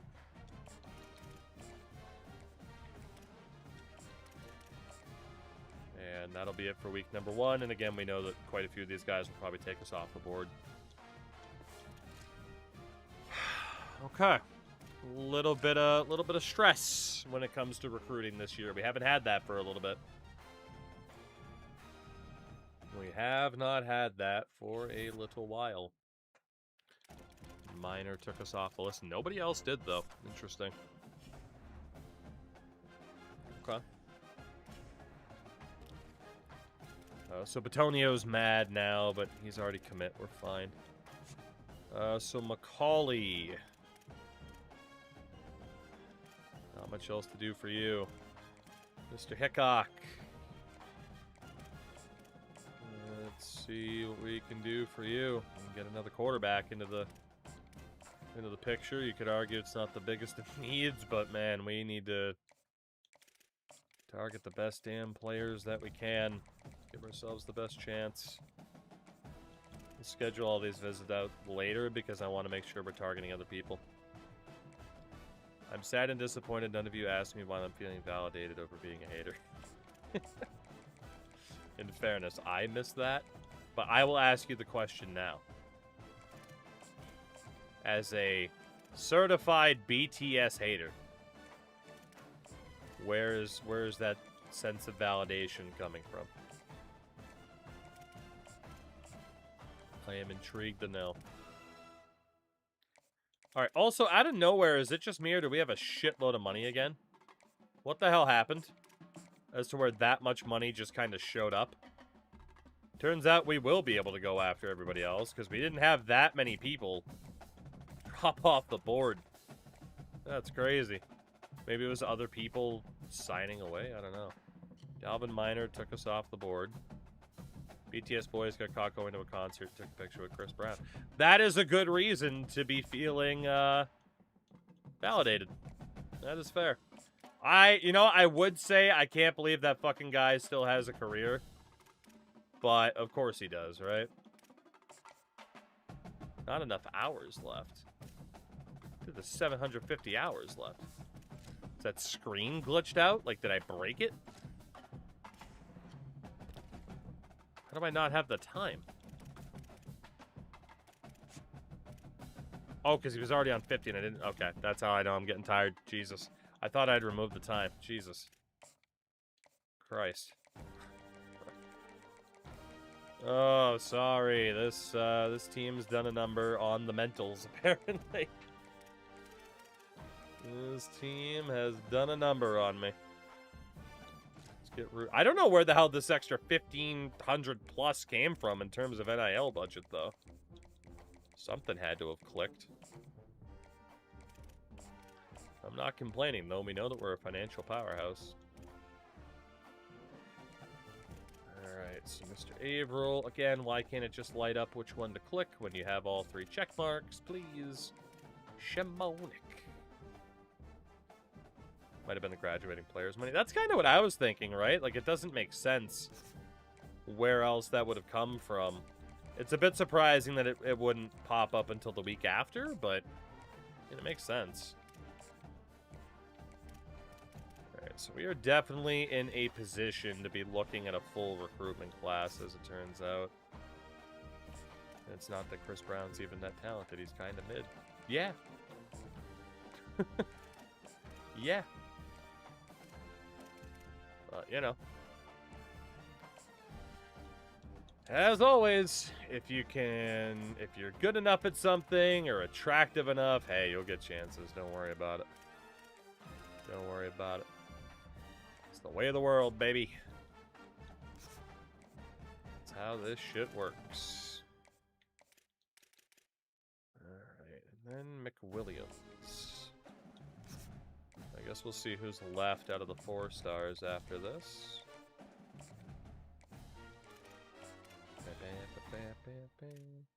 Alright, so who is left? 5 stars, maybe even 4s out of the portal. Nobody left for the 5s. 4 stars that are interested. We have an offensive tackle and a defensive tackle. And then it's a bunch of wideouts, another quarterback, a guard, and an edge rusher. We have 2 spots left. Probably just target the tackles that are interested in us then. At least for now. So Taylor Aguilar. Let's see what we can do with you. U.S. is peak entertainment to foreign countries. They absolutely watch and laugh at it. I mean, some of those elements definitely exist in other cultures as well, but nowhere like here. Nowhere like here. Alright, and then from here, we need to go ready for visit. And we need to sort by interest status, and the guys who have the least amount of interest in us are top priority for these visits. Should have got conference prestige for that guy, but it's fine. Drugsma, I mean, not as if Drugsma doesn't know what we're about. He was on this team last year. Apparently Holiday is now kind of mad at me. So Heller. I mean, Holiday was a 5-star, though. I'm going to have to decide if I want to take out a different defensive tackle.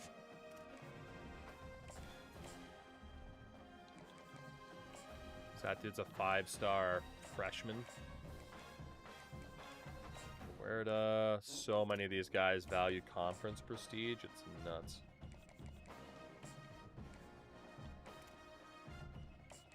DeAndre Roots. Tua turned the ball over. Pro potential. And Garrett Hickok. Okay, so Holiday is currently mad about the competition level.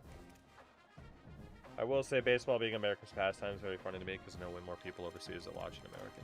I mean, that's, you know, that tagline is definitely a holdover from a different era. Alright, I'm going to remove Aguilar here. That tagline is definitely a holdover from a different era because, yeah, like, there's an absurd amount of popularity, especially, you know, yeah, I mean, Asian countries in general, but, you know, but they keep using it. Well, yeah, they have to keep using it because if they don't, what else can they say? Baseball, America's 3rd to 4th favorite sport, kind of, you know. That doesn't exactly have much, you know, as much impact. Alright, it's out of the portal. Go for a 4-star. That's not that defensive tackle. I don't think we're going to need another wide receiver or tight end option. So if we're not going after Aguilar, it's either a guard, a quarterback, or an edge rusher. Jeremy Cleveland, that is. When in doubt, let's go for the lineman. How low on the list would hockey be?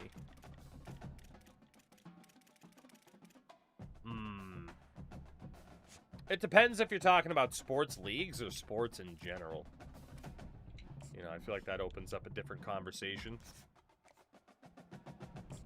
But, you know, obviously, like, football is still king in the U.S. above all, but it's football and basketball, obviously. 3rd, baseball, if not soccer, or maybe invert the two. Like, I would say hockey's 5th. I'm not saying, though, that the NHL is behind MLS, but I'm saying I think more people care about soccer in general than they do about hockey. I might be wrong, but, you know, maybe that's just because we're not that far removed from the World Cup. Eric Averill, welcome in. Did we lose anybody this week? No, we did not. Okay, so we're not going to have too much to do over these last 2 weeks, as we're just going to bring in a buttload of people, apparently. Soccer's isn't bad. Oh, yeah, well, no, I mean, especially, right? Like, yeah, in most countries, soccer's number 1. In the U.S., it's 4th or 5th, you know?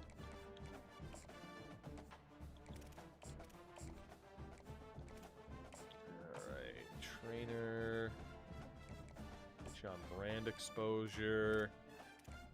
Durango. Most watched league is NFL, second is college football, third NBA, MLB, then men's college basketball, NASCAR, and then hockey. That's actually crazy if NASCAR still has higher ratings than the NHL. I'm just going to throw that out there. If that is actually statistically true, oh my god, Gary Bettman, go away. That's because NASCAR has had its own, like, horrific viewership drop-offs over the last 20 years. Like, oh my god. That's why every fucking year they have a new playoff format. Because they're like, how do we get people to watch? How do we get people to watch? Instead of just, you know, doing what you used to do to get people to watch. But no, instead we're going to have these dumbass playoff formats instead of, I don't know, doing racing right like fucking F1 does. In terms of standings and shit. But I digress.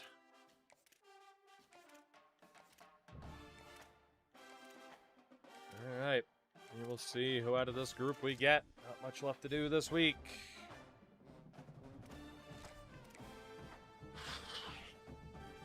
I'm still just stunned that this team lost like they did. Well, we bring in, I would say, the pride of Rancho Cucamonga, California, but we all know that's the Young Bucks. Garrett Hickok. We also bring back Tua Tagovailoa. Turns out he will not be leaving. DeAndre Root is in. Kareem Fawerda. Ben Carlos. Tremaine Heller. Hyon Drugsma has also returned. Logan Shimonik. Paul Shabazz. Terry Kennedy. Tucker Walters. And we miss out on Doug McWilliams, who goes to Penn State. I don't think we really need a full recruitment board, but at this point, screw it. Let's just go for it, because we did lose so many people in terms of going pro. So anybody that's listed as committed can go. Jaron McCauley, we are probably not going to get. Best we can do for you. Going to offer to some 3-star DBs. I think we're okay. Looking at my math here, I think we're okay. Famous last words, though. All right, McWilliams is gone. Durango. Schedule you for a visit this week. And then trainer. It's looking good. So we have one spot left. Is there a non-wideout 4-star? No, it's all wideouts now. Shit. Honestly, I'm not even going to bother because I just have to cut somebody else. It's fine. Okay. Let's see what happens. A lot of departures. Another very, very, very, very disappointing season. Oh my god. Jaron McCauley signs. Zaire Durango signs. Emmanuel Traylor signs. Holiday goes to LSU. What is my favorite jersey from each of the 4 leagues? Not necessarily of your team. God.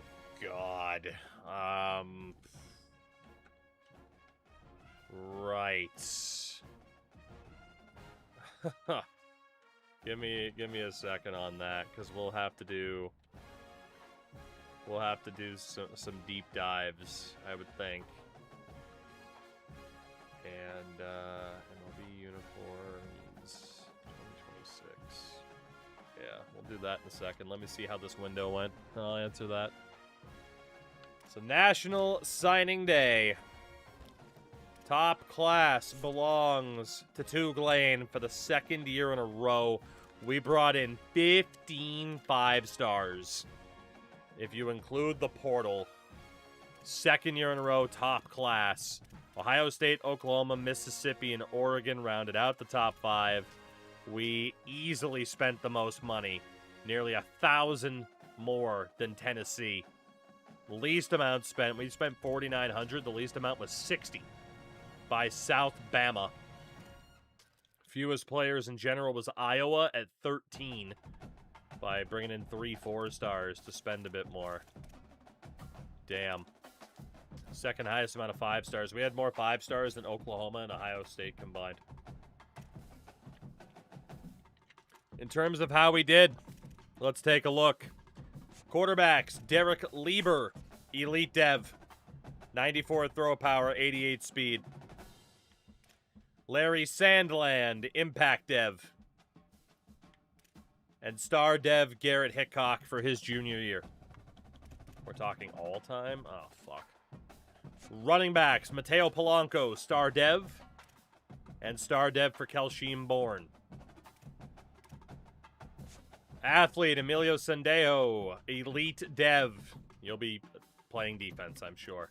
Elite dev, Nate Merriman. And elite dev, Lyle Travis.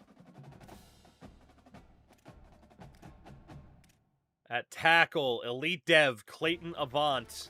Star dev, Stefan Hinish. Star dev, Miguel Slaughter. Star dev, Tremaine Heller. Normal dev, Zaire Durango. At guard, Emmanuel Trainer, normal dev. Hyon Drugsma, star dev.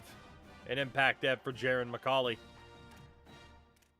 Edge rushers, Tashawn Brown, elite dev. Nick Irving, impact dev. Alfonso Willies, star dev. Rodney Goff, impact. At DT, Kareem Fawerda, star dev. Nate Batonio, star dev. Linebacker, Ben Canonico, impact. Ben Carlos, star. And Paul Shabazz, impact. Middle linebacker, elite dev, Connor Rubin. Impact dev, Ed Terrell. Star dev, Logan Shimonik. Normal dev, Terry Kennedy. Impact dev, Tucker Walters. Impact dev for corner, Eric Averill. And star for DeAndre Root. And at safety, the elite dev, Tua Tagovailoa, returns. Ridiculous class, right? Obviously a ridiculous class. To answer that question... Oh, God. Frank, how the fuck am I going to answer that? I don't even know. I don't even know how the hell I'm going to answer that. Like, all-time favorite unis. God, I don't even know, man. Especially from all time. Alright, well, let's get this out of the way then. So NFL-wise, right, we had just gone over these before. Let me go down to the bottom, although I disagreed with this guy's opinion a lot. My favorite NFL jersey of all time. King of the Mountain right now is the Chargers throwback.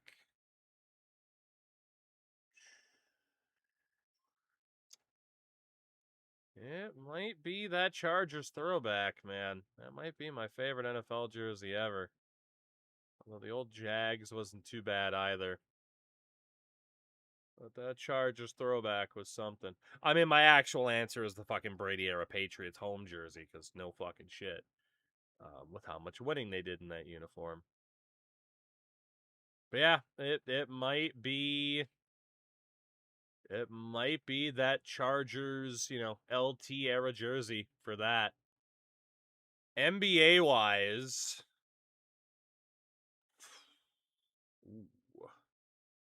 NBA-wise is a tough one. How far can I zoom in before this looks weird? Atlanta's had a good color scheme for a while, but I don't know if that's my favorite. Honestly, I mean, like, the Charlotte Hornets look, just the color is timeless.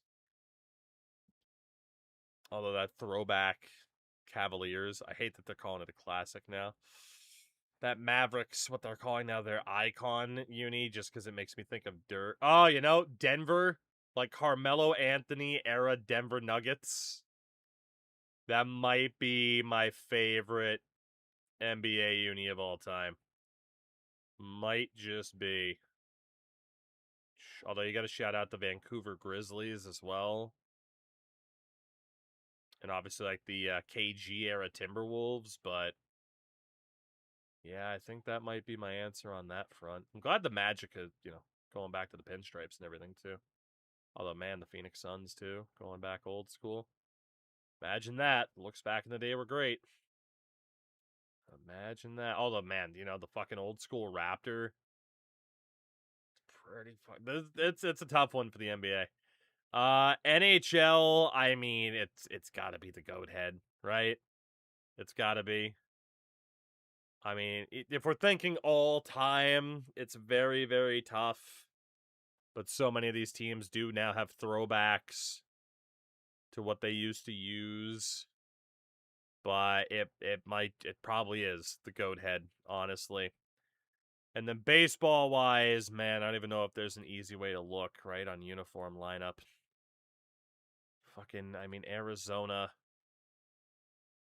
Arizona's definitely, you know, they have some shouts from, like, the early 2000s, late 90s, early 2000s.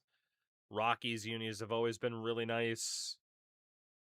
Big fan of the Giants color scheme. Yeah. I mean, the Devil Rays in general have had some good looks, too. So, you know, that gives you a general idea without going too far down the rabbit hole, right? But obviously, right, like every sport, like, dude, there has been some just unbelievable unis. All right, what do we got for throw power here? A lot of dudes in the mix. Okay, tackling. Athletes or defensive players that cannot really tackle. Athletes or defensive players that cannot really tackle. One more time for feeling. Athletes or defensive players that cannot really tackle. Okay. So we know that all the athletes will be on the defensive side of the ball. Are there any offensive players who once upon a time were athletes that are better on defense?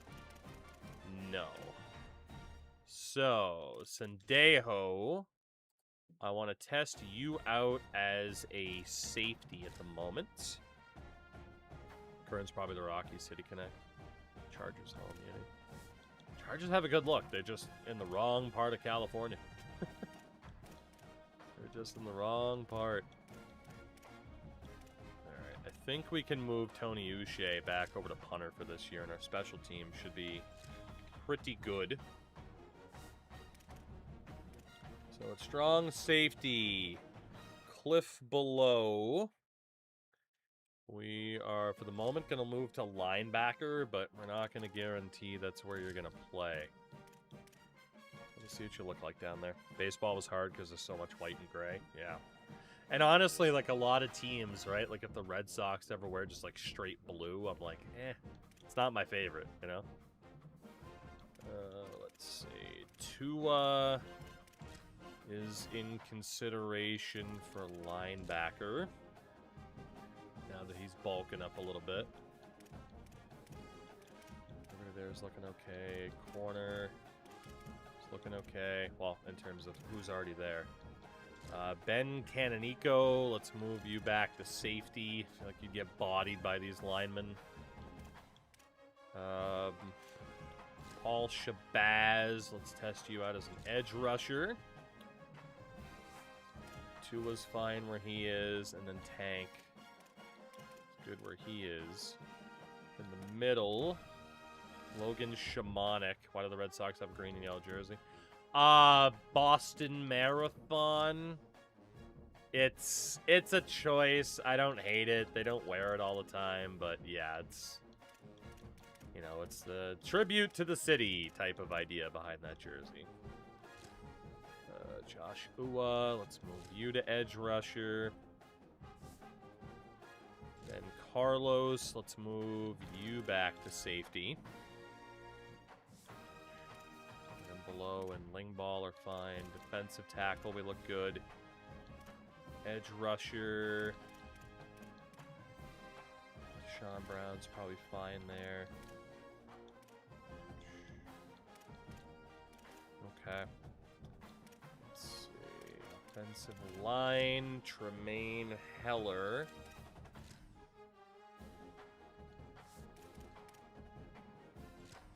Mr. Hinish. Move you over to guard. And Miguel Slaughter. Miguel's Laughter. Move you over there as well.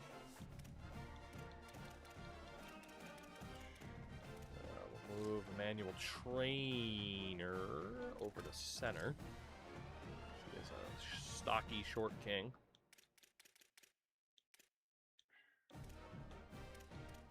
Okay, good. Of course, quarterbacks, a lot of people in the mix. We'll see if we keep them all there. Running backs, looks okay for the moment. Do we have anybody? Let's see. Never Catch Me Copper. Let's move the tight end temporarily. It makes more sense than the Blue Jays dropping blue and just not the black Jay jersey for a few years. Which I gotta be honest, I mean, I'm nostalgic for those jerseys, but I do think like the Blue Jays' current look is phenomenal. But I am nostalgic for those other jerseys.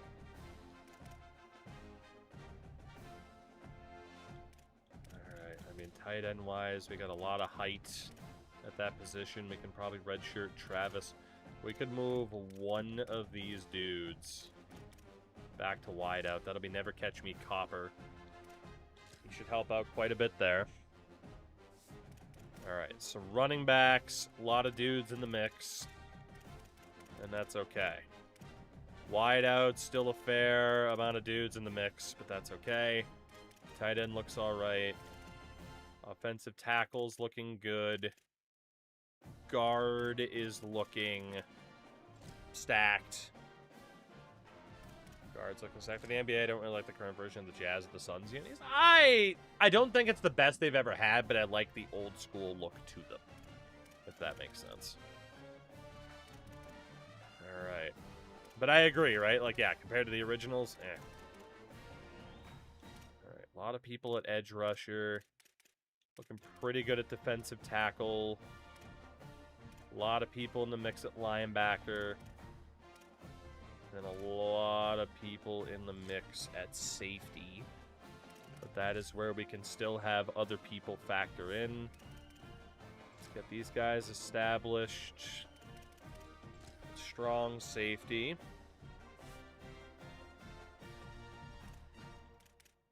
Yeah, even Hoseby ideally is over there.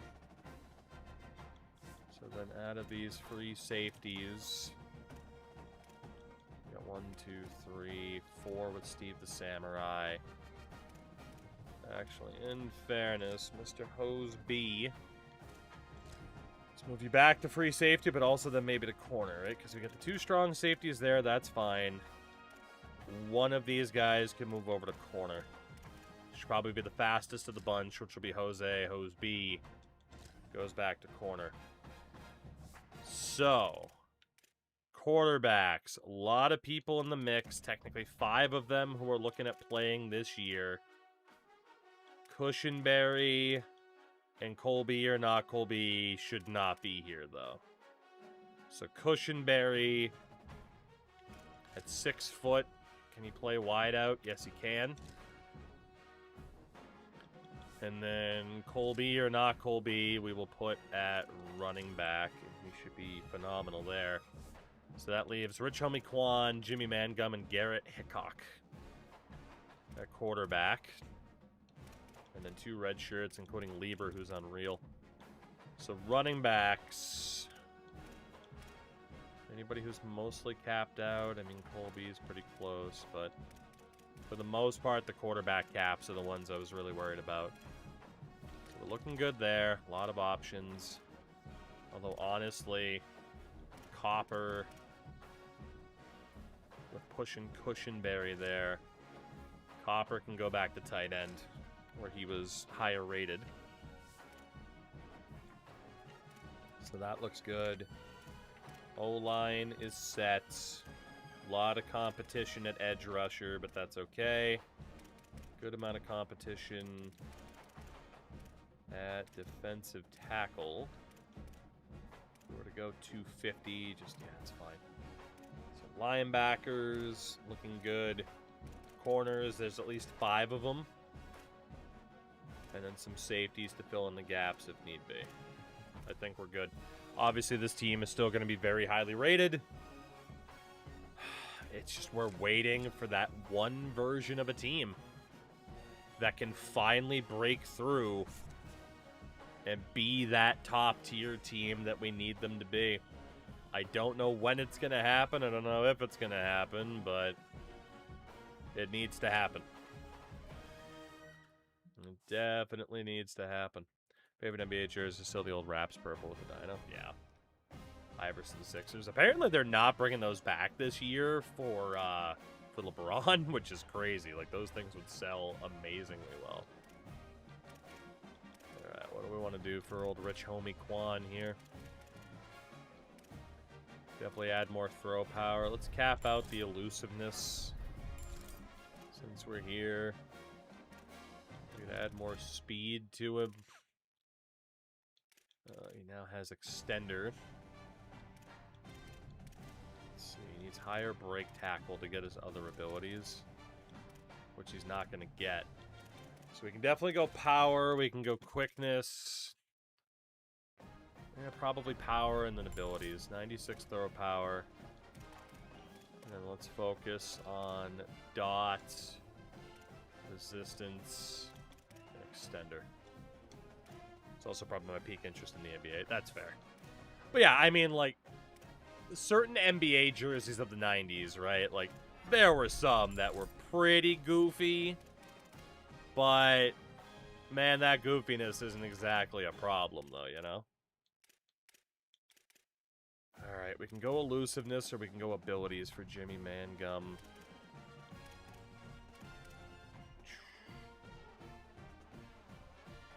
Tough to say. Getting that rating higher might be better. Because at least he has, like, the silver version of all of those. Let's get his elusiveness up there. Try to get the break sack higher. Maybe be able to extend to player 7.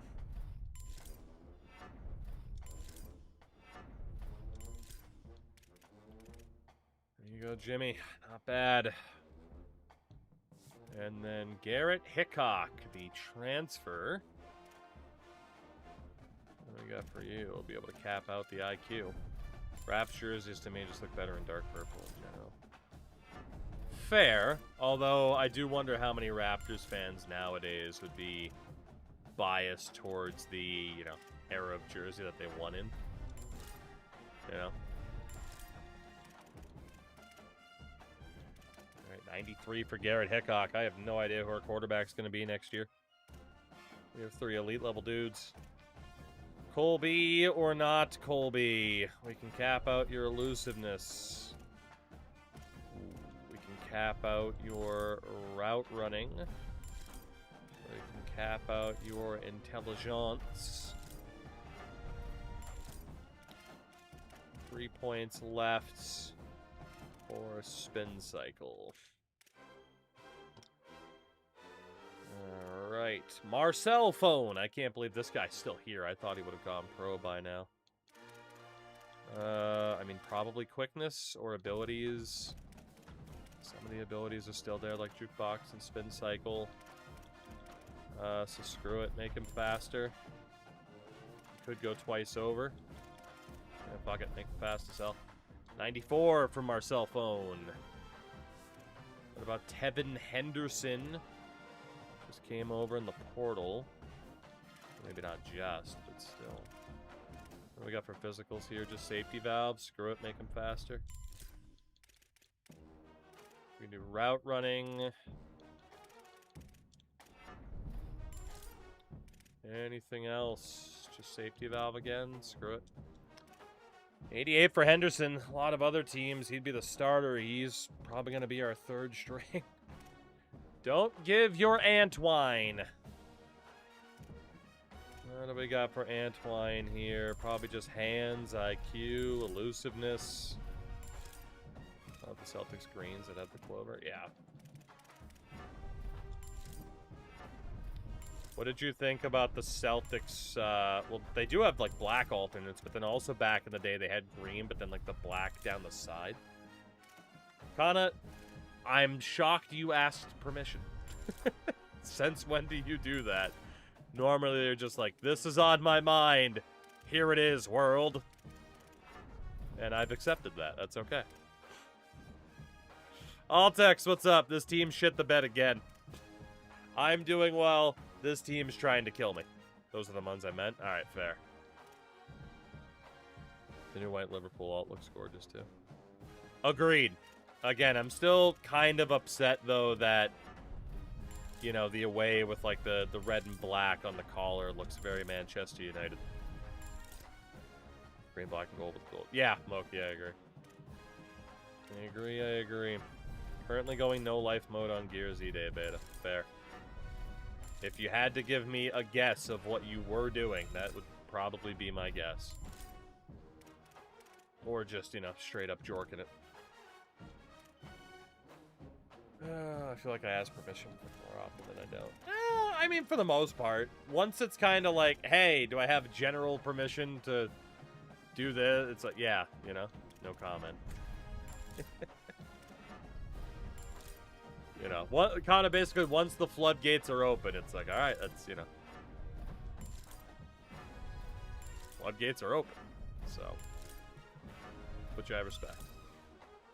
Anyway, they fired the dude for calling his stalkers bitches, but they didn't fire the guy who's a eugenist. Oh, maybe I don't want to get into K-pop. Maybe I don't.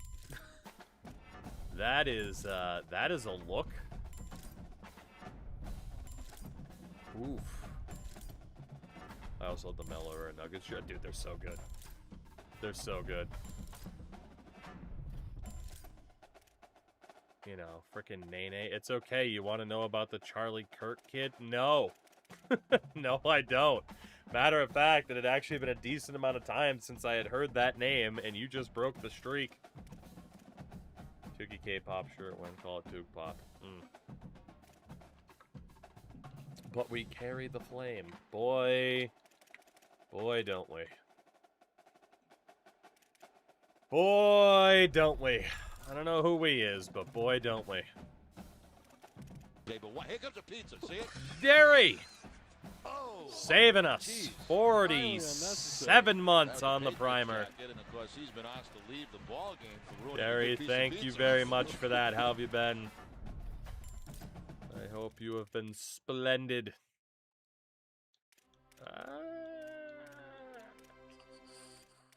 Fuck it. Let's go for the abilities.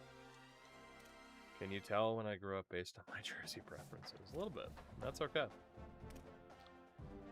South Korea is a viper's nest. I guess so. Who knew? Who knew? Alright. Let's add a little bit of jumping to this fella. A little bit of quickness. And probably a little bit more jumping. Warrior, welcome back. This won't shock you, but E-Day has a new character. It's a woman, so all the incels are triggered about it. What? See, like... Well, I mean, I guess it makes sense that the incels would be triggered about it. At the same time, you know they're loving it. I'm using her in-game because she's a badass, also with the hope that haters foam at the mouth getting triggered. You know they will. Warrior, this team shit the bed again. So, that's all. New team, same as the old team. I also might just have like the late 90s Delgado era jerseys. You might be, yeah. Those are not historically super popular. But yeah, for a second I was like, why would the incels not like the woman character? And then I'm just like, yes, because they're the ones that are just like, oh, a woman? Go to hell. As opposed to the gooners who are like, oh, a woman. Google's can I play this game one-handed, right? Oh, Derry. We're not done with it. We're not done with Cleveland. We will go back. I am hoping that the AI is improved, but honestly, with the way this team has been punching me in the fucking balls tonight, maybe we'll go back and do a season on Madden tomorrow and start alternating between the two. I don't know. Maybe we will. You know, one season on one game, next night, a season on the other. Alright, we'll cap out the IQ. Oh, Warrior just opened a whole can of worms. Uh-oh. Uh-oh. Kana, go ahead. You have my permission. I'd rather you explain it than me. You have my permission. Good luck and have fun. Turn on owner mode to see where Atlanta moves when they go broke, right? Should I be scared? Yeah, oh yeah. Oh yeah, it's not a good thing. It's not a good thing that you're asking about there. Alright, this is what she looks like, by the way. Oh, yeah, no, that is just prime people complaining on the internet. It's a woman, and she's not white. Oh, you know the internet's pissed. How woke. Gears of War has gone woke. God damn. Oof. Oof, oof, oof is my response. Alright, I'll text, that's fair. Yeah, right, Frank? Yeah, I just can't. You know, there are people in life that you just can't relate to, and it's like, I genuinely cannot relate to people that get mad about video game characters, you know? I can't do it. Like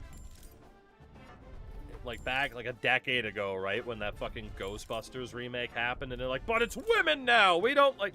Dude, just don't watch it. You still have the original, right? You're good. You still have the original, so who cares? Don't watch it and just watch the original. Like, you know? And then again, the idea, too, of just, like, I don't know. We don't even have to talk about the fucking incel community and shit like that. Like, oof. Fucking oof is the only response. Like, I don't know. I don't know. Like, people getting mad at the trans chick in The Last of Us. Yeah, like, look, if you were like, hey, I just hated those parts of the game because I had built up a character in an inventory and then you took it away from me, that's perfectly fine. I totally get someone's frustration with, like, The Last of Us Part 2 in that regard. Because, yeah, anytime you know, build up a character only to have that progress taken away and you have to restart, like, yeah, that fucking sucks. But let's be honest, good portion of people's complaints weren't about that. It was, wait a minute, this woman is jacked. She must be trans. How dare you? But, again, like, it's kind of the society we live in. Like, you can't just go about your day not liking something. You have to make sure that everybody knows you don't like it. Because you're taking a stand. Because you're a brave boy. You know? Oh, I mean, I'll text. I sure could. Why are women involved in my hobby? Yeah, people still love the last, from Aliens, who's the fast one in Terminator 2. I mean, Moki, like, see, that's the thing. I don't like it, want to make it everyone else's problem, right? That's the thing that when people say it, I'm like, they're 100% correct. Terminator 2 comes out in 2026. There's a good amount of people pushing back on that movie, calling it woke. And that's how far gone some people are, which is crazy. But you know for a fact that's true. 100% for a fact. It doesn't take much imagination to be able to envision the tweets, to be able to envision the fucking news sources that would be talking about it, you know? But it's just where we're at right now, which is... it's kind of crazy how far things have gone, you know? A ton of old movies from the 80s that would get called woke today. But yeah, at the same time, those same people begrudge the fact that media isn't like it used to be. So, of course, they try to have it both ways. In terms of, oh, well, this would be woke now, but also things aren't like they used to be, you know? So it just seems like such a fucking exhausting way to live. Can someone tell me why woke would be an insult? Derry, I don't know. I have been called woke so many times on Twitter and in YouTube comments, and I don't know if people genuinely think that I would find that insulting. because the insinuation is that you're an empathetic person. Thank you. I try to be. I wasn't always. At one point, I was an idiot kid who was desperate to not be bullied himself, so he then joined in on the bullying towards other people. And instead said, wow, being this type of person fucking sucks and makes me feel bad. So I worked on myself to become a better person. Boy, I'm sure gonna feel bad about that. You know? Because idiots don't understand what it actually means. Right. Like, being aware of things is somehow bad. Well, I mean, Derry, in that way, knowledge... There are people who will swear to you that having knowledge is inherently bad. I will say that being knowledgeable and aware is a bad thing because the sentence or the old saying of ignorance is bliss is so fucking true. My God. Man, can you imagine going through life right now as an unaware idiot? It has to be so nice. Because if you have even, like, a semblance of what's going on in the world around you, it's a fucking nightmare. But just being completely oblivious to everything has to be so nice. Truly. That's typically how bullies operate, though, coercing their victims to pick on other victims. So, yeah, I mean, well, Moki, for me, right? Like, I've talked about this before. So, like, third and fourth grade, I was the new kid. You know? I was the new kid in school. And, of course, as a new kid, there's a risk. Like, you don't know how it's gonna go. Are you gonna find that you fit in with people or not? And, you know, ultimately, like, I did. I was never... Again, we talked about this before, right? For me in school, like, I had friends from pretty much every friend circle. But I didn't, like, specifically fit into one category, which I kind of liked.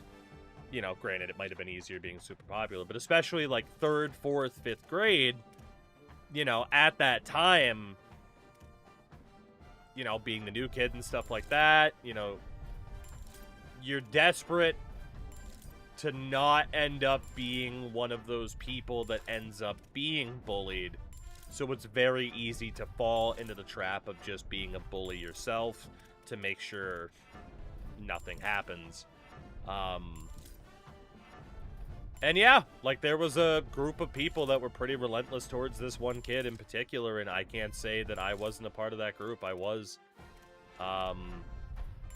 And yeah, I apologized to him multiple times down the road because I'm like, I was a piece of shit. I am so sorry. Some people just never grow out of that. Some people never grow out of being that shitty little kid. And it's very sad. But it's the reality of it, you know? I didn't join in on the bullying, but I kept my head down a lot. There was some of that too, you know? Especially, like, depending on the scenario. You know? I would define that as, like, especially at that time, like, seeing people pick on somebody else and just, you're afraid to speak up because you don't want, you know, to then have that attention turned to you, you know? So, big boy, yeah, it's awful. Like, the whole idea of, like, oh, being an empathetic person in 2020, it fucking blows. Like, you know, you look at life in general, like, the human brain is not meant to know as much as we have the ability to know at any given moment. Like, you know, our ancestors, they didn't fucking know what was going on in Europe. Shit, you go back far enough, they might not have even known that there was a Europe.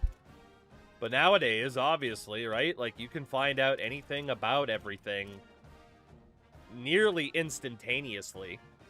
Frank, apparently it is, yes.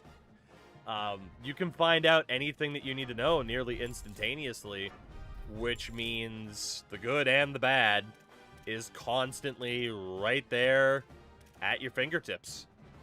And that is, there's some good to that, but there's a lot of bad to that as well. Going through public school as a disabled person, I was always glad I was physically strong enough to throw a punch or could yell so I could hold my own if someone tried to pick on me. You know, Hulk, maybe it's just my ignorance, right? But, like, for me, it's one of those things where it's like, I'd like to think nobody would fucking do that, but at the same time, of course somebody would have done that, right? But holy shit. Like, that idea of, like, even in school, like, picking on a kid in a fucking wheelchair or something, like, Jesus Christ. I'd like to think, like, 10-year-old me wouldn't have been that big of a piece of shit, you know? You know? Because, like, holy hell. That is... Even at that age and that level of immaturity, like, holy fuck. All caps from Ghana again. But, yeah, I mean, like I said, in a general sense, right? I mean, this conversation's obviously evolved a little bit, but... It is not the easiest thing in terms of, like, being an empathetic person, because so many people nowadays view it as a fucking weakness, which is crazy. Like I said, like, the amount of shit it's fine. It's not a big deal. I'm used to getting yelled at the internet. But the amount of people that, you know, threatened violence against me and my now wife because I said the Tampa Bay Lightning were irresponsible for holding a championship parade in the summer of, or the fall of 2020. Craziness, but that happens. The, you know, amount of times you get called this or that because you're like, hey, maybe the sports logo isn't cool. Or, hey, be nice to the certain communities, you know? But, I don't know. I threw one kid against a locker in grade 9, never got fucked with again. Hell yeah. I mean, I've talked about it, like, for me, like, in high school, like, there was definitely... I was closer, like, again, despite in high school still having, you know, a pretty varied friend group, like, I was definitely more of a target to get picked on in high school than I was in middle school. But that was because I was a bigger kid. Both in terms of height and just general size. Like, I was a bigger kid. So, you know, generally more of a quiet, reserved person, which might be hard to believe based on some of the streams, but that makes for such a great target for some of these people, right? To just try to push your buttons, especially people smaller than you. Because, man, if you do something, just inherently by default, you're going to look like an asshole because they're smaller than you. So, I mean, there's always people that are going to look to fucking push your buttons regardless of the circumstances of the situation. Yeah, big boy if only. Being a powerlifter, seeing people say jacked women are trans is funny when I know dozens of women who could legit throw somebody the size of you over his head. I mean...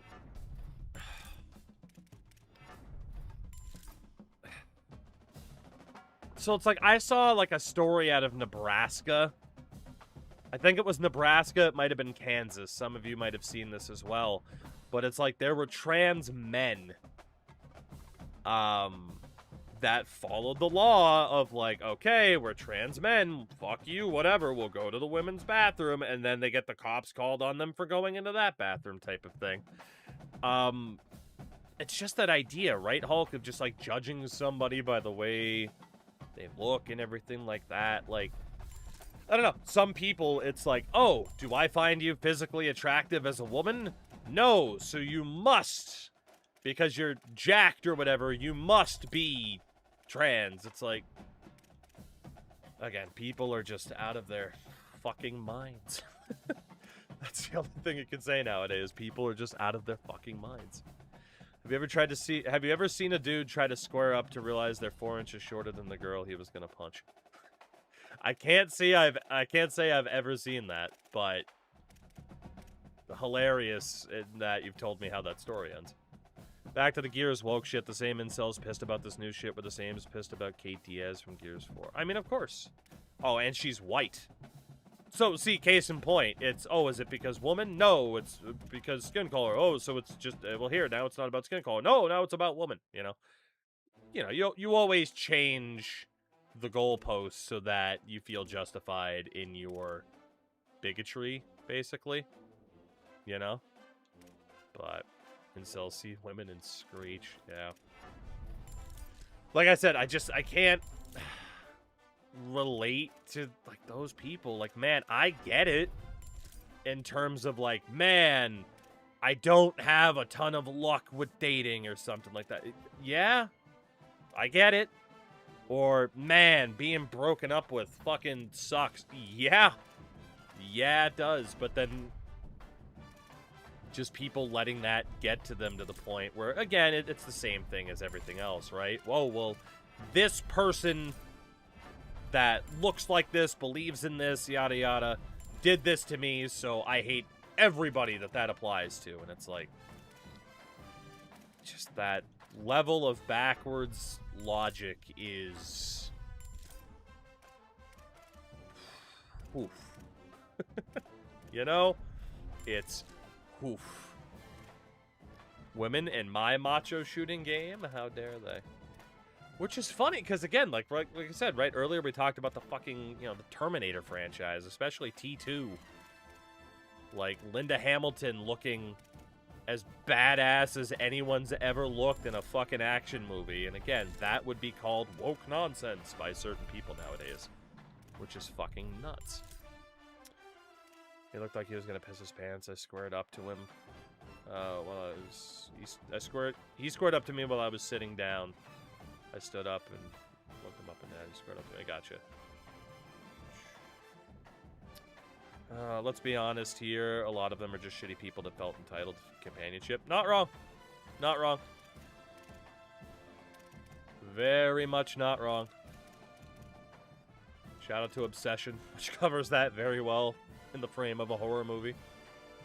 I hate everyone equally. I don't discriminate. If you're an asshole, it doesn't matter. Yeah, I mean, Vernon, right? Like, that's kind of what I've subscribed to as well, right? It's like... again, we've thrown that sentence around, that old saying of don't yuck somebody's yum, right? It's like, whether or not it's movies, this, that, whatever the hell, it's like, man, my attitude in life is like, as long as you're not hurting anybody else to find your happiness, like, you do you, man. I don't care. I don't care. That's pretty much what it comes down to. It's just a shame more people can't subscribe to that for whatever reason. But, you know. This is what Kate looked like. I mean, come on, Altex. You know for a fact people are just like, come on, she's not really white, because she's not a blonde white woman with gigantic bazongas. Come on now, brother. And they're hiding the cake, so she might not even be a woman. She could be a trans man. In my Gears of War game, I don't think so. You know? That type of shit. Constant goalpost movement. Honestly, kinda, yeah, it is. I like when we get to, like, 5 in the morning and you never know what the hell the conversation's gonna be like in the stream. I'm a big fan. Keeps me on my toes. You know? I like it. I like it. Incels got mad when they saw they made Tifa's boobs smaller. Uh-huh. Well, yeah, we hate women, but if they gotta be in the game, they better have gigantic boobs, guys. Come on. Come on now, that's just common sense. Vernon, that's fair. Altex, yeah, I was gonna say, I'm actually familiar with that name. But... oh, what a time. What a time, what a time. I'm upset Lara Croft lost her triangles. Oh, man. God damn. What a game.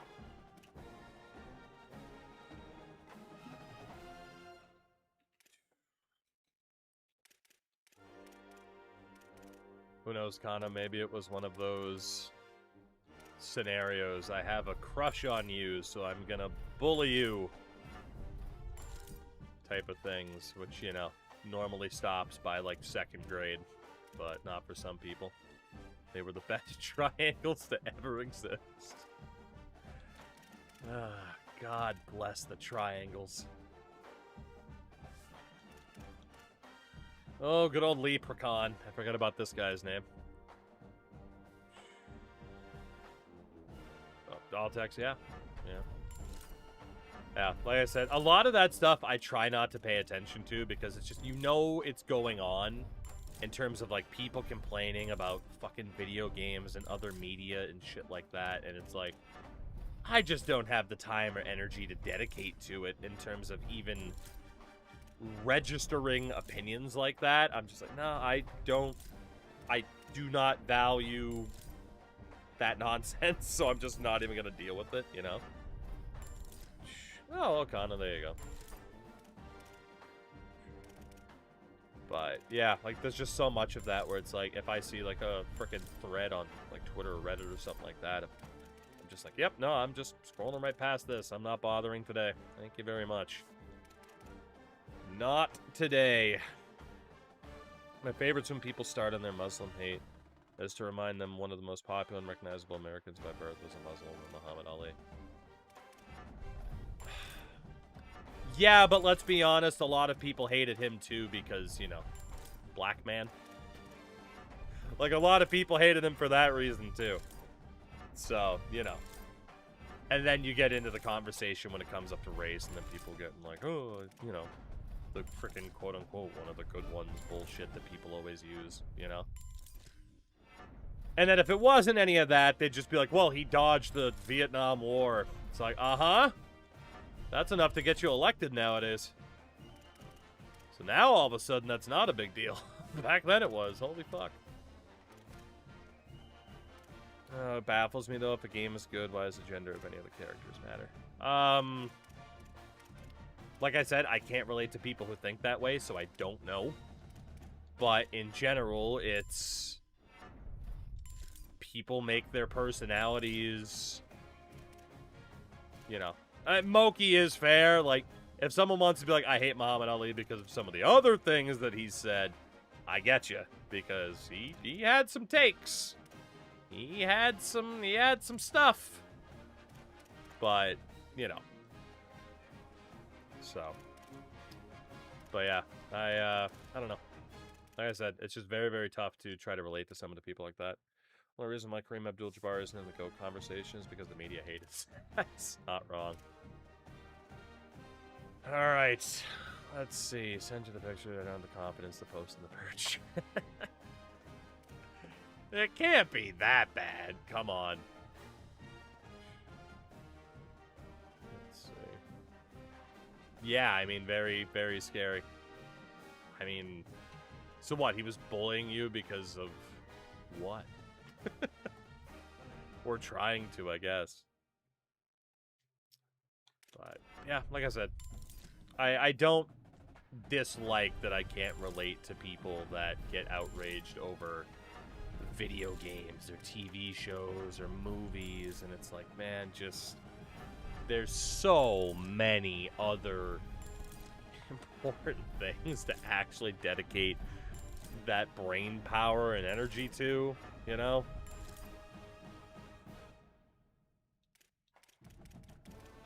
I mean, kind of fair enough.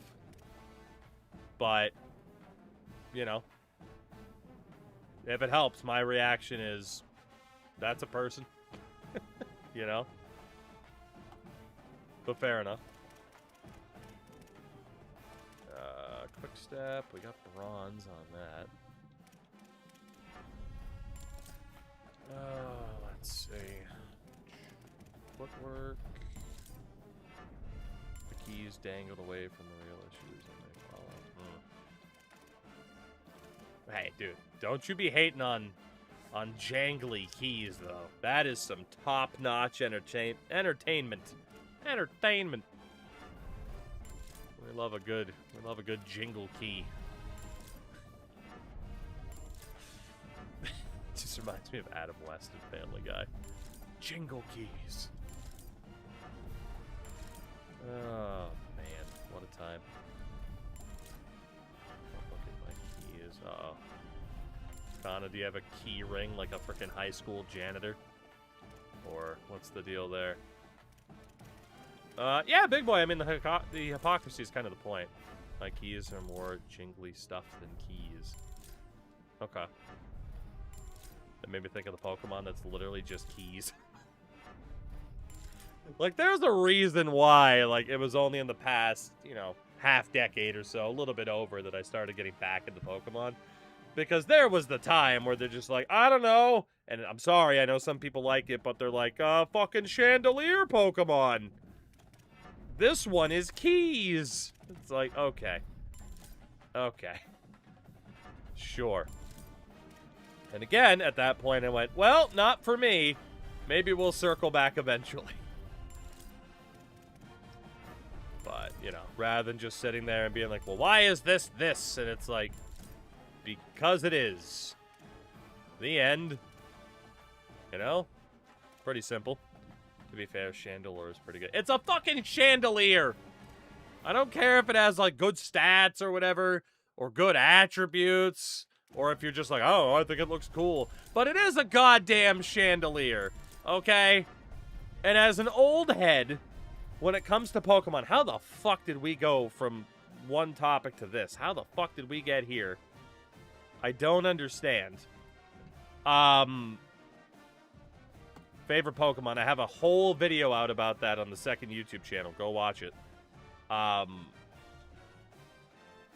But, like, if you think about Pokemon from my perspective, right? At my age, Gen 1 coming out, these are Pokemon. Sure, a turtle can be a Pokemon. It turns into a turtle with fucking cannons on its back. That's sick. Butterfly Pokemon. At least it's a creature, right? Like animals, rats, snakes, whatever. Cool as hell, sure. Even plants, because grass Pokemon. Cool. But then you get a fucking chandelier. It's a fucking chandelier. And then whatever the fuck this thing is, you know?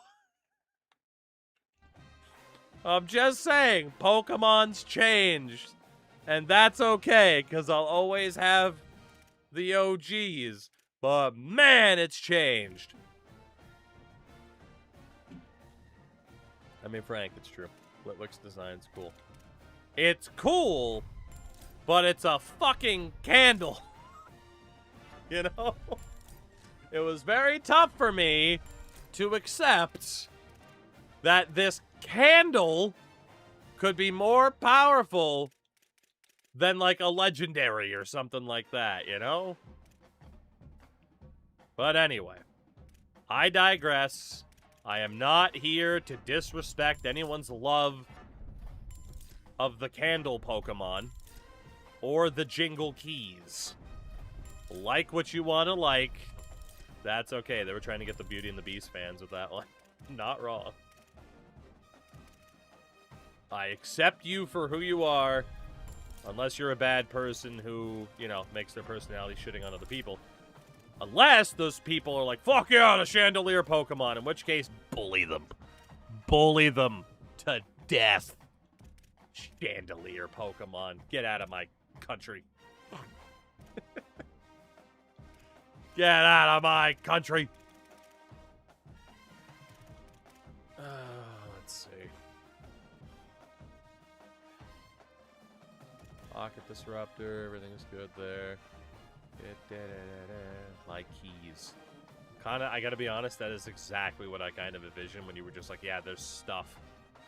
Shout out to the M&M's world. Phenomenal. I don't think my keys are in here, but it's literally just my house key and my car key fob. And that's it. On a lanyard. I'm a simple bitch. What can I say? I'm a simple bitch. There's a gift too. Delightful. The flamingo duck is 100%. Okay, what is the flamingo duck? Hello? There's a flamingo duck? Do we really need 5 Pokemon? Dude, the more ducks, the better, okay, for Pokemon, though? Like, we were doing a playthrough a couple years ago. I was doing nothing but you know, a duck lineup, and then unfortunately the game was ass, so that didn't help. But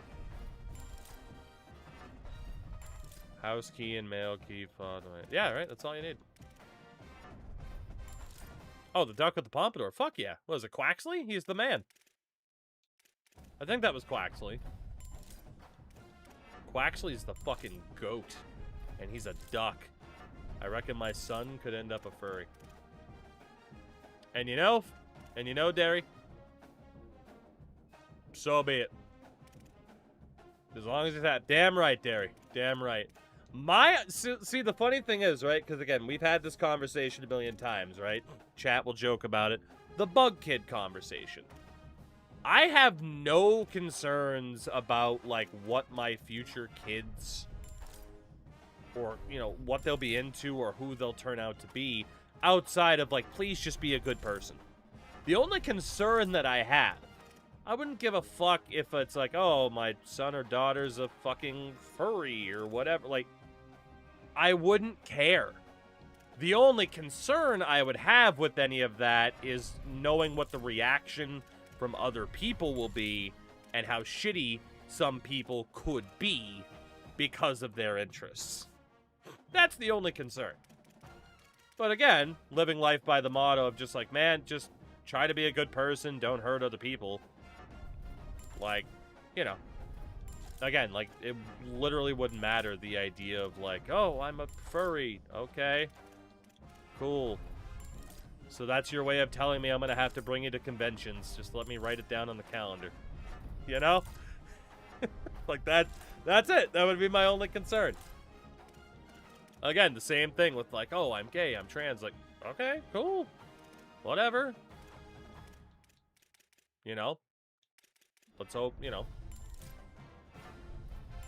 every day isn't, you know, you being, you know, fucking bullied by shitty people, but I don't care. You know? Oh, you're a furry monk, you're up. Yeah. Yeah, right? It's fine. Oh, you're a furry? Don't worry. I have a friend who can talk to you all about that. Don't worry. Being a furry is the only thing I'd judge my kid for. I'd support them, but I'd hate it. I mean, I just... Again, it would be that, like, I don't get it. I truly don't, but I support you, you know? I definitely wouldn't hate it. That's why they all work in IT. Yeah, at least they'd make good money, right? I'm going to a good nursing home. Sweet. Hell yeah. I'm going to a nursing home with a view. As long as they don't become a Pirates fan, right? Ah, shit. But yeah, like it's just literally the line for me. It's like, be a good person, and I don't care what the interests are, really, you know?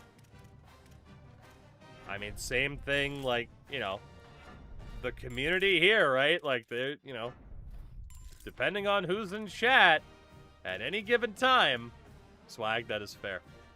And yeah, don't support the New York Giants, please. Depending on who's in chat at any given time, you know, we got some people in this community that have some hobbies and have some interests. And that's okay. And there will be conversations that come up in chat where I'm just like, huh, I don't know what the fuck's going on anymore. But you know what? It's cool. Video games, dinosaurs, space, K-pops, bugs, snakes, and lizard. Kana, as you know, you are very much one of those people.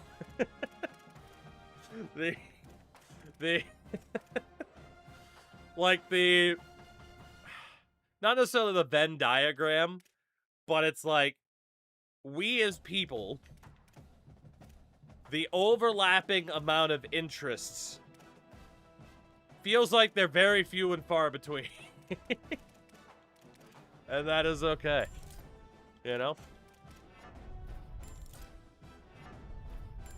Oh, man.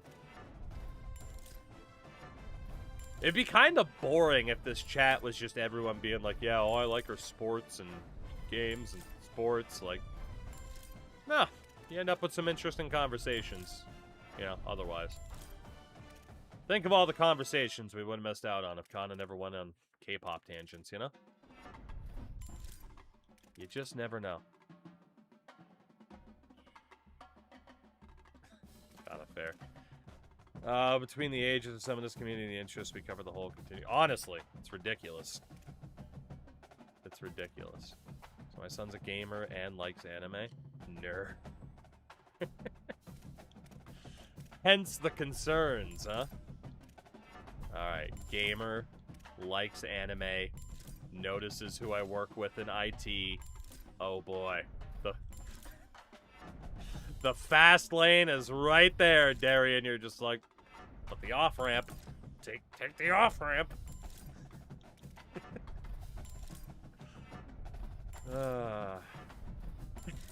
And then they miss the off-ramp and they just go full speed ahead and you're like, ah, it's fine. There'll be another exit down the road. Just keep going. It's called hentai and it's art. I'm going to abstain from this conversation. To be fair, he gets the gaming from me. Fair. So you are, you know what? I mean, that's why you have to accept it. You are partially at fault. You know, you open the door here on this one. Oh, God. Yeah. When the time comes, I'm going to be very intrigued because odds will be... It's going to be one of those 50-50s, right? I know we've had this conversation before, too. But growing up, you know, it feels like a 50-50 dice roll. For example, right? My parents, both big hockey fans, and we're both wrestling fans. I ended up liking both. My parents have both been smokers. I have never had a cigarette to my lips. No thank you. Not for me. So it's always interesting to see what carries over of, you know, the interest, influence, habits of the people around you, what you're like, hey, that's also for me, versus what's like, nah, fuck that, I don't care about that at all, you know?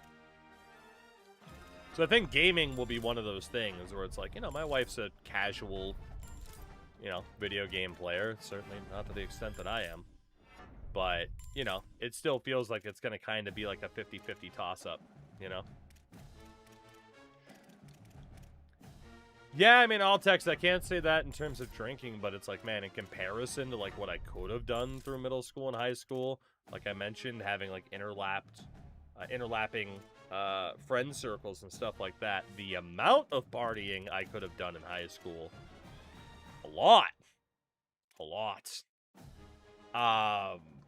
The amount of partying I did, none. I just didn't want to be around it.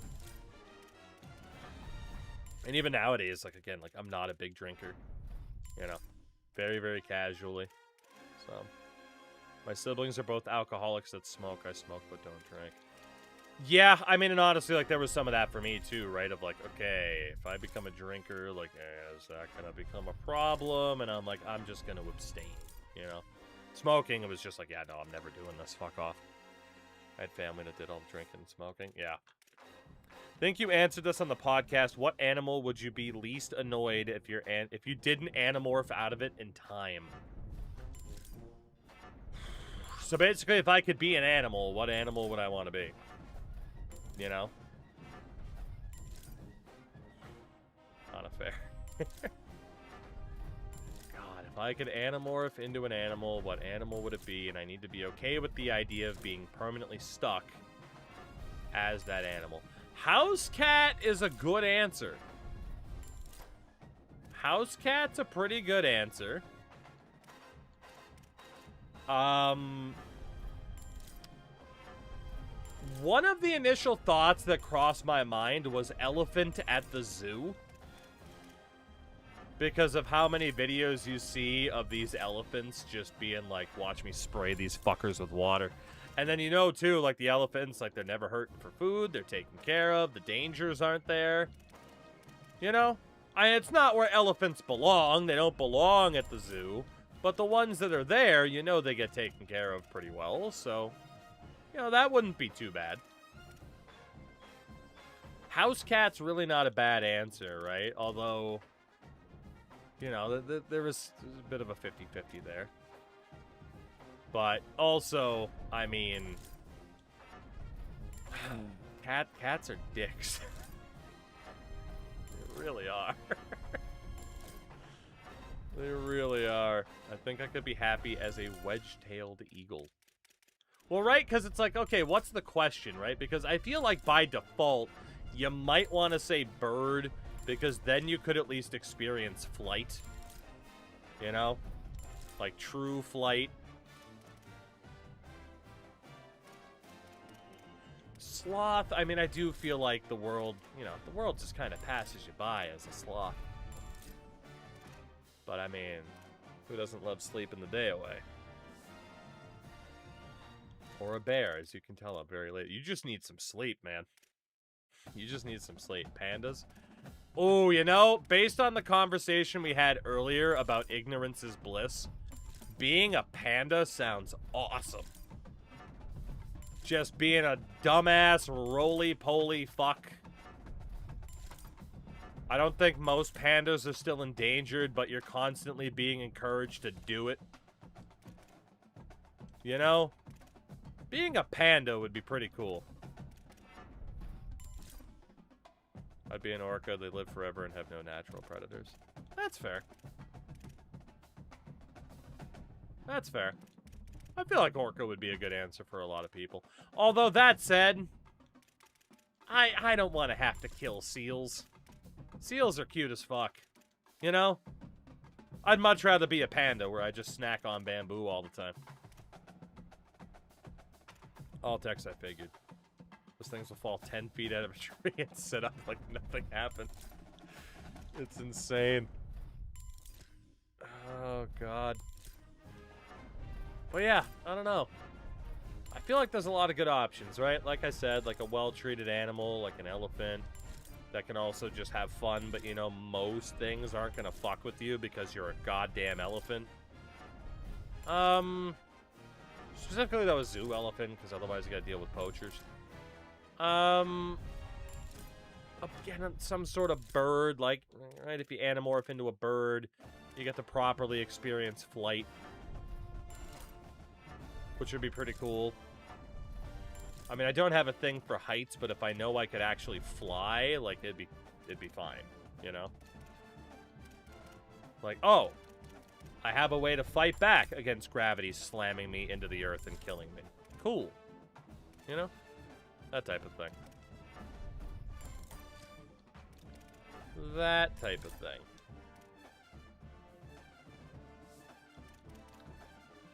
Parrots and macaws also have really long lifespans. True, but I don't know if you want it to be all about lifespan, though, too, right? Like, you don't want to be a fucking goldfish, right? But also, like, I don't need to be a tortoise that lives to, you know, 250 years old. Although, man, imagine all... Well, then again, you're also a tortoise. So I feel like you'd have to be, again, like a tortoise at the zoo to see, like, the evolution of people. Otherwise, if you're just a tortoise on a beach, like, yeah, that's peaceful as hell. But at the same time, you're not really getting to absorb what's going on around you. Plus, remember, you're an anamorph that got stuck. So you are still aware that you are you. It's not like you're just, like, swapping bodies with this creature. Like, the creature is still you. Like, you're still in there. To my recollection with Animorphs, right, it wasn't like, oh, when you switch, you're not you anymore. It's like, no, you're still you. So, you know, you wouldn't want to get stuck as something where you're just like, oh, this is the worst, you know? So there is that element. Wheels, not that I know of right now, which bums me out, but, you know, If I have been there for the last time, at least the last time anytime soon. Good run. But if we go quick, be nice to cap out quickness for the XP. Let's just do it. There's a shark species that lives for 1,000 years, and it doesn't seem ideal. Right? Like, I mean, don't get me wrong. On one hand, like, it'd be interesting. But also being like, yeah, it's the year 3026. I don't know. I don't know if that would be a good time. You know? Especially if you're like me and started in 1994.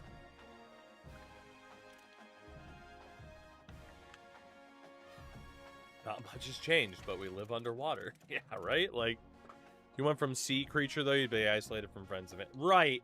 And that was my initial thought. But also, okay, so Frank, the real question is, do friends and family have knowledge that I have the power of an Animorph? Or is it a secret? Because if it's a secret, then it really makes no difference. Because if you get stuck, they're just going to think that you died. But if everybody knows, like, oh shit, that's Timmy, he got stuck as a parrot. It's like, hey, this is my parrot son, Timmy. You know? Like, at least you could still have that now very awkward relationship. But if you switch over and nobody knows that it's you, you can't be like, yeah, I'll be a house cat. Like, you don't fucking know. Like, hey, I'm home. Like, your mom could throw you out the front door. Get the fuck out of here, cat. I don't know you. You know? As a parrot, at least you can talk. Can you properly talk, or can you really only mimic? You know? Feels like you can primarily mimic. You can talk, but, you know, there's no parrot that's just breaking out, you know, Shakespeare on its own without some coaxing, you know? And if there is, I need the link to the video. Please and thank you. I am very intrigued. Yeah, like, if you're a parrot, like, do you have the ability to just be like, Gene, it's me! I got stuck in parrot form, I'm fucked. Please feed me. You know? Wouldn't want to be a sea creature in 3026, the amount of human waste. Yeah. But if you have control, you can teach yourself. True. True. It's a loaded question. As per usual, I can never just take a question at face value. You have to really dissect it and figure out what the full parameters of the scenario happen to be. You know? I guess you could fly to a photo of yourself and tap on it until someone realizes what you're trying to say. That's a real Lassie situation. Tim's stuck in a well? I am Tim! You know? But they need to know that you have Animorph powers. But do you, you know, that's what I'm saying, right? Or Animorph powers secretive? If I was going to get stuck as an animal, I don't think I'd try. Well, that's what I'm saying, too, right? Is it's like, it's entirely different scenarios if it's people know I have this ability to change to an animal, people don't know. Because if people don't know and you get stuck as that animal, it's just, okay, as far as they're concerned, you're dead, right? And that sucks, but, you know, it's just, it's kind of that finality. You know what it is. But if people do know that you have the ability, and you can somehow communicate that you are stuck, well then in that instance, right, like at least there might be something. Some sort of solution, for lack of a better term, you know? I don't know. It's a lot to think about.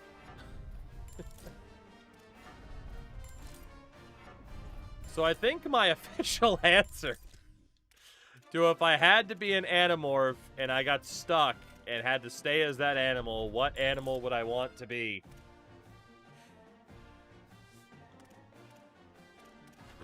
I think I'm going to go with Zoo Elephant.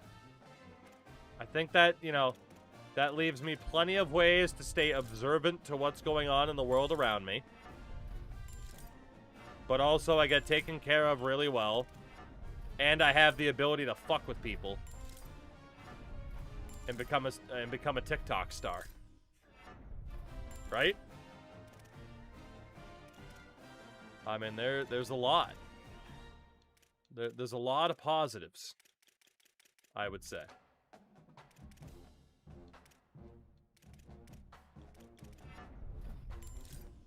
Alright, Ben Carlos. What cartoon universe would you be stuck in if you had to choose? Oh, man. Chalk Zone, maybe? I don't know why that was the first one to come to mind. But there's a hell of a lot of room for creativity in the Chalk Zone universe, you know? A lot of room for creativity.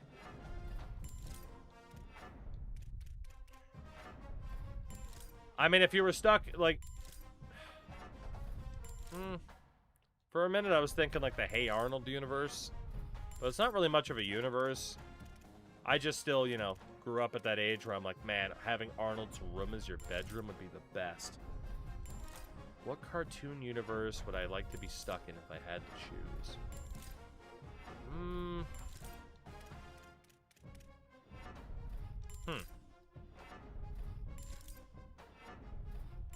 Good question. Because you wouldn't want to be in, like, the fucking Batman universe or a universe with superheroes, because there's just too much going on. There's a lot of crime, right? You just don't want to deal with that. That's too close to what else is going on, right? So you're not choosing, like, the Batman animated series or something like that.